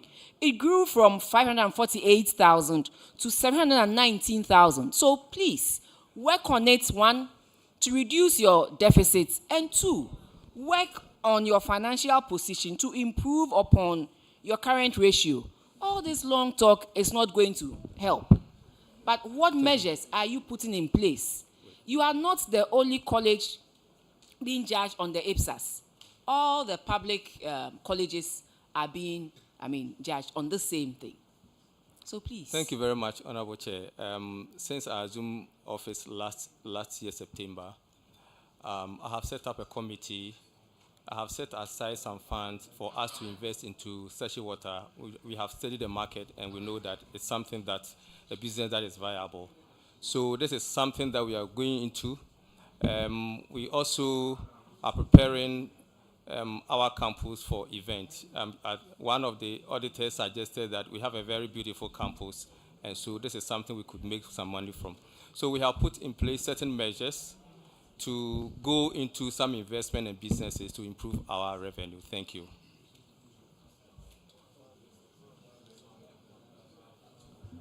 Sir, are you done?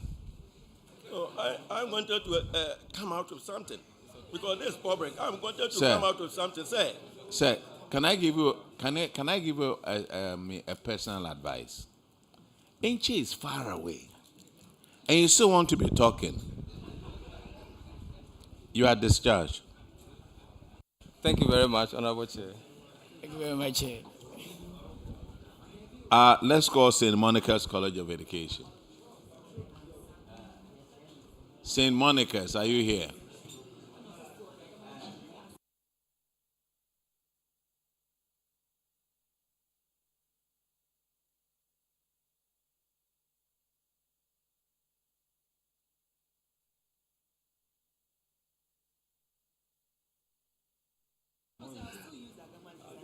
Please introduce yourself to us, sir. Honorable Chair, my name is Isaac Osekwati, the finance officer for St. Monica's College. Where is the head of the institution? He's unwell, so He's unwell. Yeah, very unwell. And All this right. morning too, I managed to come with my internal auditor, but I think there was some mix-up. Sir, we'll prefer to have the head of the school here with you. All right. So let's make another appointment. Okay. Thank you very much. Thank you.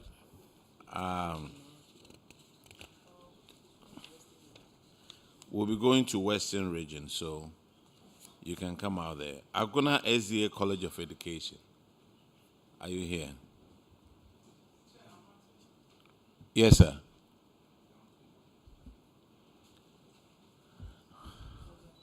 Please introduce yourself to the committee.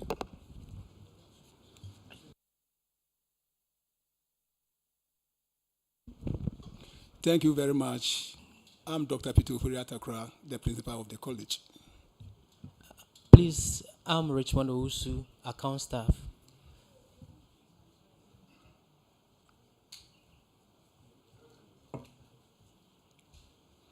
Where's your director of accounts? He's very sick. Hey, this line of very sick. And so the account staff will sit in for the finance director. Yes, please. And will he collect the pay of the finance director? No. Honorable NSNM will handle your financial performance. And it's on paragraph 642.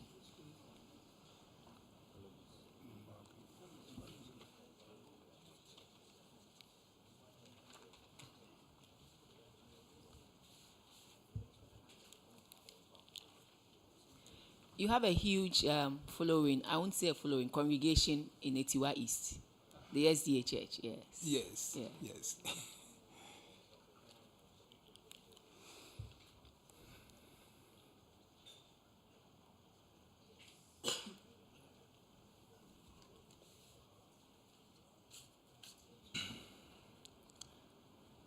SDA College of Education we'll be looking at your financials today. We'll be looking at your financial performance as against your financial position. So let's start off with your financial performance. For the years 2023-2024, your deficit position improved slightly from 489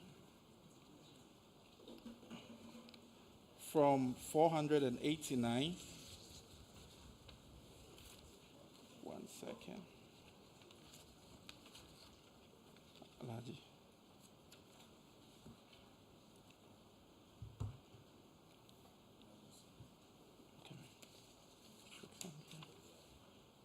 No. Okay. 642, yeah. Can you tell us more about why you are still struggling to lift yourself up from the deficit situation? Thank you very much. Honorable Chair, the college is a new college. And actually, we are struggling with a lot of issues. How old is the college? It's now 11 years. Are you the principal of the college? Yes, please. And 11 years is not it's not a short period, and you don't need 3 years to do what you are expected to do. Let me go back here into your non-tax revenue. Okay, so your non-tax revenue decreased by about 31.1%. When an institution like yourself, you are struggling to lift yourself up, but yet your non-tax revenue goes down further by 31%. What could have accounted for that? Is it enrollment issues you are struggling with, or what is the problem?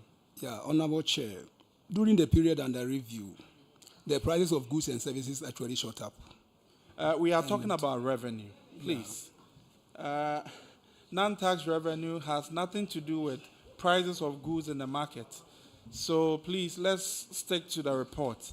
Please look at the report and give the right responses. So for 2023, your non-tax revenue was 3,815,000. Then for 2024, it went down to 2,628,114 Ghana cedis. And I want to know why you went down from 3 million to 2.6. Thank you, Mr. Chair. Please, the reduction in non-tax revenue, or maybe let's say internal generated funds, It was due to reclassification of. Okay, I want some education here. When we talk about non-tax revenue for your school, what are the components of non-tax revenue? Salary of employees. This is a revenue item we are talking about, and you are talking about salaries. Principal, you see are you why- the accountant or? Yes, you were Okay, supposed to bring the feeding finance grants- director. the We are feeding asking grant about from- revenue, and he's talking about expenditure. Sorry, the feeding grants and school fees. So you are talking about school fees. You are talking about feeding grants. Is it feeding grants that students pay to you or government pays to you? So initially in 2023, we recorded the feeding grants as non-tax revenue, but per our discussion with the. Okay, so here, I don't know what kind of accounting you are doing here. There is grants, Yes. which we know went up because government probably might have given you so much. So you had about 9 million as against 2023 when you had 7 million. Are you telling the committee that for 2023 you recorded grants as non-tax revenue? No, please. I was saying we had a discussion with the National Accounts Department with regards to the feeding grants. So in 2023, we recorded it as a non-tax revenue. And per our discussion with them, they agreed that in 2024, we should... Were you the accountant at the time? No, I was... No, I was part... Well, you just said that you recorded... I said in 2023, it was recorded as non-tax revenue. Okay. And per our discussion with IPSAS in 2024, Yes. they told us to treat it as grant from government. When did Aguna, so it reduced... When did Aguna adopt IPSAS? In 2024. Auditors, can you confirm if the adoption was in 2024 or 2023?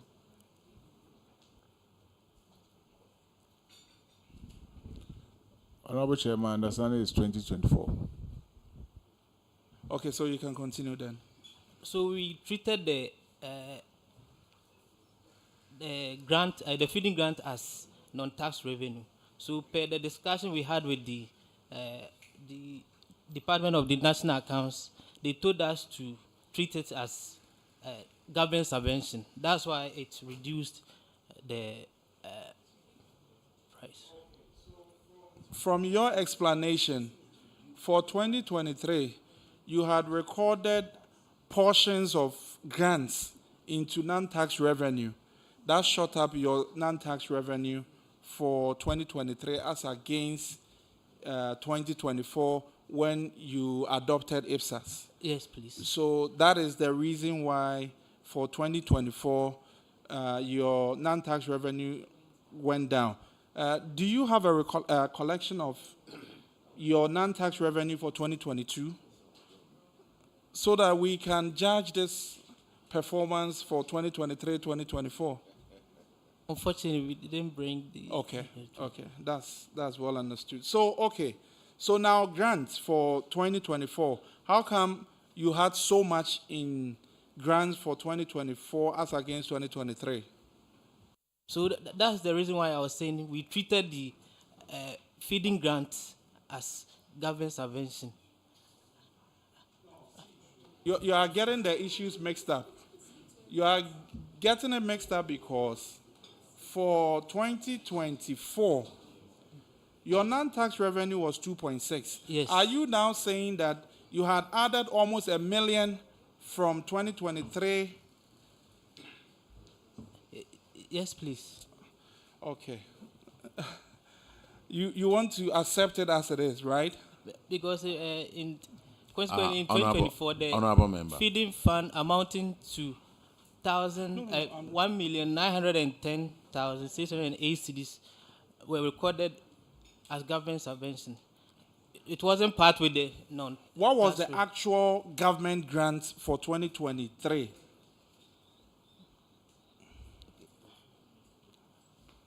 Unfortunately, it's not here. we are looking at comparative 2023, and you are telling me it's not here. So for 2023, it's been recorded as 7.2. And I'm asking, was this understated or overstated for 2023? Based on the explanation you gave. 2023 was overstated. Was overstated? Because of the feeding grants added to it. Okay, we can go to the... Okay, so we'll... Sir, Mr. Principal, obviously you brought somebody who is not very familiar with the numbers. So we suggest that you go and come with your accountant. All right? We'll meet you either in Kufrodua or in Takrady.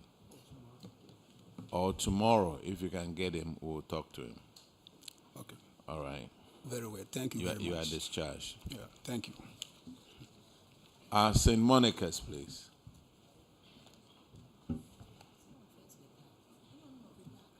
St. Monica's, are you here?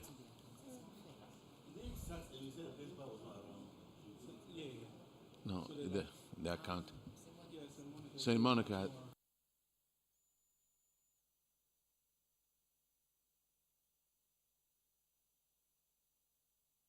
Okay, any other college out there that I haven't called?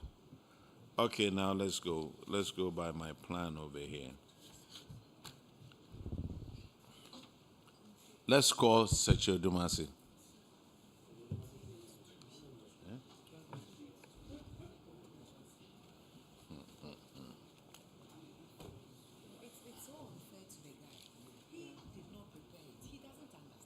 Please introduce yourself to the committee. What page? What? Honorable Chair, I'm Kenneth Treme, Headmaster, Sechedumasi Senior High Technical School. All right. I'm Anoche Stephen, accountant. Okay, it's on paragraph 76, and Honorable Cletus will handle that. Thank you, Chairman. Chairman, this infraction has to do with unpaid electricity bills. Yeah, I want to know, averagely, how much do you pay electricity bills in the school? I'm asking because you have a bill of 303,189,000 Ghana cedis that has not been paid by the Free Senior High Secretariat. Is it that you don't submit the bills, or you submit and they don't pay and it pile up? That's what I want to know. Honorable Chair, thank you. There's a pile of bill from December 2019 to 2024.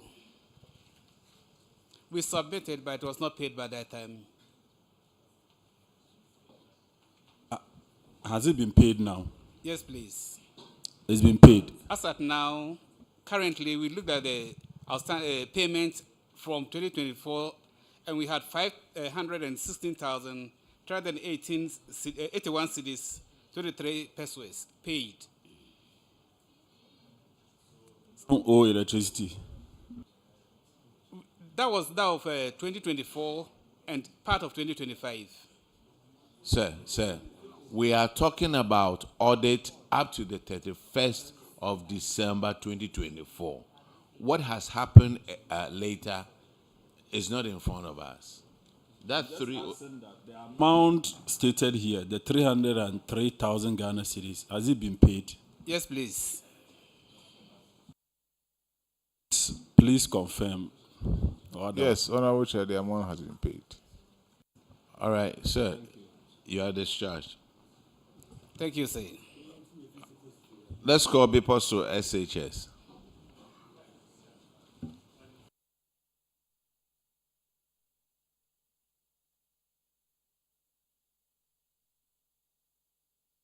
Please introduce yourself to the committee.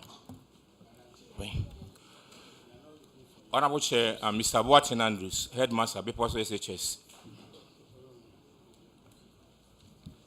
Honorable Chair, I'm Atapoku Michael Senior, the accountant for Biposo SHS. Biposu SHS, what you have is abandoned projects.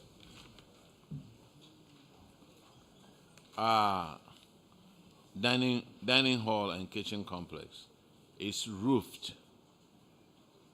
And start date was 2014. What has happened to it now? Thank you, Honorable Chair. The project started 2012, and it was supposed to have completed by 2015. But the contractor did almost 70% and left at the site. And since then, we have reported to our superiors. We also informed the GET Fund. And since I took over, the contractor has not come to site. So nothing has changed since 2024? Nothing has changed. Is that GET Fund? Yeah, it's a GET Fund project. GET Fund, you are here. Talk to us. Turn on your microphone, please. Thank you, Honorable Chair. Yeah, this is one of our projects. So when are you going to complete that? We are making plans to get them completed. But this is also in phase 2. Phase 2? Yes, phase 2. Okay. We just checked the data. It's in the phase 2. Okay, and Biposu High School, there's another project that you were doing from IGF. How about that one too? Honorable Chair, it's not IGF. The project started by the former MP. Yes. The former MP. Yes. And when the current MP took over, I learned the management went and informed him during that period, and he promised to come on site. We also gave him a reminder. But as at now, it's a standstill. It was supposed to be a 6-unit classroom storage building. They built only the floor, the down floor. Did not floor it. It's still standing. We are not using it. But fortunately, I met the MP last month, and he sent his aide to come and supervise the work, and they came. But since then, I haven't heard anything from him. No, supervise which work? That project, the abandoned project. No. If you say that he came to supervise, it means work is ongoing. They came to check to know the level. Yes.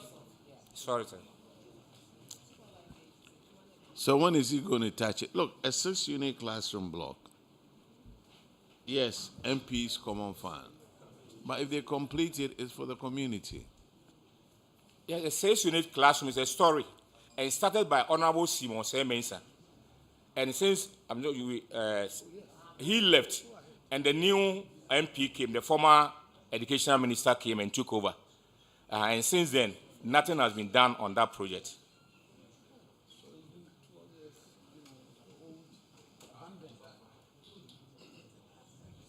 The education minister? The former education minister's constituency and district. So when he was the education minister, he didn't complete it?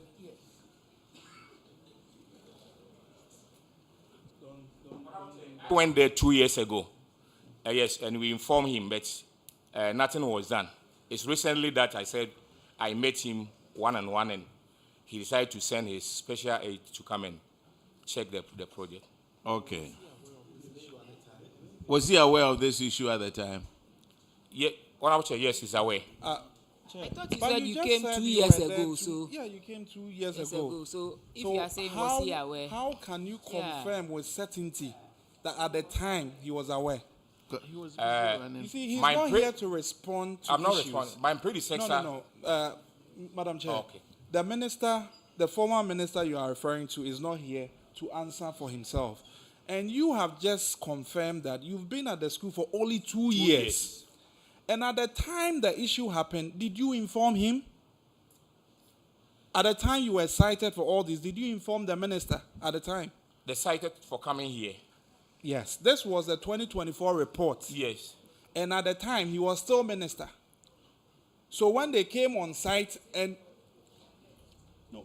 So this issue happened 2024 when he was minister. Did you inform him the school had this problem? That's what I want to confirm from you. Yeah, Honorable Chair, yes, we did that. The former education minister is aware of the current situation of the structure we are talking of. 100%.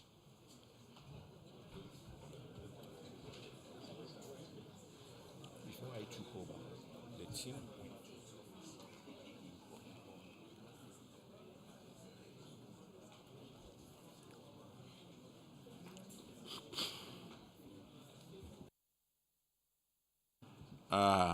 This is Beposo, right? You are discharged. Thank you, sir.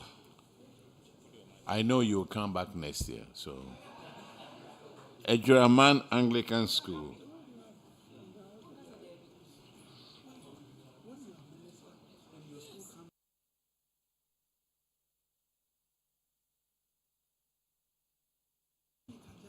Please introduce yourself to the committee.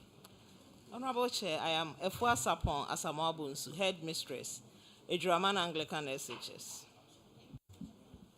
Honorable Chair, my name is Charles Opon, Accountant, Ejuraman Anglican SHS. And yours is Ejuraman. You have 4 projects that have been abandoned. What is the status of these now? Honorable Chair, we have 2 classroom blocks under construction. We have 2 dormitories, and then we have a dining hall. As at now, the contractor for one of the dormitory blocks has come back to site, and he's almost completing that classroom. Which one? We have a 12-unit classroom block. We have, have two of them. We have 2 of them. So for one of them, the contractor has come back to site, and he's almost completing. But for the other classroom block, the contractor has not come. And then we also have 2 dormitory blocks. For one of them, the contractor has come back to site, and he's also working on it. And then the dining hall, the contractor has not come back to site. So these Madam, I don't have dining hall over here. Oh, okay. I have a boys' dormitory. Oh, okay. And I have the girls' dormitory. Yeah, Honorable Chair, I think as at 2024, the dormitory, the dining hall project had not started. Yes. So it was. Madam, are you speaking to a report or a script you have in front of you? I don't have a script. So where is the report? Because we are speaking to a report. So where is a copy of your report? Madam, I don't have it with me. But so you don't have a copy of the reports we are referring to. No wonder you are saying things that are outside the reports. Please, we beg you, take some time to look at the reports so that when you come, you speak exactly to the reports in front of us. Please. Ejuraman, are these girl fund projects? Yes. They're all girl fund. You started in 2017, 2016, 2016, 2016. Hey.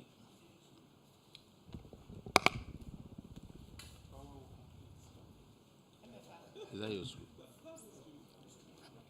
Honorable Chair. Yes, we can also confirm that Daniel Hall is part of our project. Yeah, it started after 2020, I think 2024, 2023. Yeah. That's what construction began. All these projects, 3 of them, contractors have come back to site. Okay. Yes, so I think it's the 12-unit classroom block. That one is still pending for the contractor to come back to site. It's among the things that we have that we are developing a model to get them completed. All right. It's all over the country. Ejuraman, good luck. You are discharged. Thank you, Honorable Chair. Now let's call in Suterman Catholic.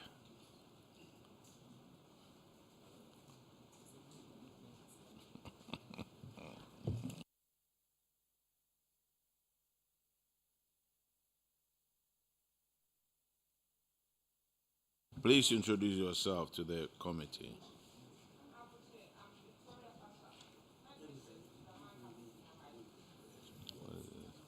Honorable Victoria Asha is my name. Insutaman Catholic Senior High School. Patrick Amofusowa, accountant.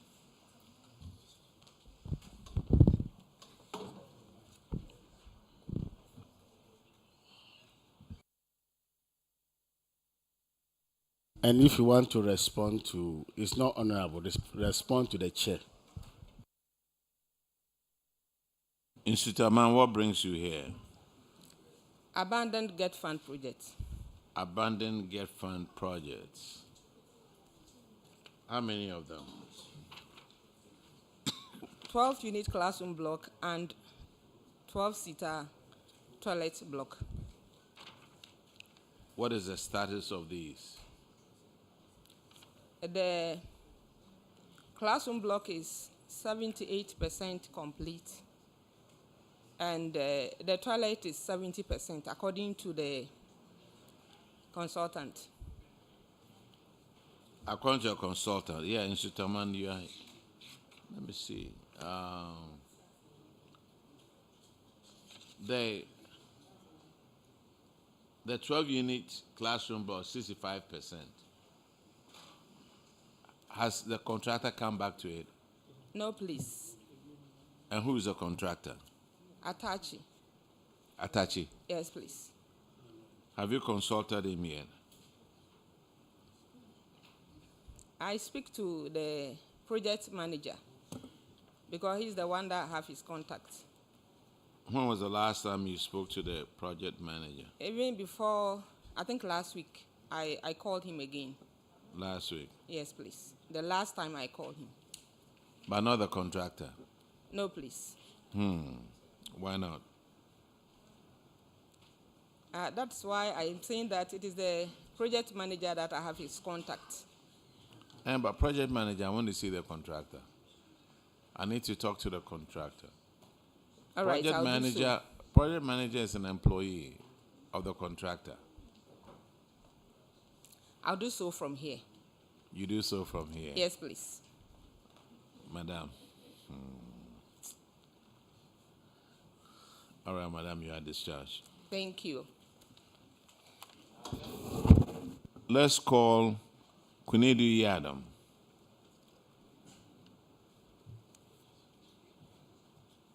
That's you.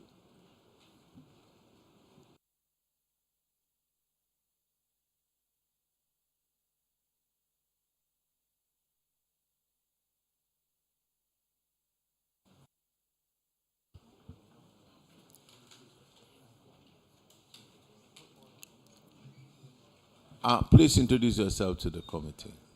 Thank you, Chair. I'm Atta Joseph, Headmaster, Kunedu Yadam Catholic Senior High School. I'm Wakwini Isaac, Kunedu Yadam Senior High School, accountant. Okay, your issue is on paragraph 120. And Honorable Cletus will handle that, please. Yeah, thank you, Chairman.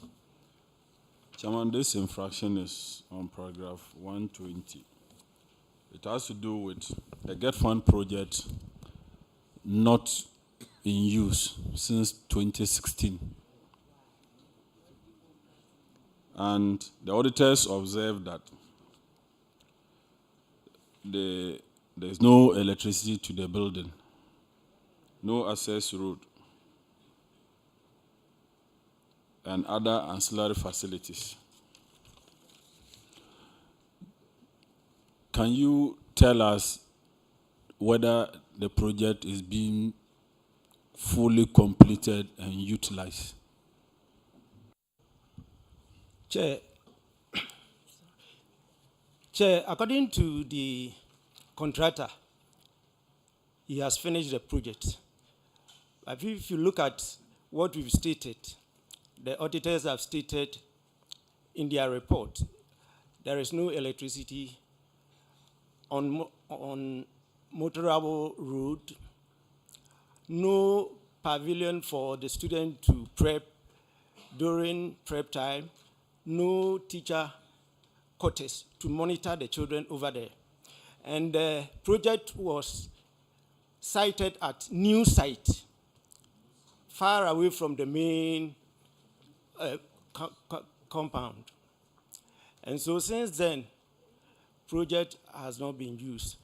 I don't know whether completing the structure alone is the completion of the project or not. Thank you. You are the headmaster. How do you say that? You don't know whether completing the project is. No, please. You know that is not it. Yeah, you could. Don't come and sit here and say that. You could have also done something about it. Thank you, ma. Yeah. Or you could just use this platform to appeal to Get Fund to immediately Get Fund. They are here. That's what you should do. But when you speak this way, so Get Fund. Thank you. Let's listen to Get Fund. Thank you, Honorable Chair. He said a lot, but there were some things that there are gaps that he's left out. The main school is beside the road. When I'm from, I think, Efijuasi to Agona, it's on the road there. What we realized when we did our need assessment some years ago was that the space is small, and the population is huge. Infrastructure where we can expand. So Nananum decided that they are going to give out a land around 2013, 2014 thereof. So we decided to start constructing a new campus. So the first project they've ever had from us went there. It was completed, but the school couldn't use it because, as he said, there's a distance almost about 1.5 kilometers or so away. However, luckily for them, we've given them some new projects. I think last year, contractor has started. So when it is finished, they will have a full-fledged school with all the facility to be able to use. Thank you. Which he has actually not added. Thank you, Dr. Achu. That's why institutional memory is always good. Dr. Achu has been around, so he understands everything. Except to say that, Dr. Achu, in my own constituency, the Jirapa constituency, there's a primary school block. That is, I'm just talking to Achu. There's a, no. I'm talking to Dr. Achu. It's in connection with uncompleted Get Fund projects that I have one at Ulupong Primary School at foundation level and Jirapa Senior High, a boys' dormitory. You can capture them in your Honorable, report. you can do Thank that when you finish. This is a private matter. Yeah. Well noted. Kunedu Yadom, this building is beautiful. In the book over here, and you know that is going to be yours. At least they can weed around it, maintain it till your other stuff coming. It's right here. Very beautiful. Now I see timber growing. You are discharged. Thank you, Chair. Now let's call Nuru Amin Islamic School.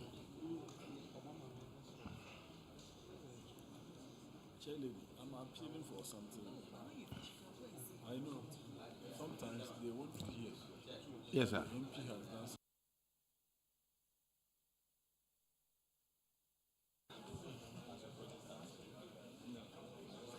No, not yet.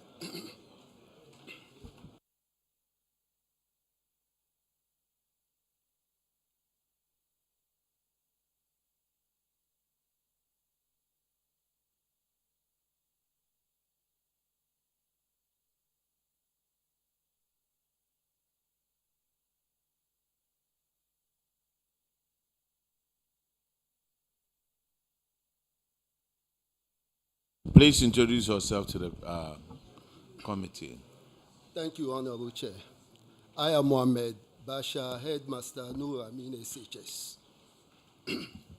I'm in Kansan Chopuni, the accountant of Nur Amin Islamic SHS.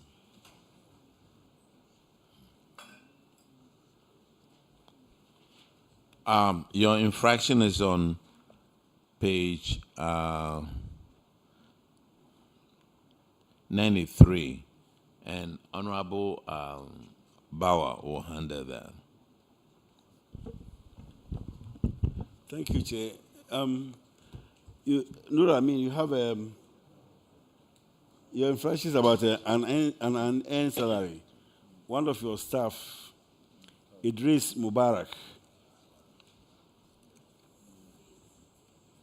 Idris Mubarak, Yeah. yes, and an unearned salary of 14,088 Ghana cedis.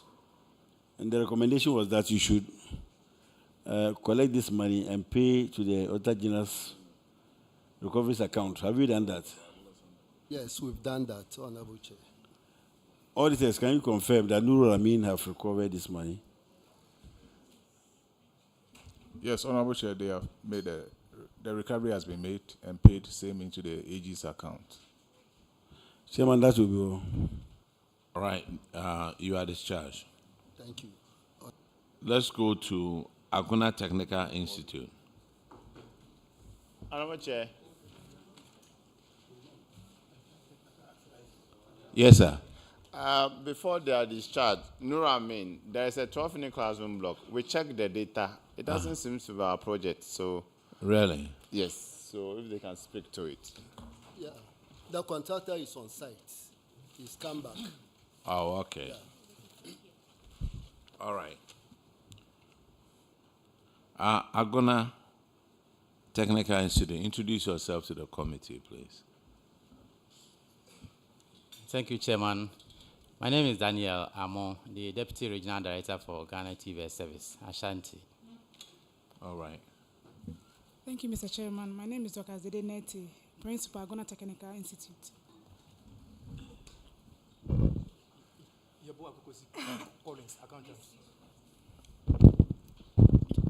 Yabua Kukosi Collins, accountant. But where is the head of the school? Oh, that's you, the lady. Yes, sir. Oh, okay. Aguna Technica. Honorable Cletus. Thank you, Chairman. Welcome, Madam Principal and your staff. Thank you, Mr. Chair. It has to do with unpaid electricity bills. How come your electricity bill is accumulated? Is it that you've not been paying or submitting the bills? Thank you, Mr. Chairman. We've been submitting the bills monthly as it comes. Currently, we have to download it, and every month we submit it to our regional directorate for them to be submitted to the national TVET service. And then sometimes too, we are even given direct email address to upload everything on the the bills on the platform, please. Has this bill been cleared now? It is still not been cleared, sir.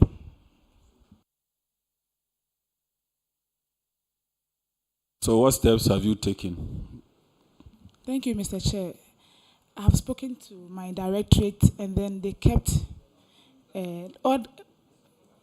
all bills have still been submitted to the national office, and then to the Free SHS Secretariat for payment, please. Regent, how come DS Aguna is not paid and the others have been paid? Is it that you don't submit in time? Thank you, Mr. Chairman. Please, we have been submitting them. It's so surprised that Aguna has not been paid, but we have been following up. In fact, we have copies of about 7 reminding letters that I've sent to head office, and we are hoping that it will be cleared. You go for meetings at headquarters. When you write letters and you can follow up on this. But if you happen to go to headquarters, you should remind them. But if you just write letters and you sit in Kumasi, they may not look at it. So try to follow up personally and ensure that it is done. If the electricity is being cut off, learning cannot take place. Yes. Administration will be down.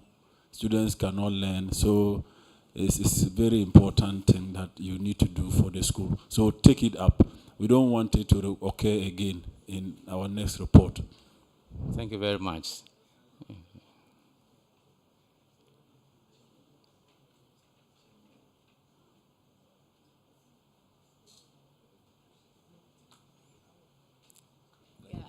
I just want to put something out there. Dr. Educhum just called me. He said during his time they gave Biposo SHS through Get Fund a huge administration block. And this uncompleted project was never brought to his attention until 2 months ago. So remember, the headmaster said it was only 2 months ago that, yes.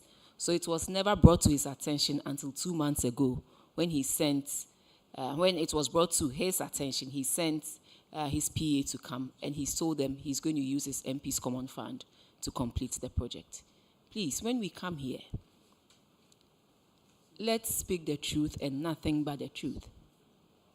We asked him 2 years ago, you said you came 2 years ago, and yet he was confident saying that yes, the MP knew about it. He said it was only 2 months ago that this current headmaster drew his attention to it, and that's how come he sent his PA to come and look at it.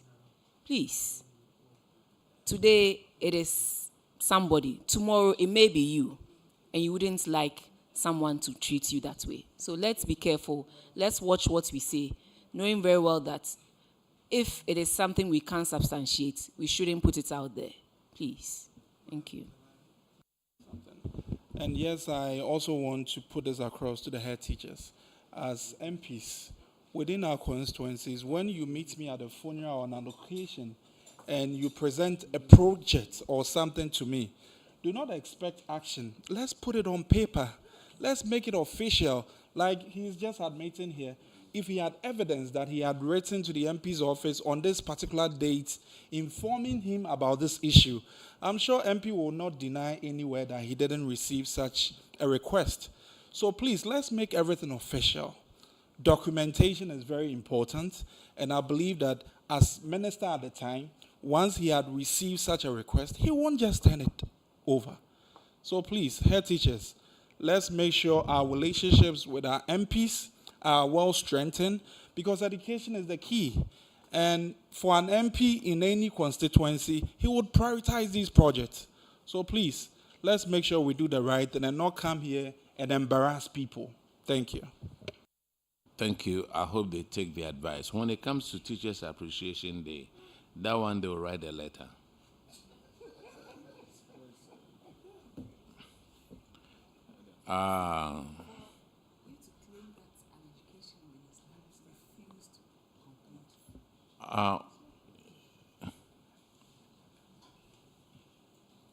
What is this school over here? What was it? Okay, Aguna, you are discharged. Thank you, Mr. Thank Chair. you, Okay. Mr. Chair. Adanwomase. Huh? Adamumasi. Ewaha. You introduce yourself to the school, to the committee. My name is Felix Cranton Dakwa, headmaster at Kumasi SHS. My name is Rashid Abdullahi, accountant at Adama Senior High. Yes, we are talking about your abandoned projects over here. What has happened to it? We have two Get Fund abandoned projects, dormitories, one for boys and one for girls.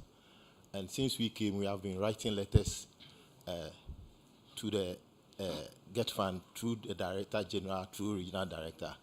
And as a result, we have the contractor coming on site to work on one of the dormitories. The dormitory itself is complete, but we don't have beds. And the adjoining washroom and bungalow has not been completed. But that of the boys is about 70% complete. Because the girls is 90% done. And Yes, then the boys Chair. 70% done. Yes, Honorable Chair. And these were started in 2012. Yes, Honorable Chair. One is even 2008. One is 2008. Yes, Honorable Chair. Were you a headmaster over there when they started? No, Honorable Chair. And you said you've been communicating with who? We write letters to the Director General, Get Fund, through the regional director. And occasionally they come, officers come around to inspect. GES, what says you? They've been Chair. writing letters, so. Chair, you are kind to us that Get Fund is here, and the piper is ballooned by its owner. Get Fund, he passed the buck to you.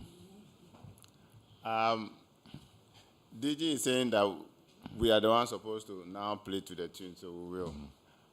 Yes, it's true. At Amasu, we have 2 projects there. Single-story dormitory block and construction of 2-story girls dormitory block. The single-story, I think, is almost completed. Is the one that started 2008. That is the challenge, but it's also programmed in the phase 2. I think we've earmarked about 4.7 million for its completion. So when we get approval, we are good to go. Thank you. All right. You are discharged. Thank you, Honorable Chair. Let's call Ejura Technical Institute.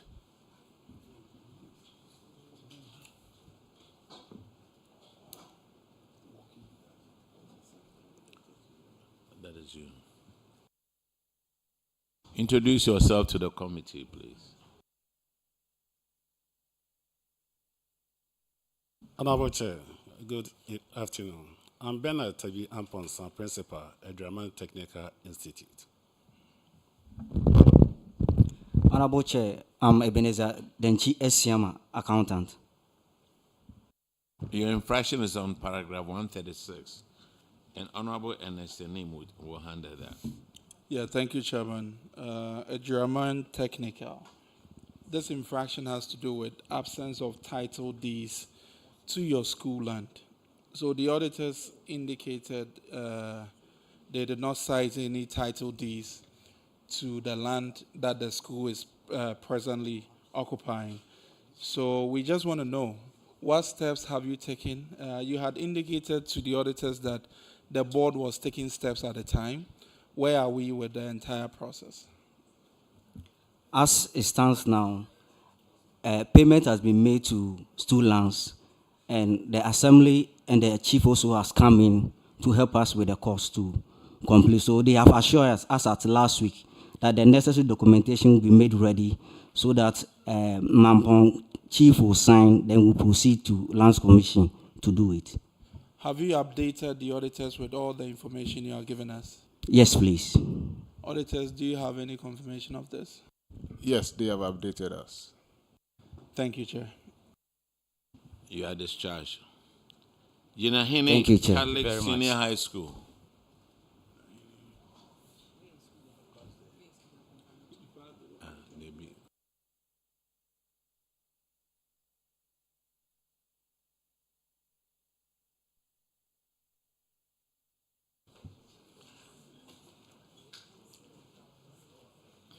Yinahini. Yeah, Yinahini. Yinahini. Yinahini Catholic SHS. Yes, sir, I'm sorry. Introduce yourself. My name is Eric Kello Logo, the school accountant. School accountant. What is the head of the school? My head is not well. He was coming and then something happened. The driver had to rush him to the hospital. Yeah, he can come back tomorrow. Or you follow us in Takrady or Kufrodua. Thank you very much, sir. Honorable Chair. Yes, please. Please, the headmaster has not been well for some time. Mr. Kumasi. You don't have an assistant headmaster? We have 3 assistant heads there. So, where are they? He's the accountant. Yes.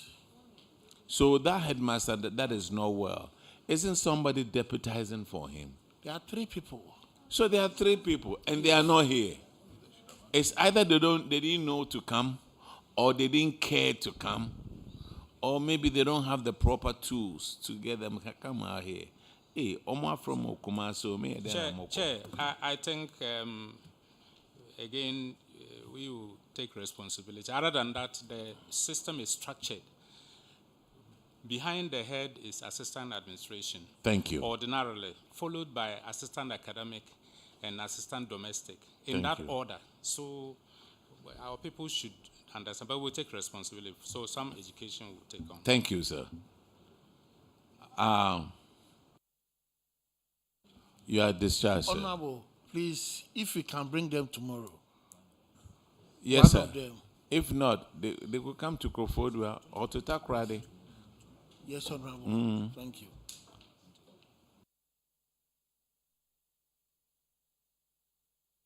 Which other school is left? Is that Konfanachi? Konfanoche and KSTS. Kumasi Senior High Technical. That's Kumasi Senior High Technical. Please come.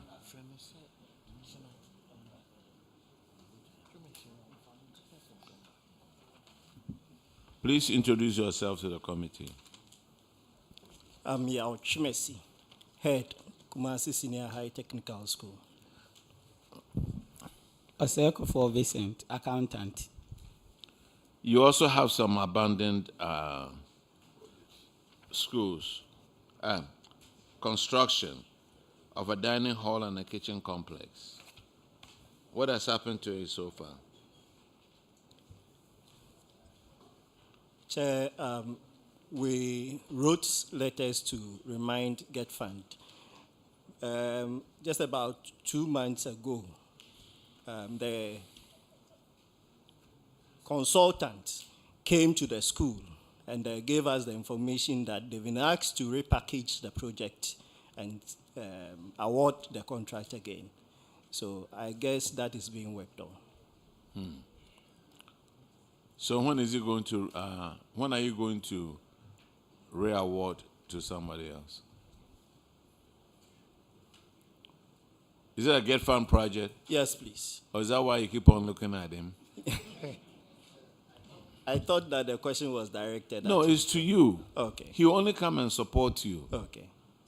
I don't know what they are doing at the moment. All right. Get Fund, please. Thank you, Honorable Chair.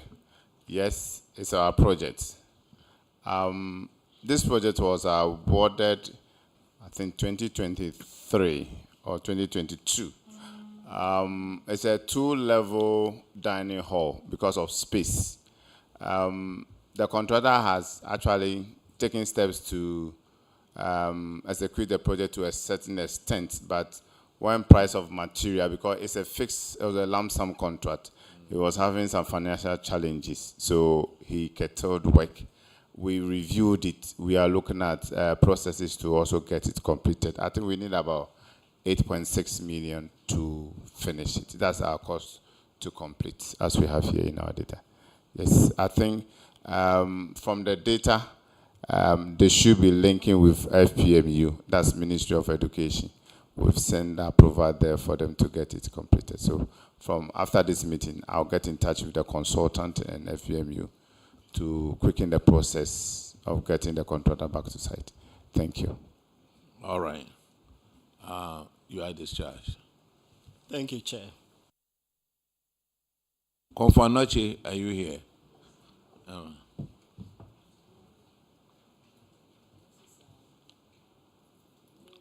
Please introduce yourself to the committee.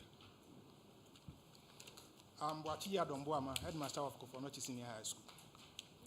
Boachi Yadomboama, headmaster of Konfanoche Senior High School. All right.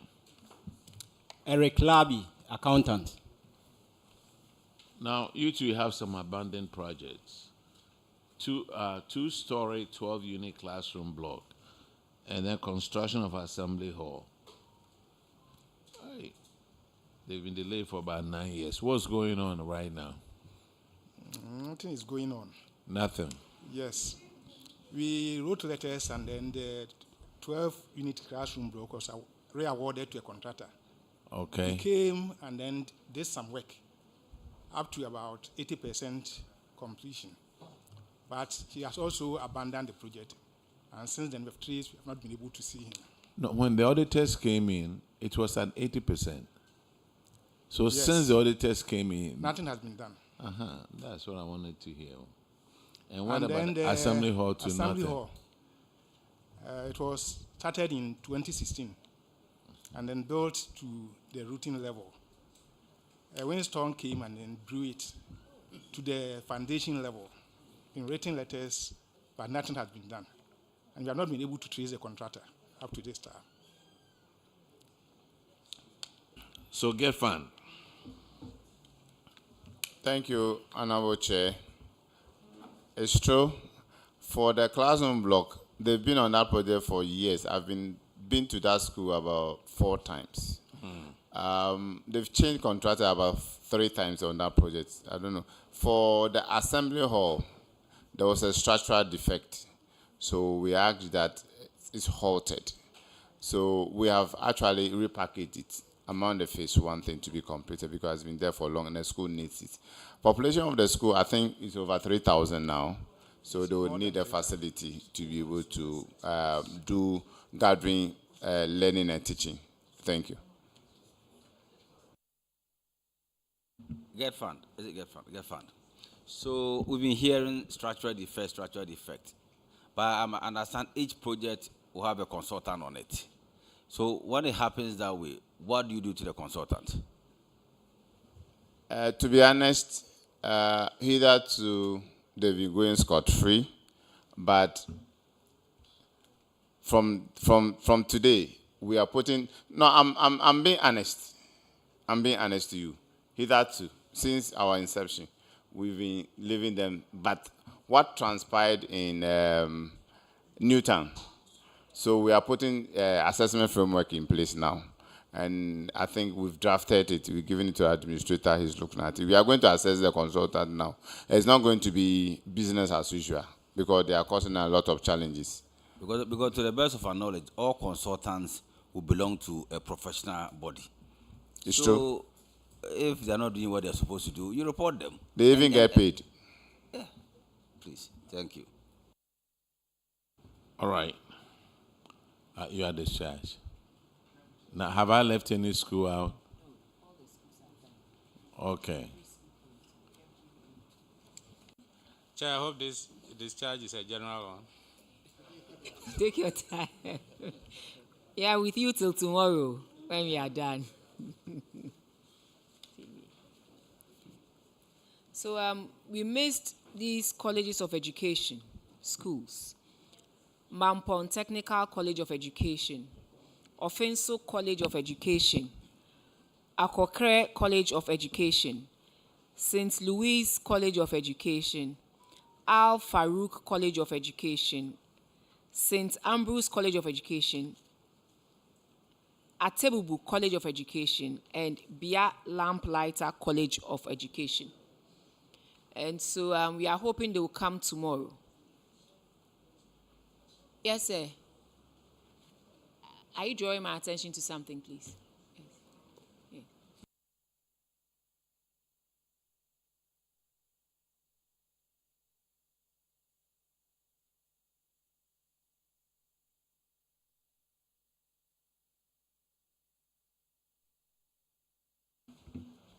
Please, my name is Gama Isaac. I'm currently at Seche East District Assembly. And this is my coordinating director. And please, where's your DC? Please, he's not here because of we were not cited, but Seche East name came in because I was transferred to Seche East. That's why I'm here. Concerning a laptop and a tablet. Ah. Yeah. From so, which municipal or North Southwest. North Southwest. West, Mankranso. It has been returned. And sir, before you speak, we'll have to take the oath.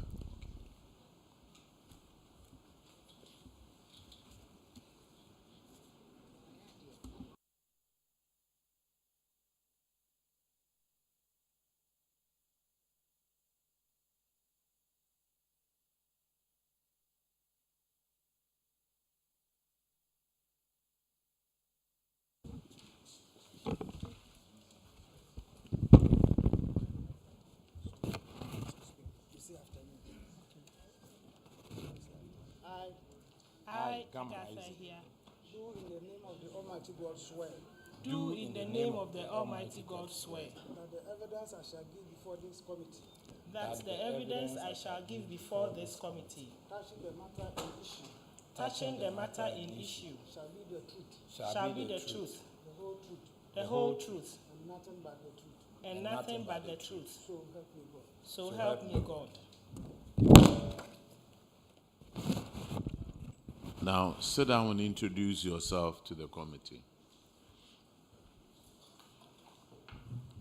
I am Gamma Isaac, District Finance Officer, Secretary East, District Assembly. Please, my name is Agatha here, District Coordinating Director, Secretary East District Assembly. Okay. Now, what is the story? So, please, Honorable Chair, I was transferred from Ahafano Southwest District Assembly to my current station at Secretary East District Assembly. There was a laptop issue in 2024, of which I returned. So when it was captured, Secretary East's name came because I was transferred to Secretary East. That's why our name came in the letter.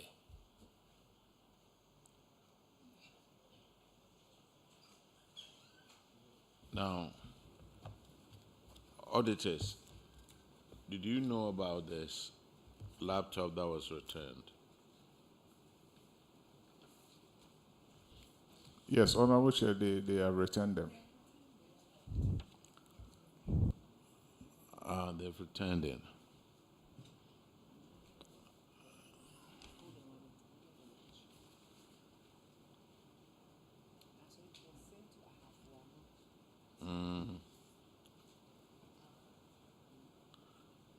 Is it not north or southeast or whatever it is? For Ano Southwest, Okay. Mankranso.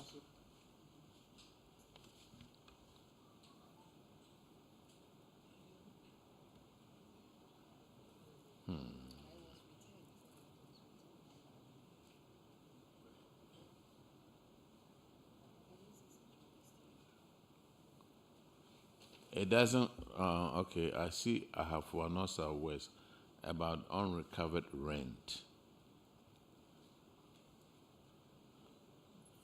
Honorable Chair, what I'm speaking to is in respect of for non-north. For non-north, yes. For Southwest, we don't have any infraction of missing laptops. The missing laptops happen. It's on paragraph. North. Paragraph 1 says missing assets. Okay. Financials.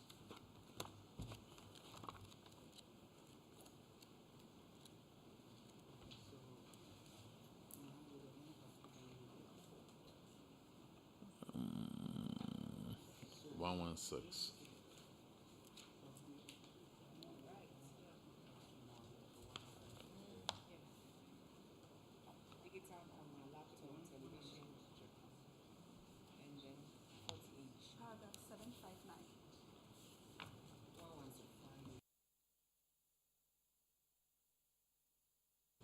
So it was a digital camera, laptop, television, and 40-inch television set.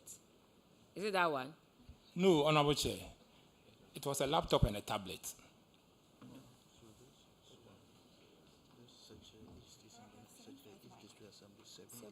ready to return laptop and tablet. 782. We were called by 782.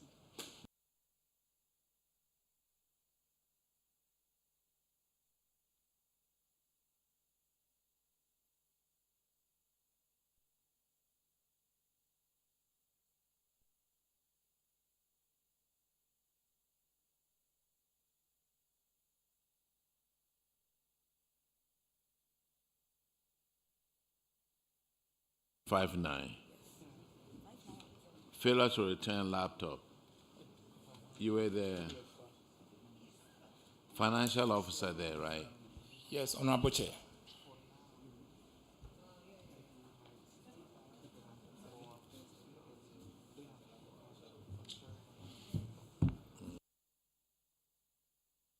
But the auditors have confirmed that Auditors, you've confirmed you've received it. Auditors, have you confirmed or otherwise? Honorable Chair, what I confirmed was in respect of Afano North Municipal, but I think he's talking about Afano Southwest, which we don't have any infraction relating his to issue is that. that it was captured under Setre East. Because he was transferred to Setre East, it's captured under Setre East. So the former finance officer of Ahafo Ano Southwest. Yes. Paragraph 759. Failed to return an asset valued at 15,000 upon his transfer to Setre East. Okay, per our status, it's still outstanding. Who did you send it to? It was sent to the coordinating director, and they sent it to the external auditors to verify. Which external auditors? Because the external auditors are here. Mr. Minsa, the district auditor for TEPA.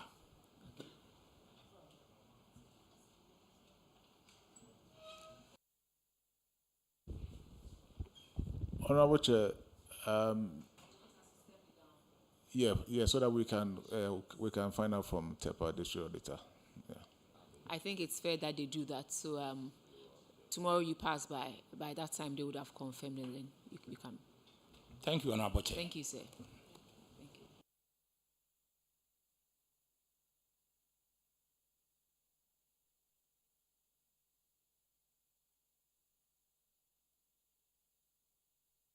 So on this note, we'd like to bring today's proceedings to an end.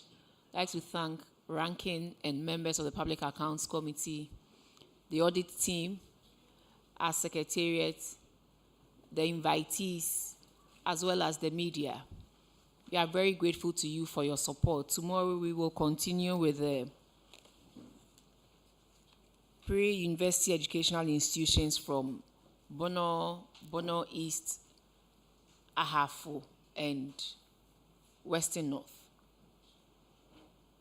We look forward to seeing us all tomorrow to continue with this. Thank you very much.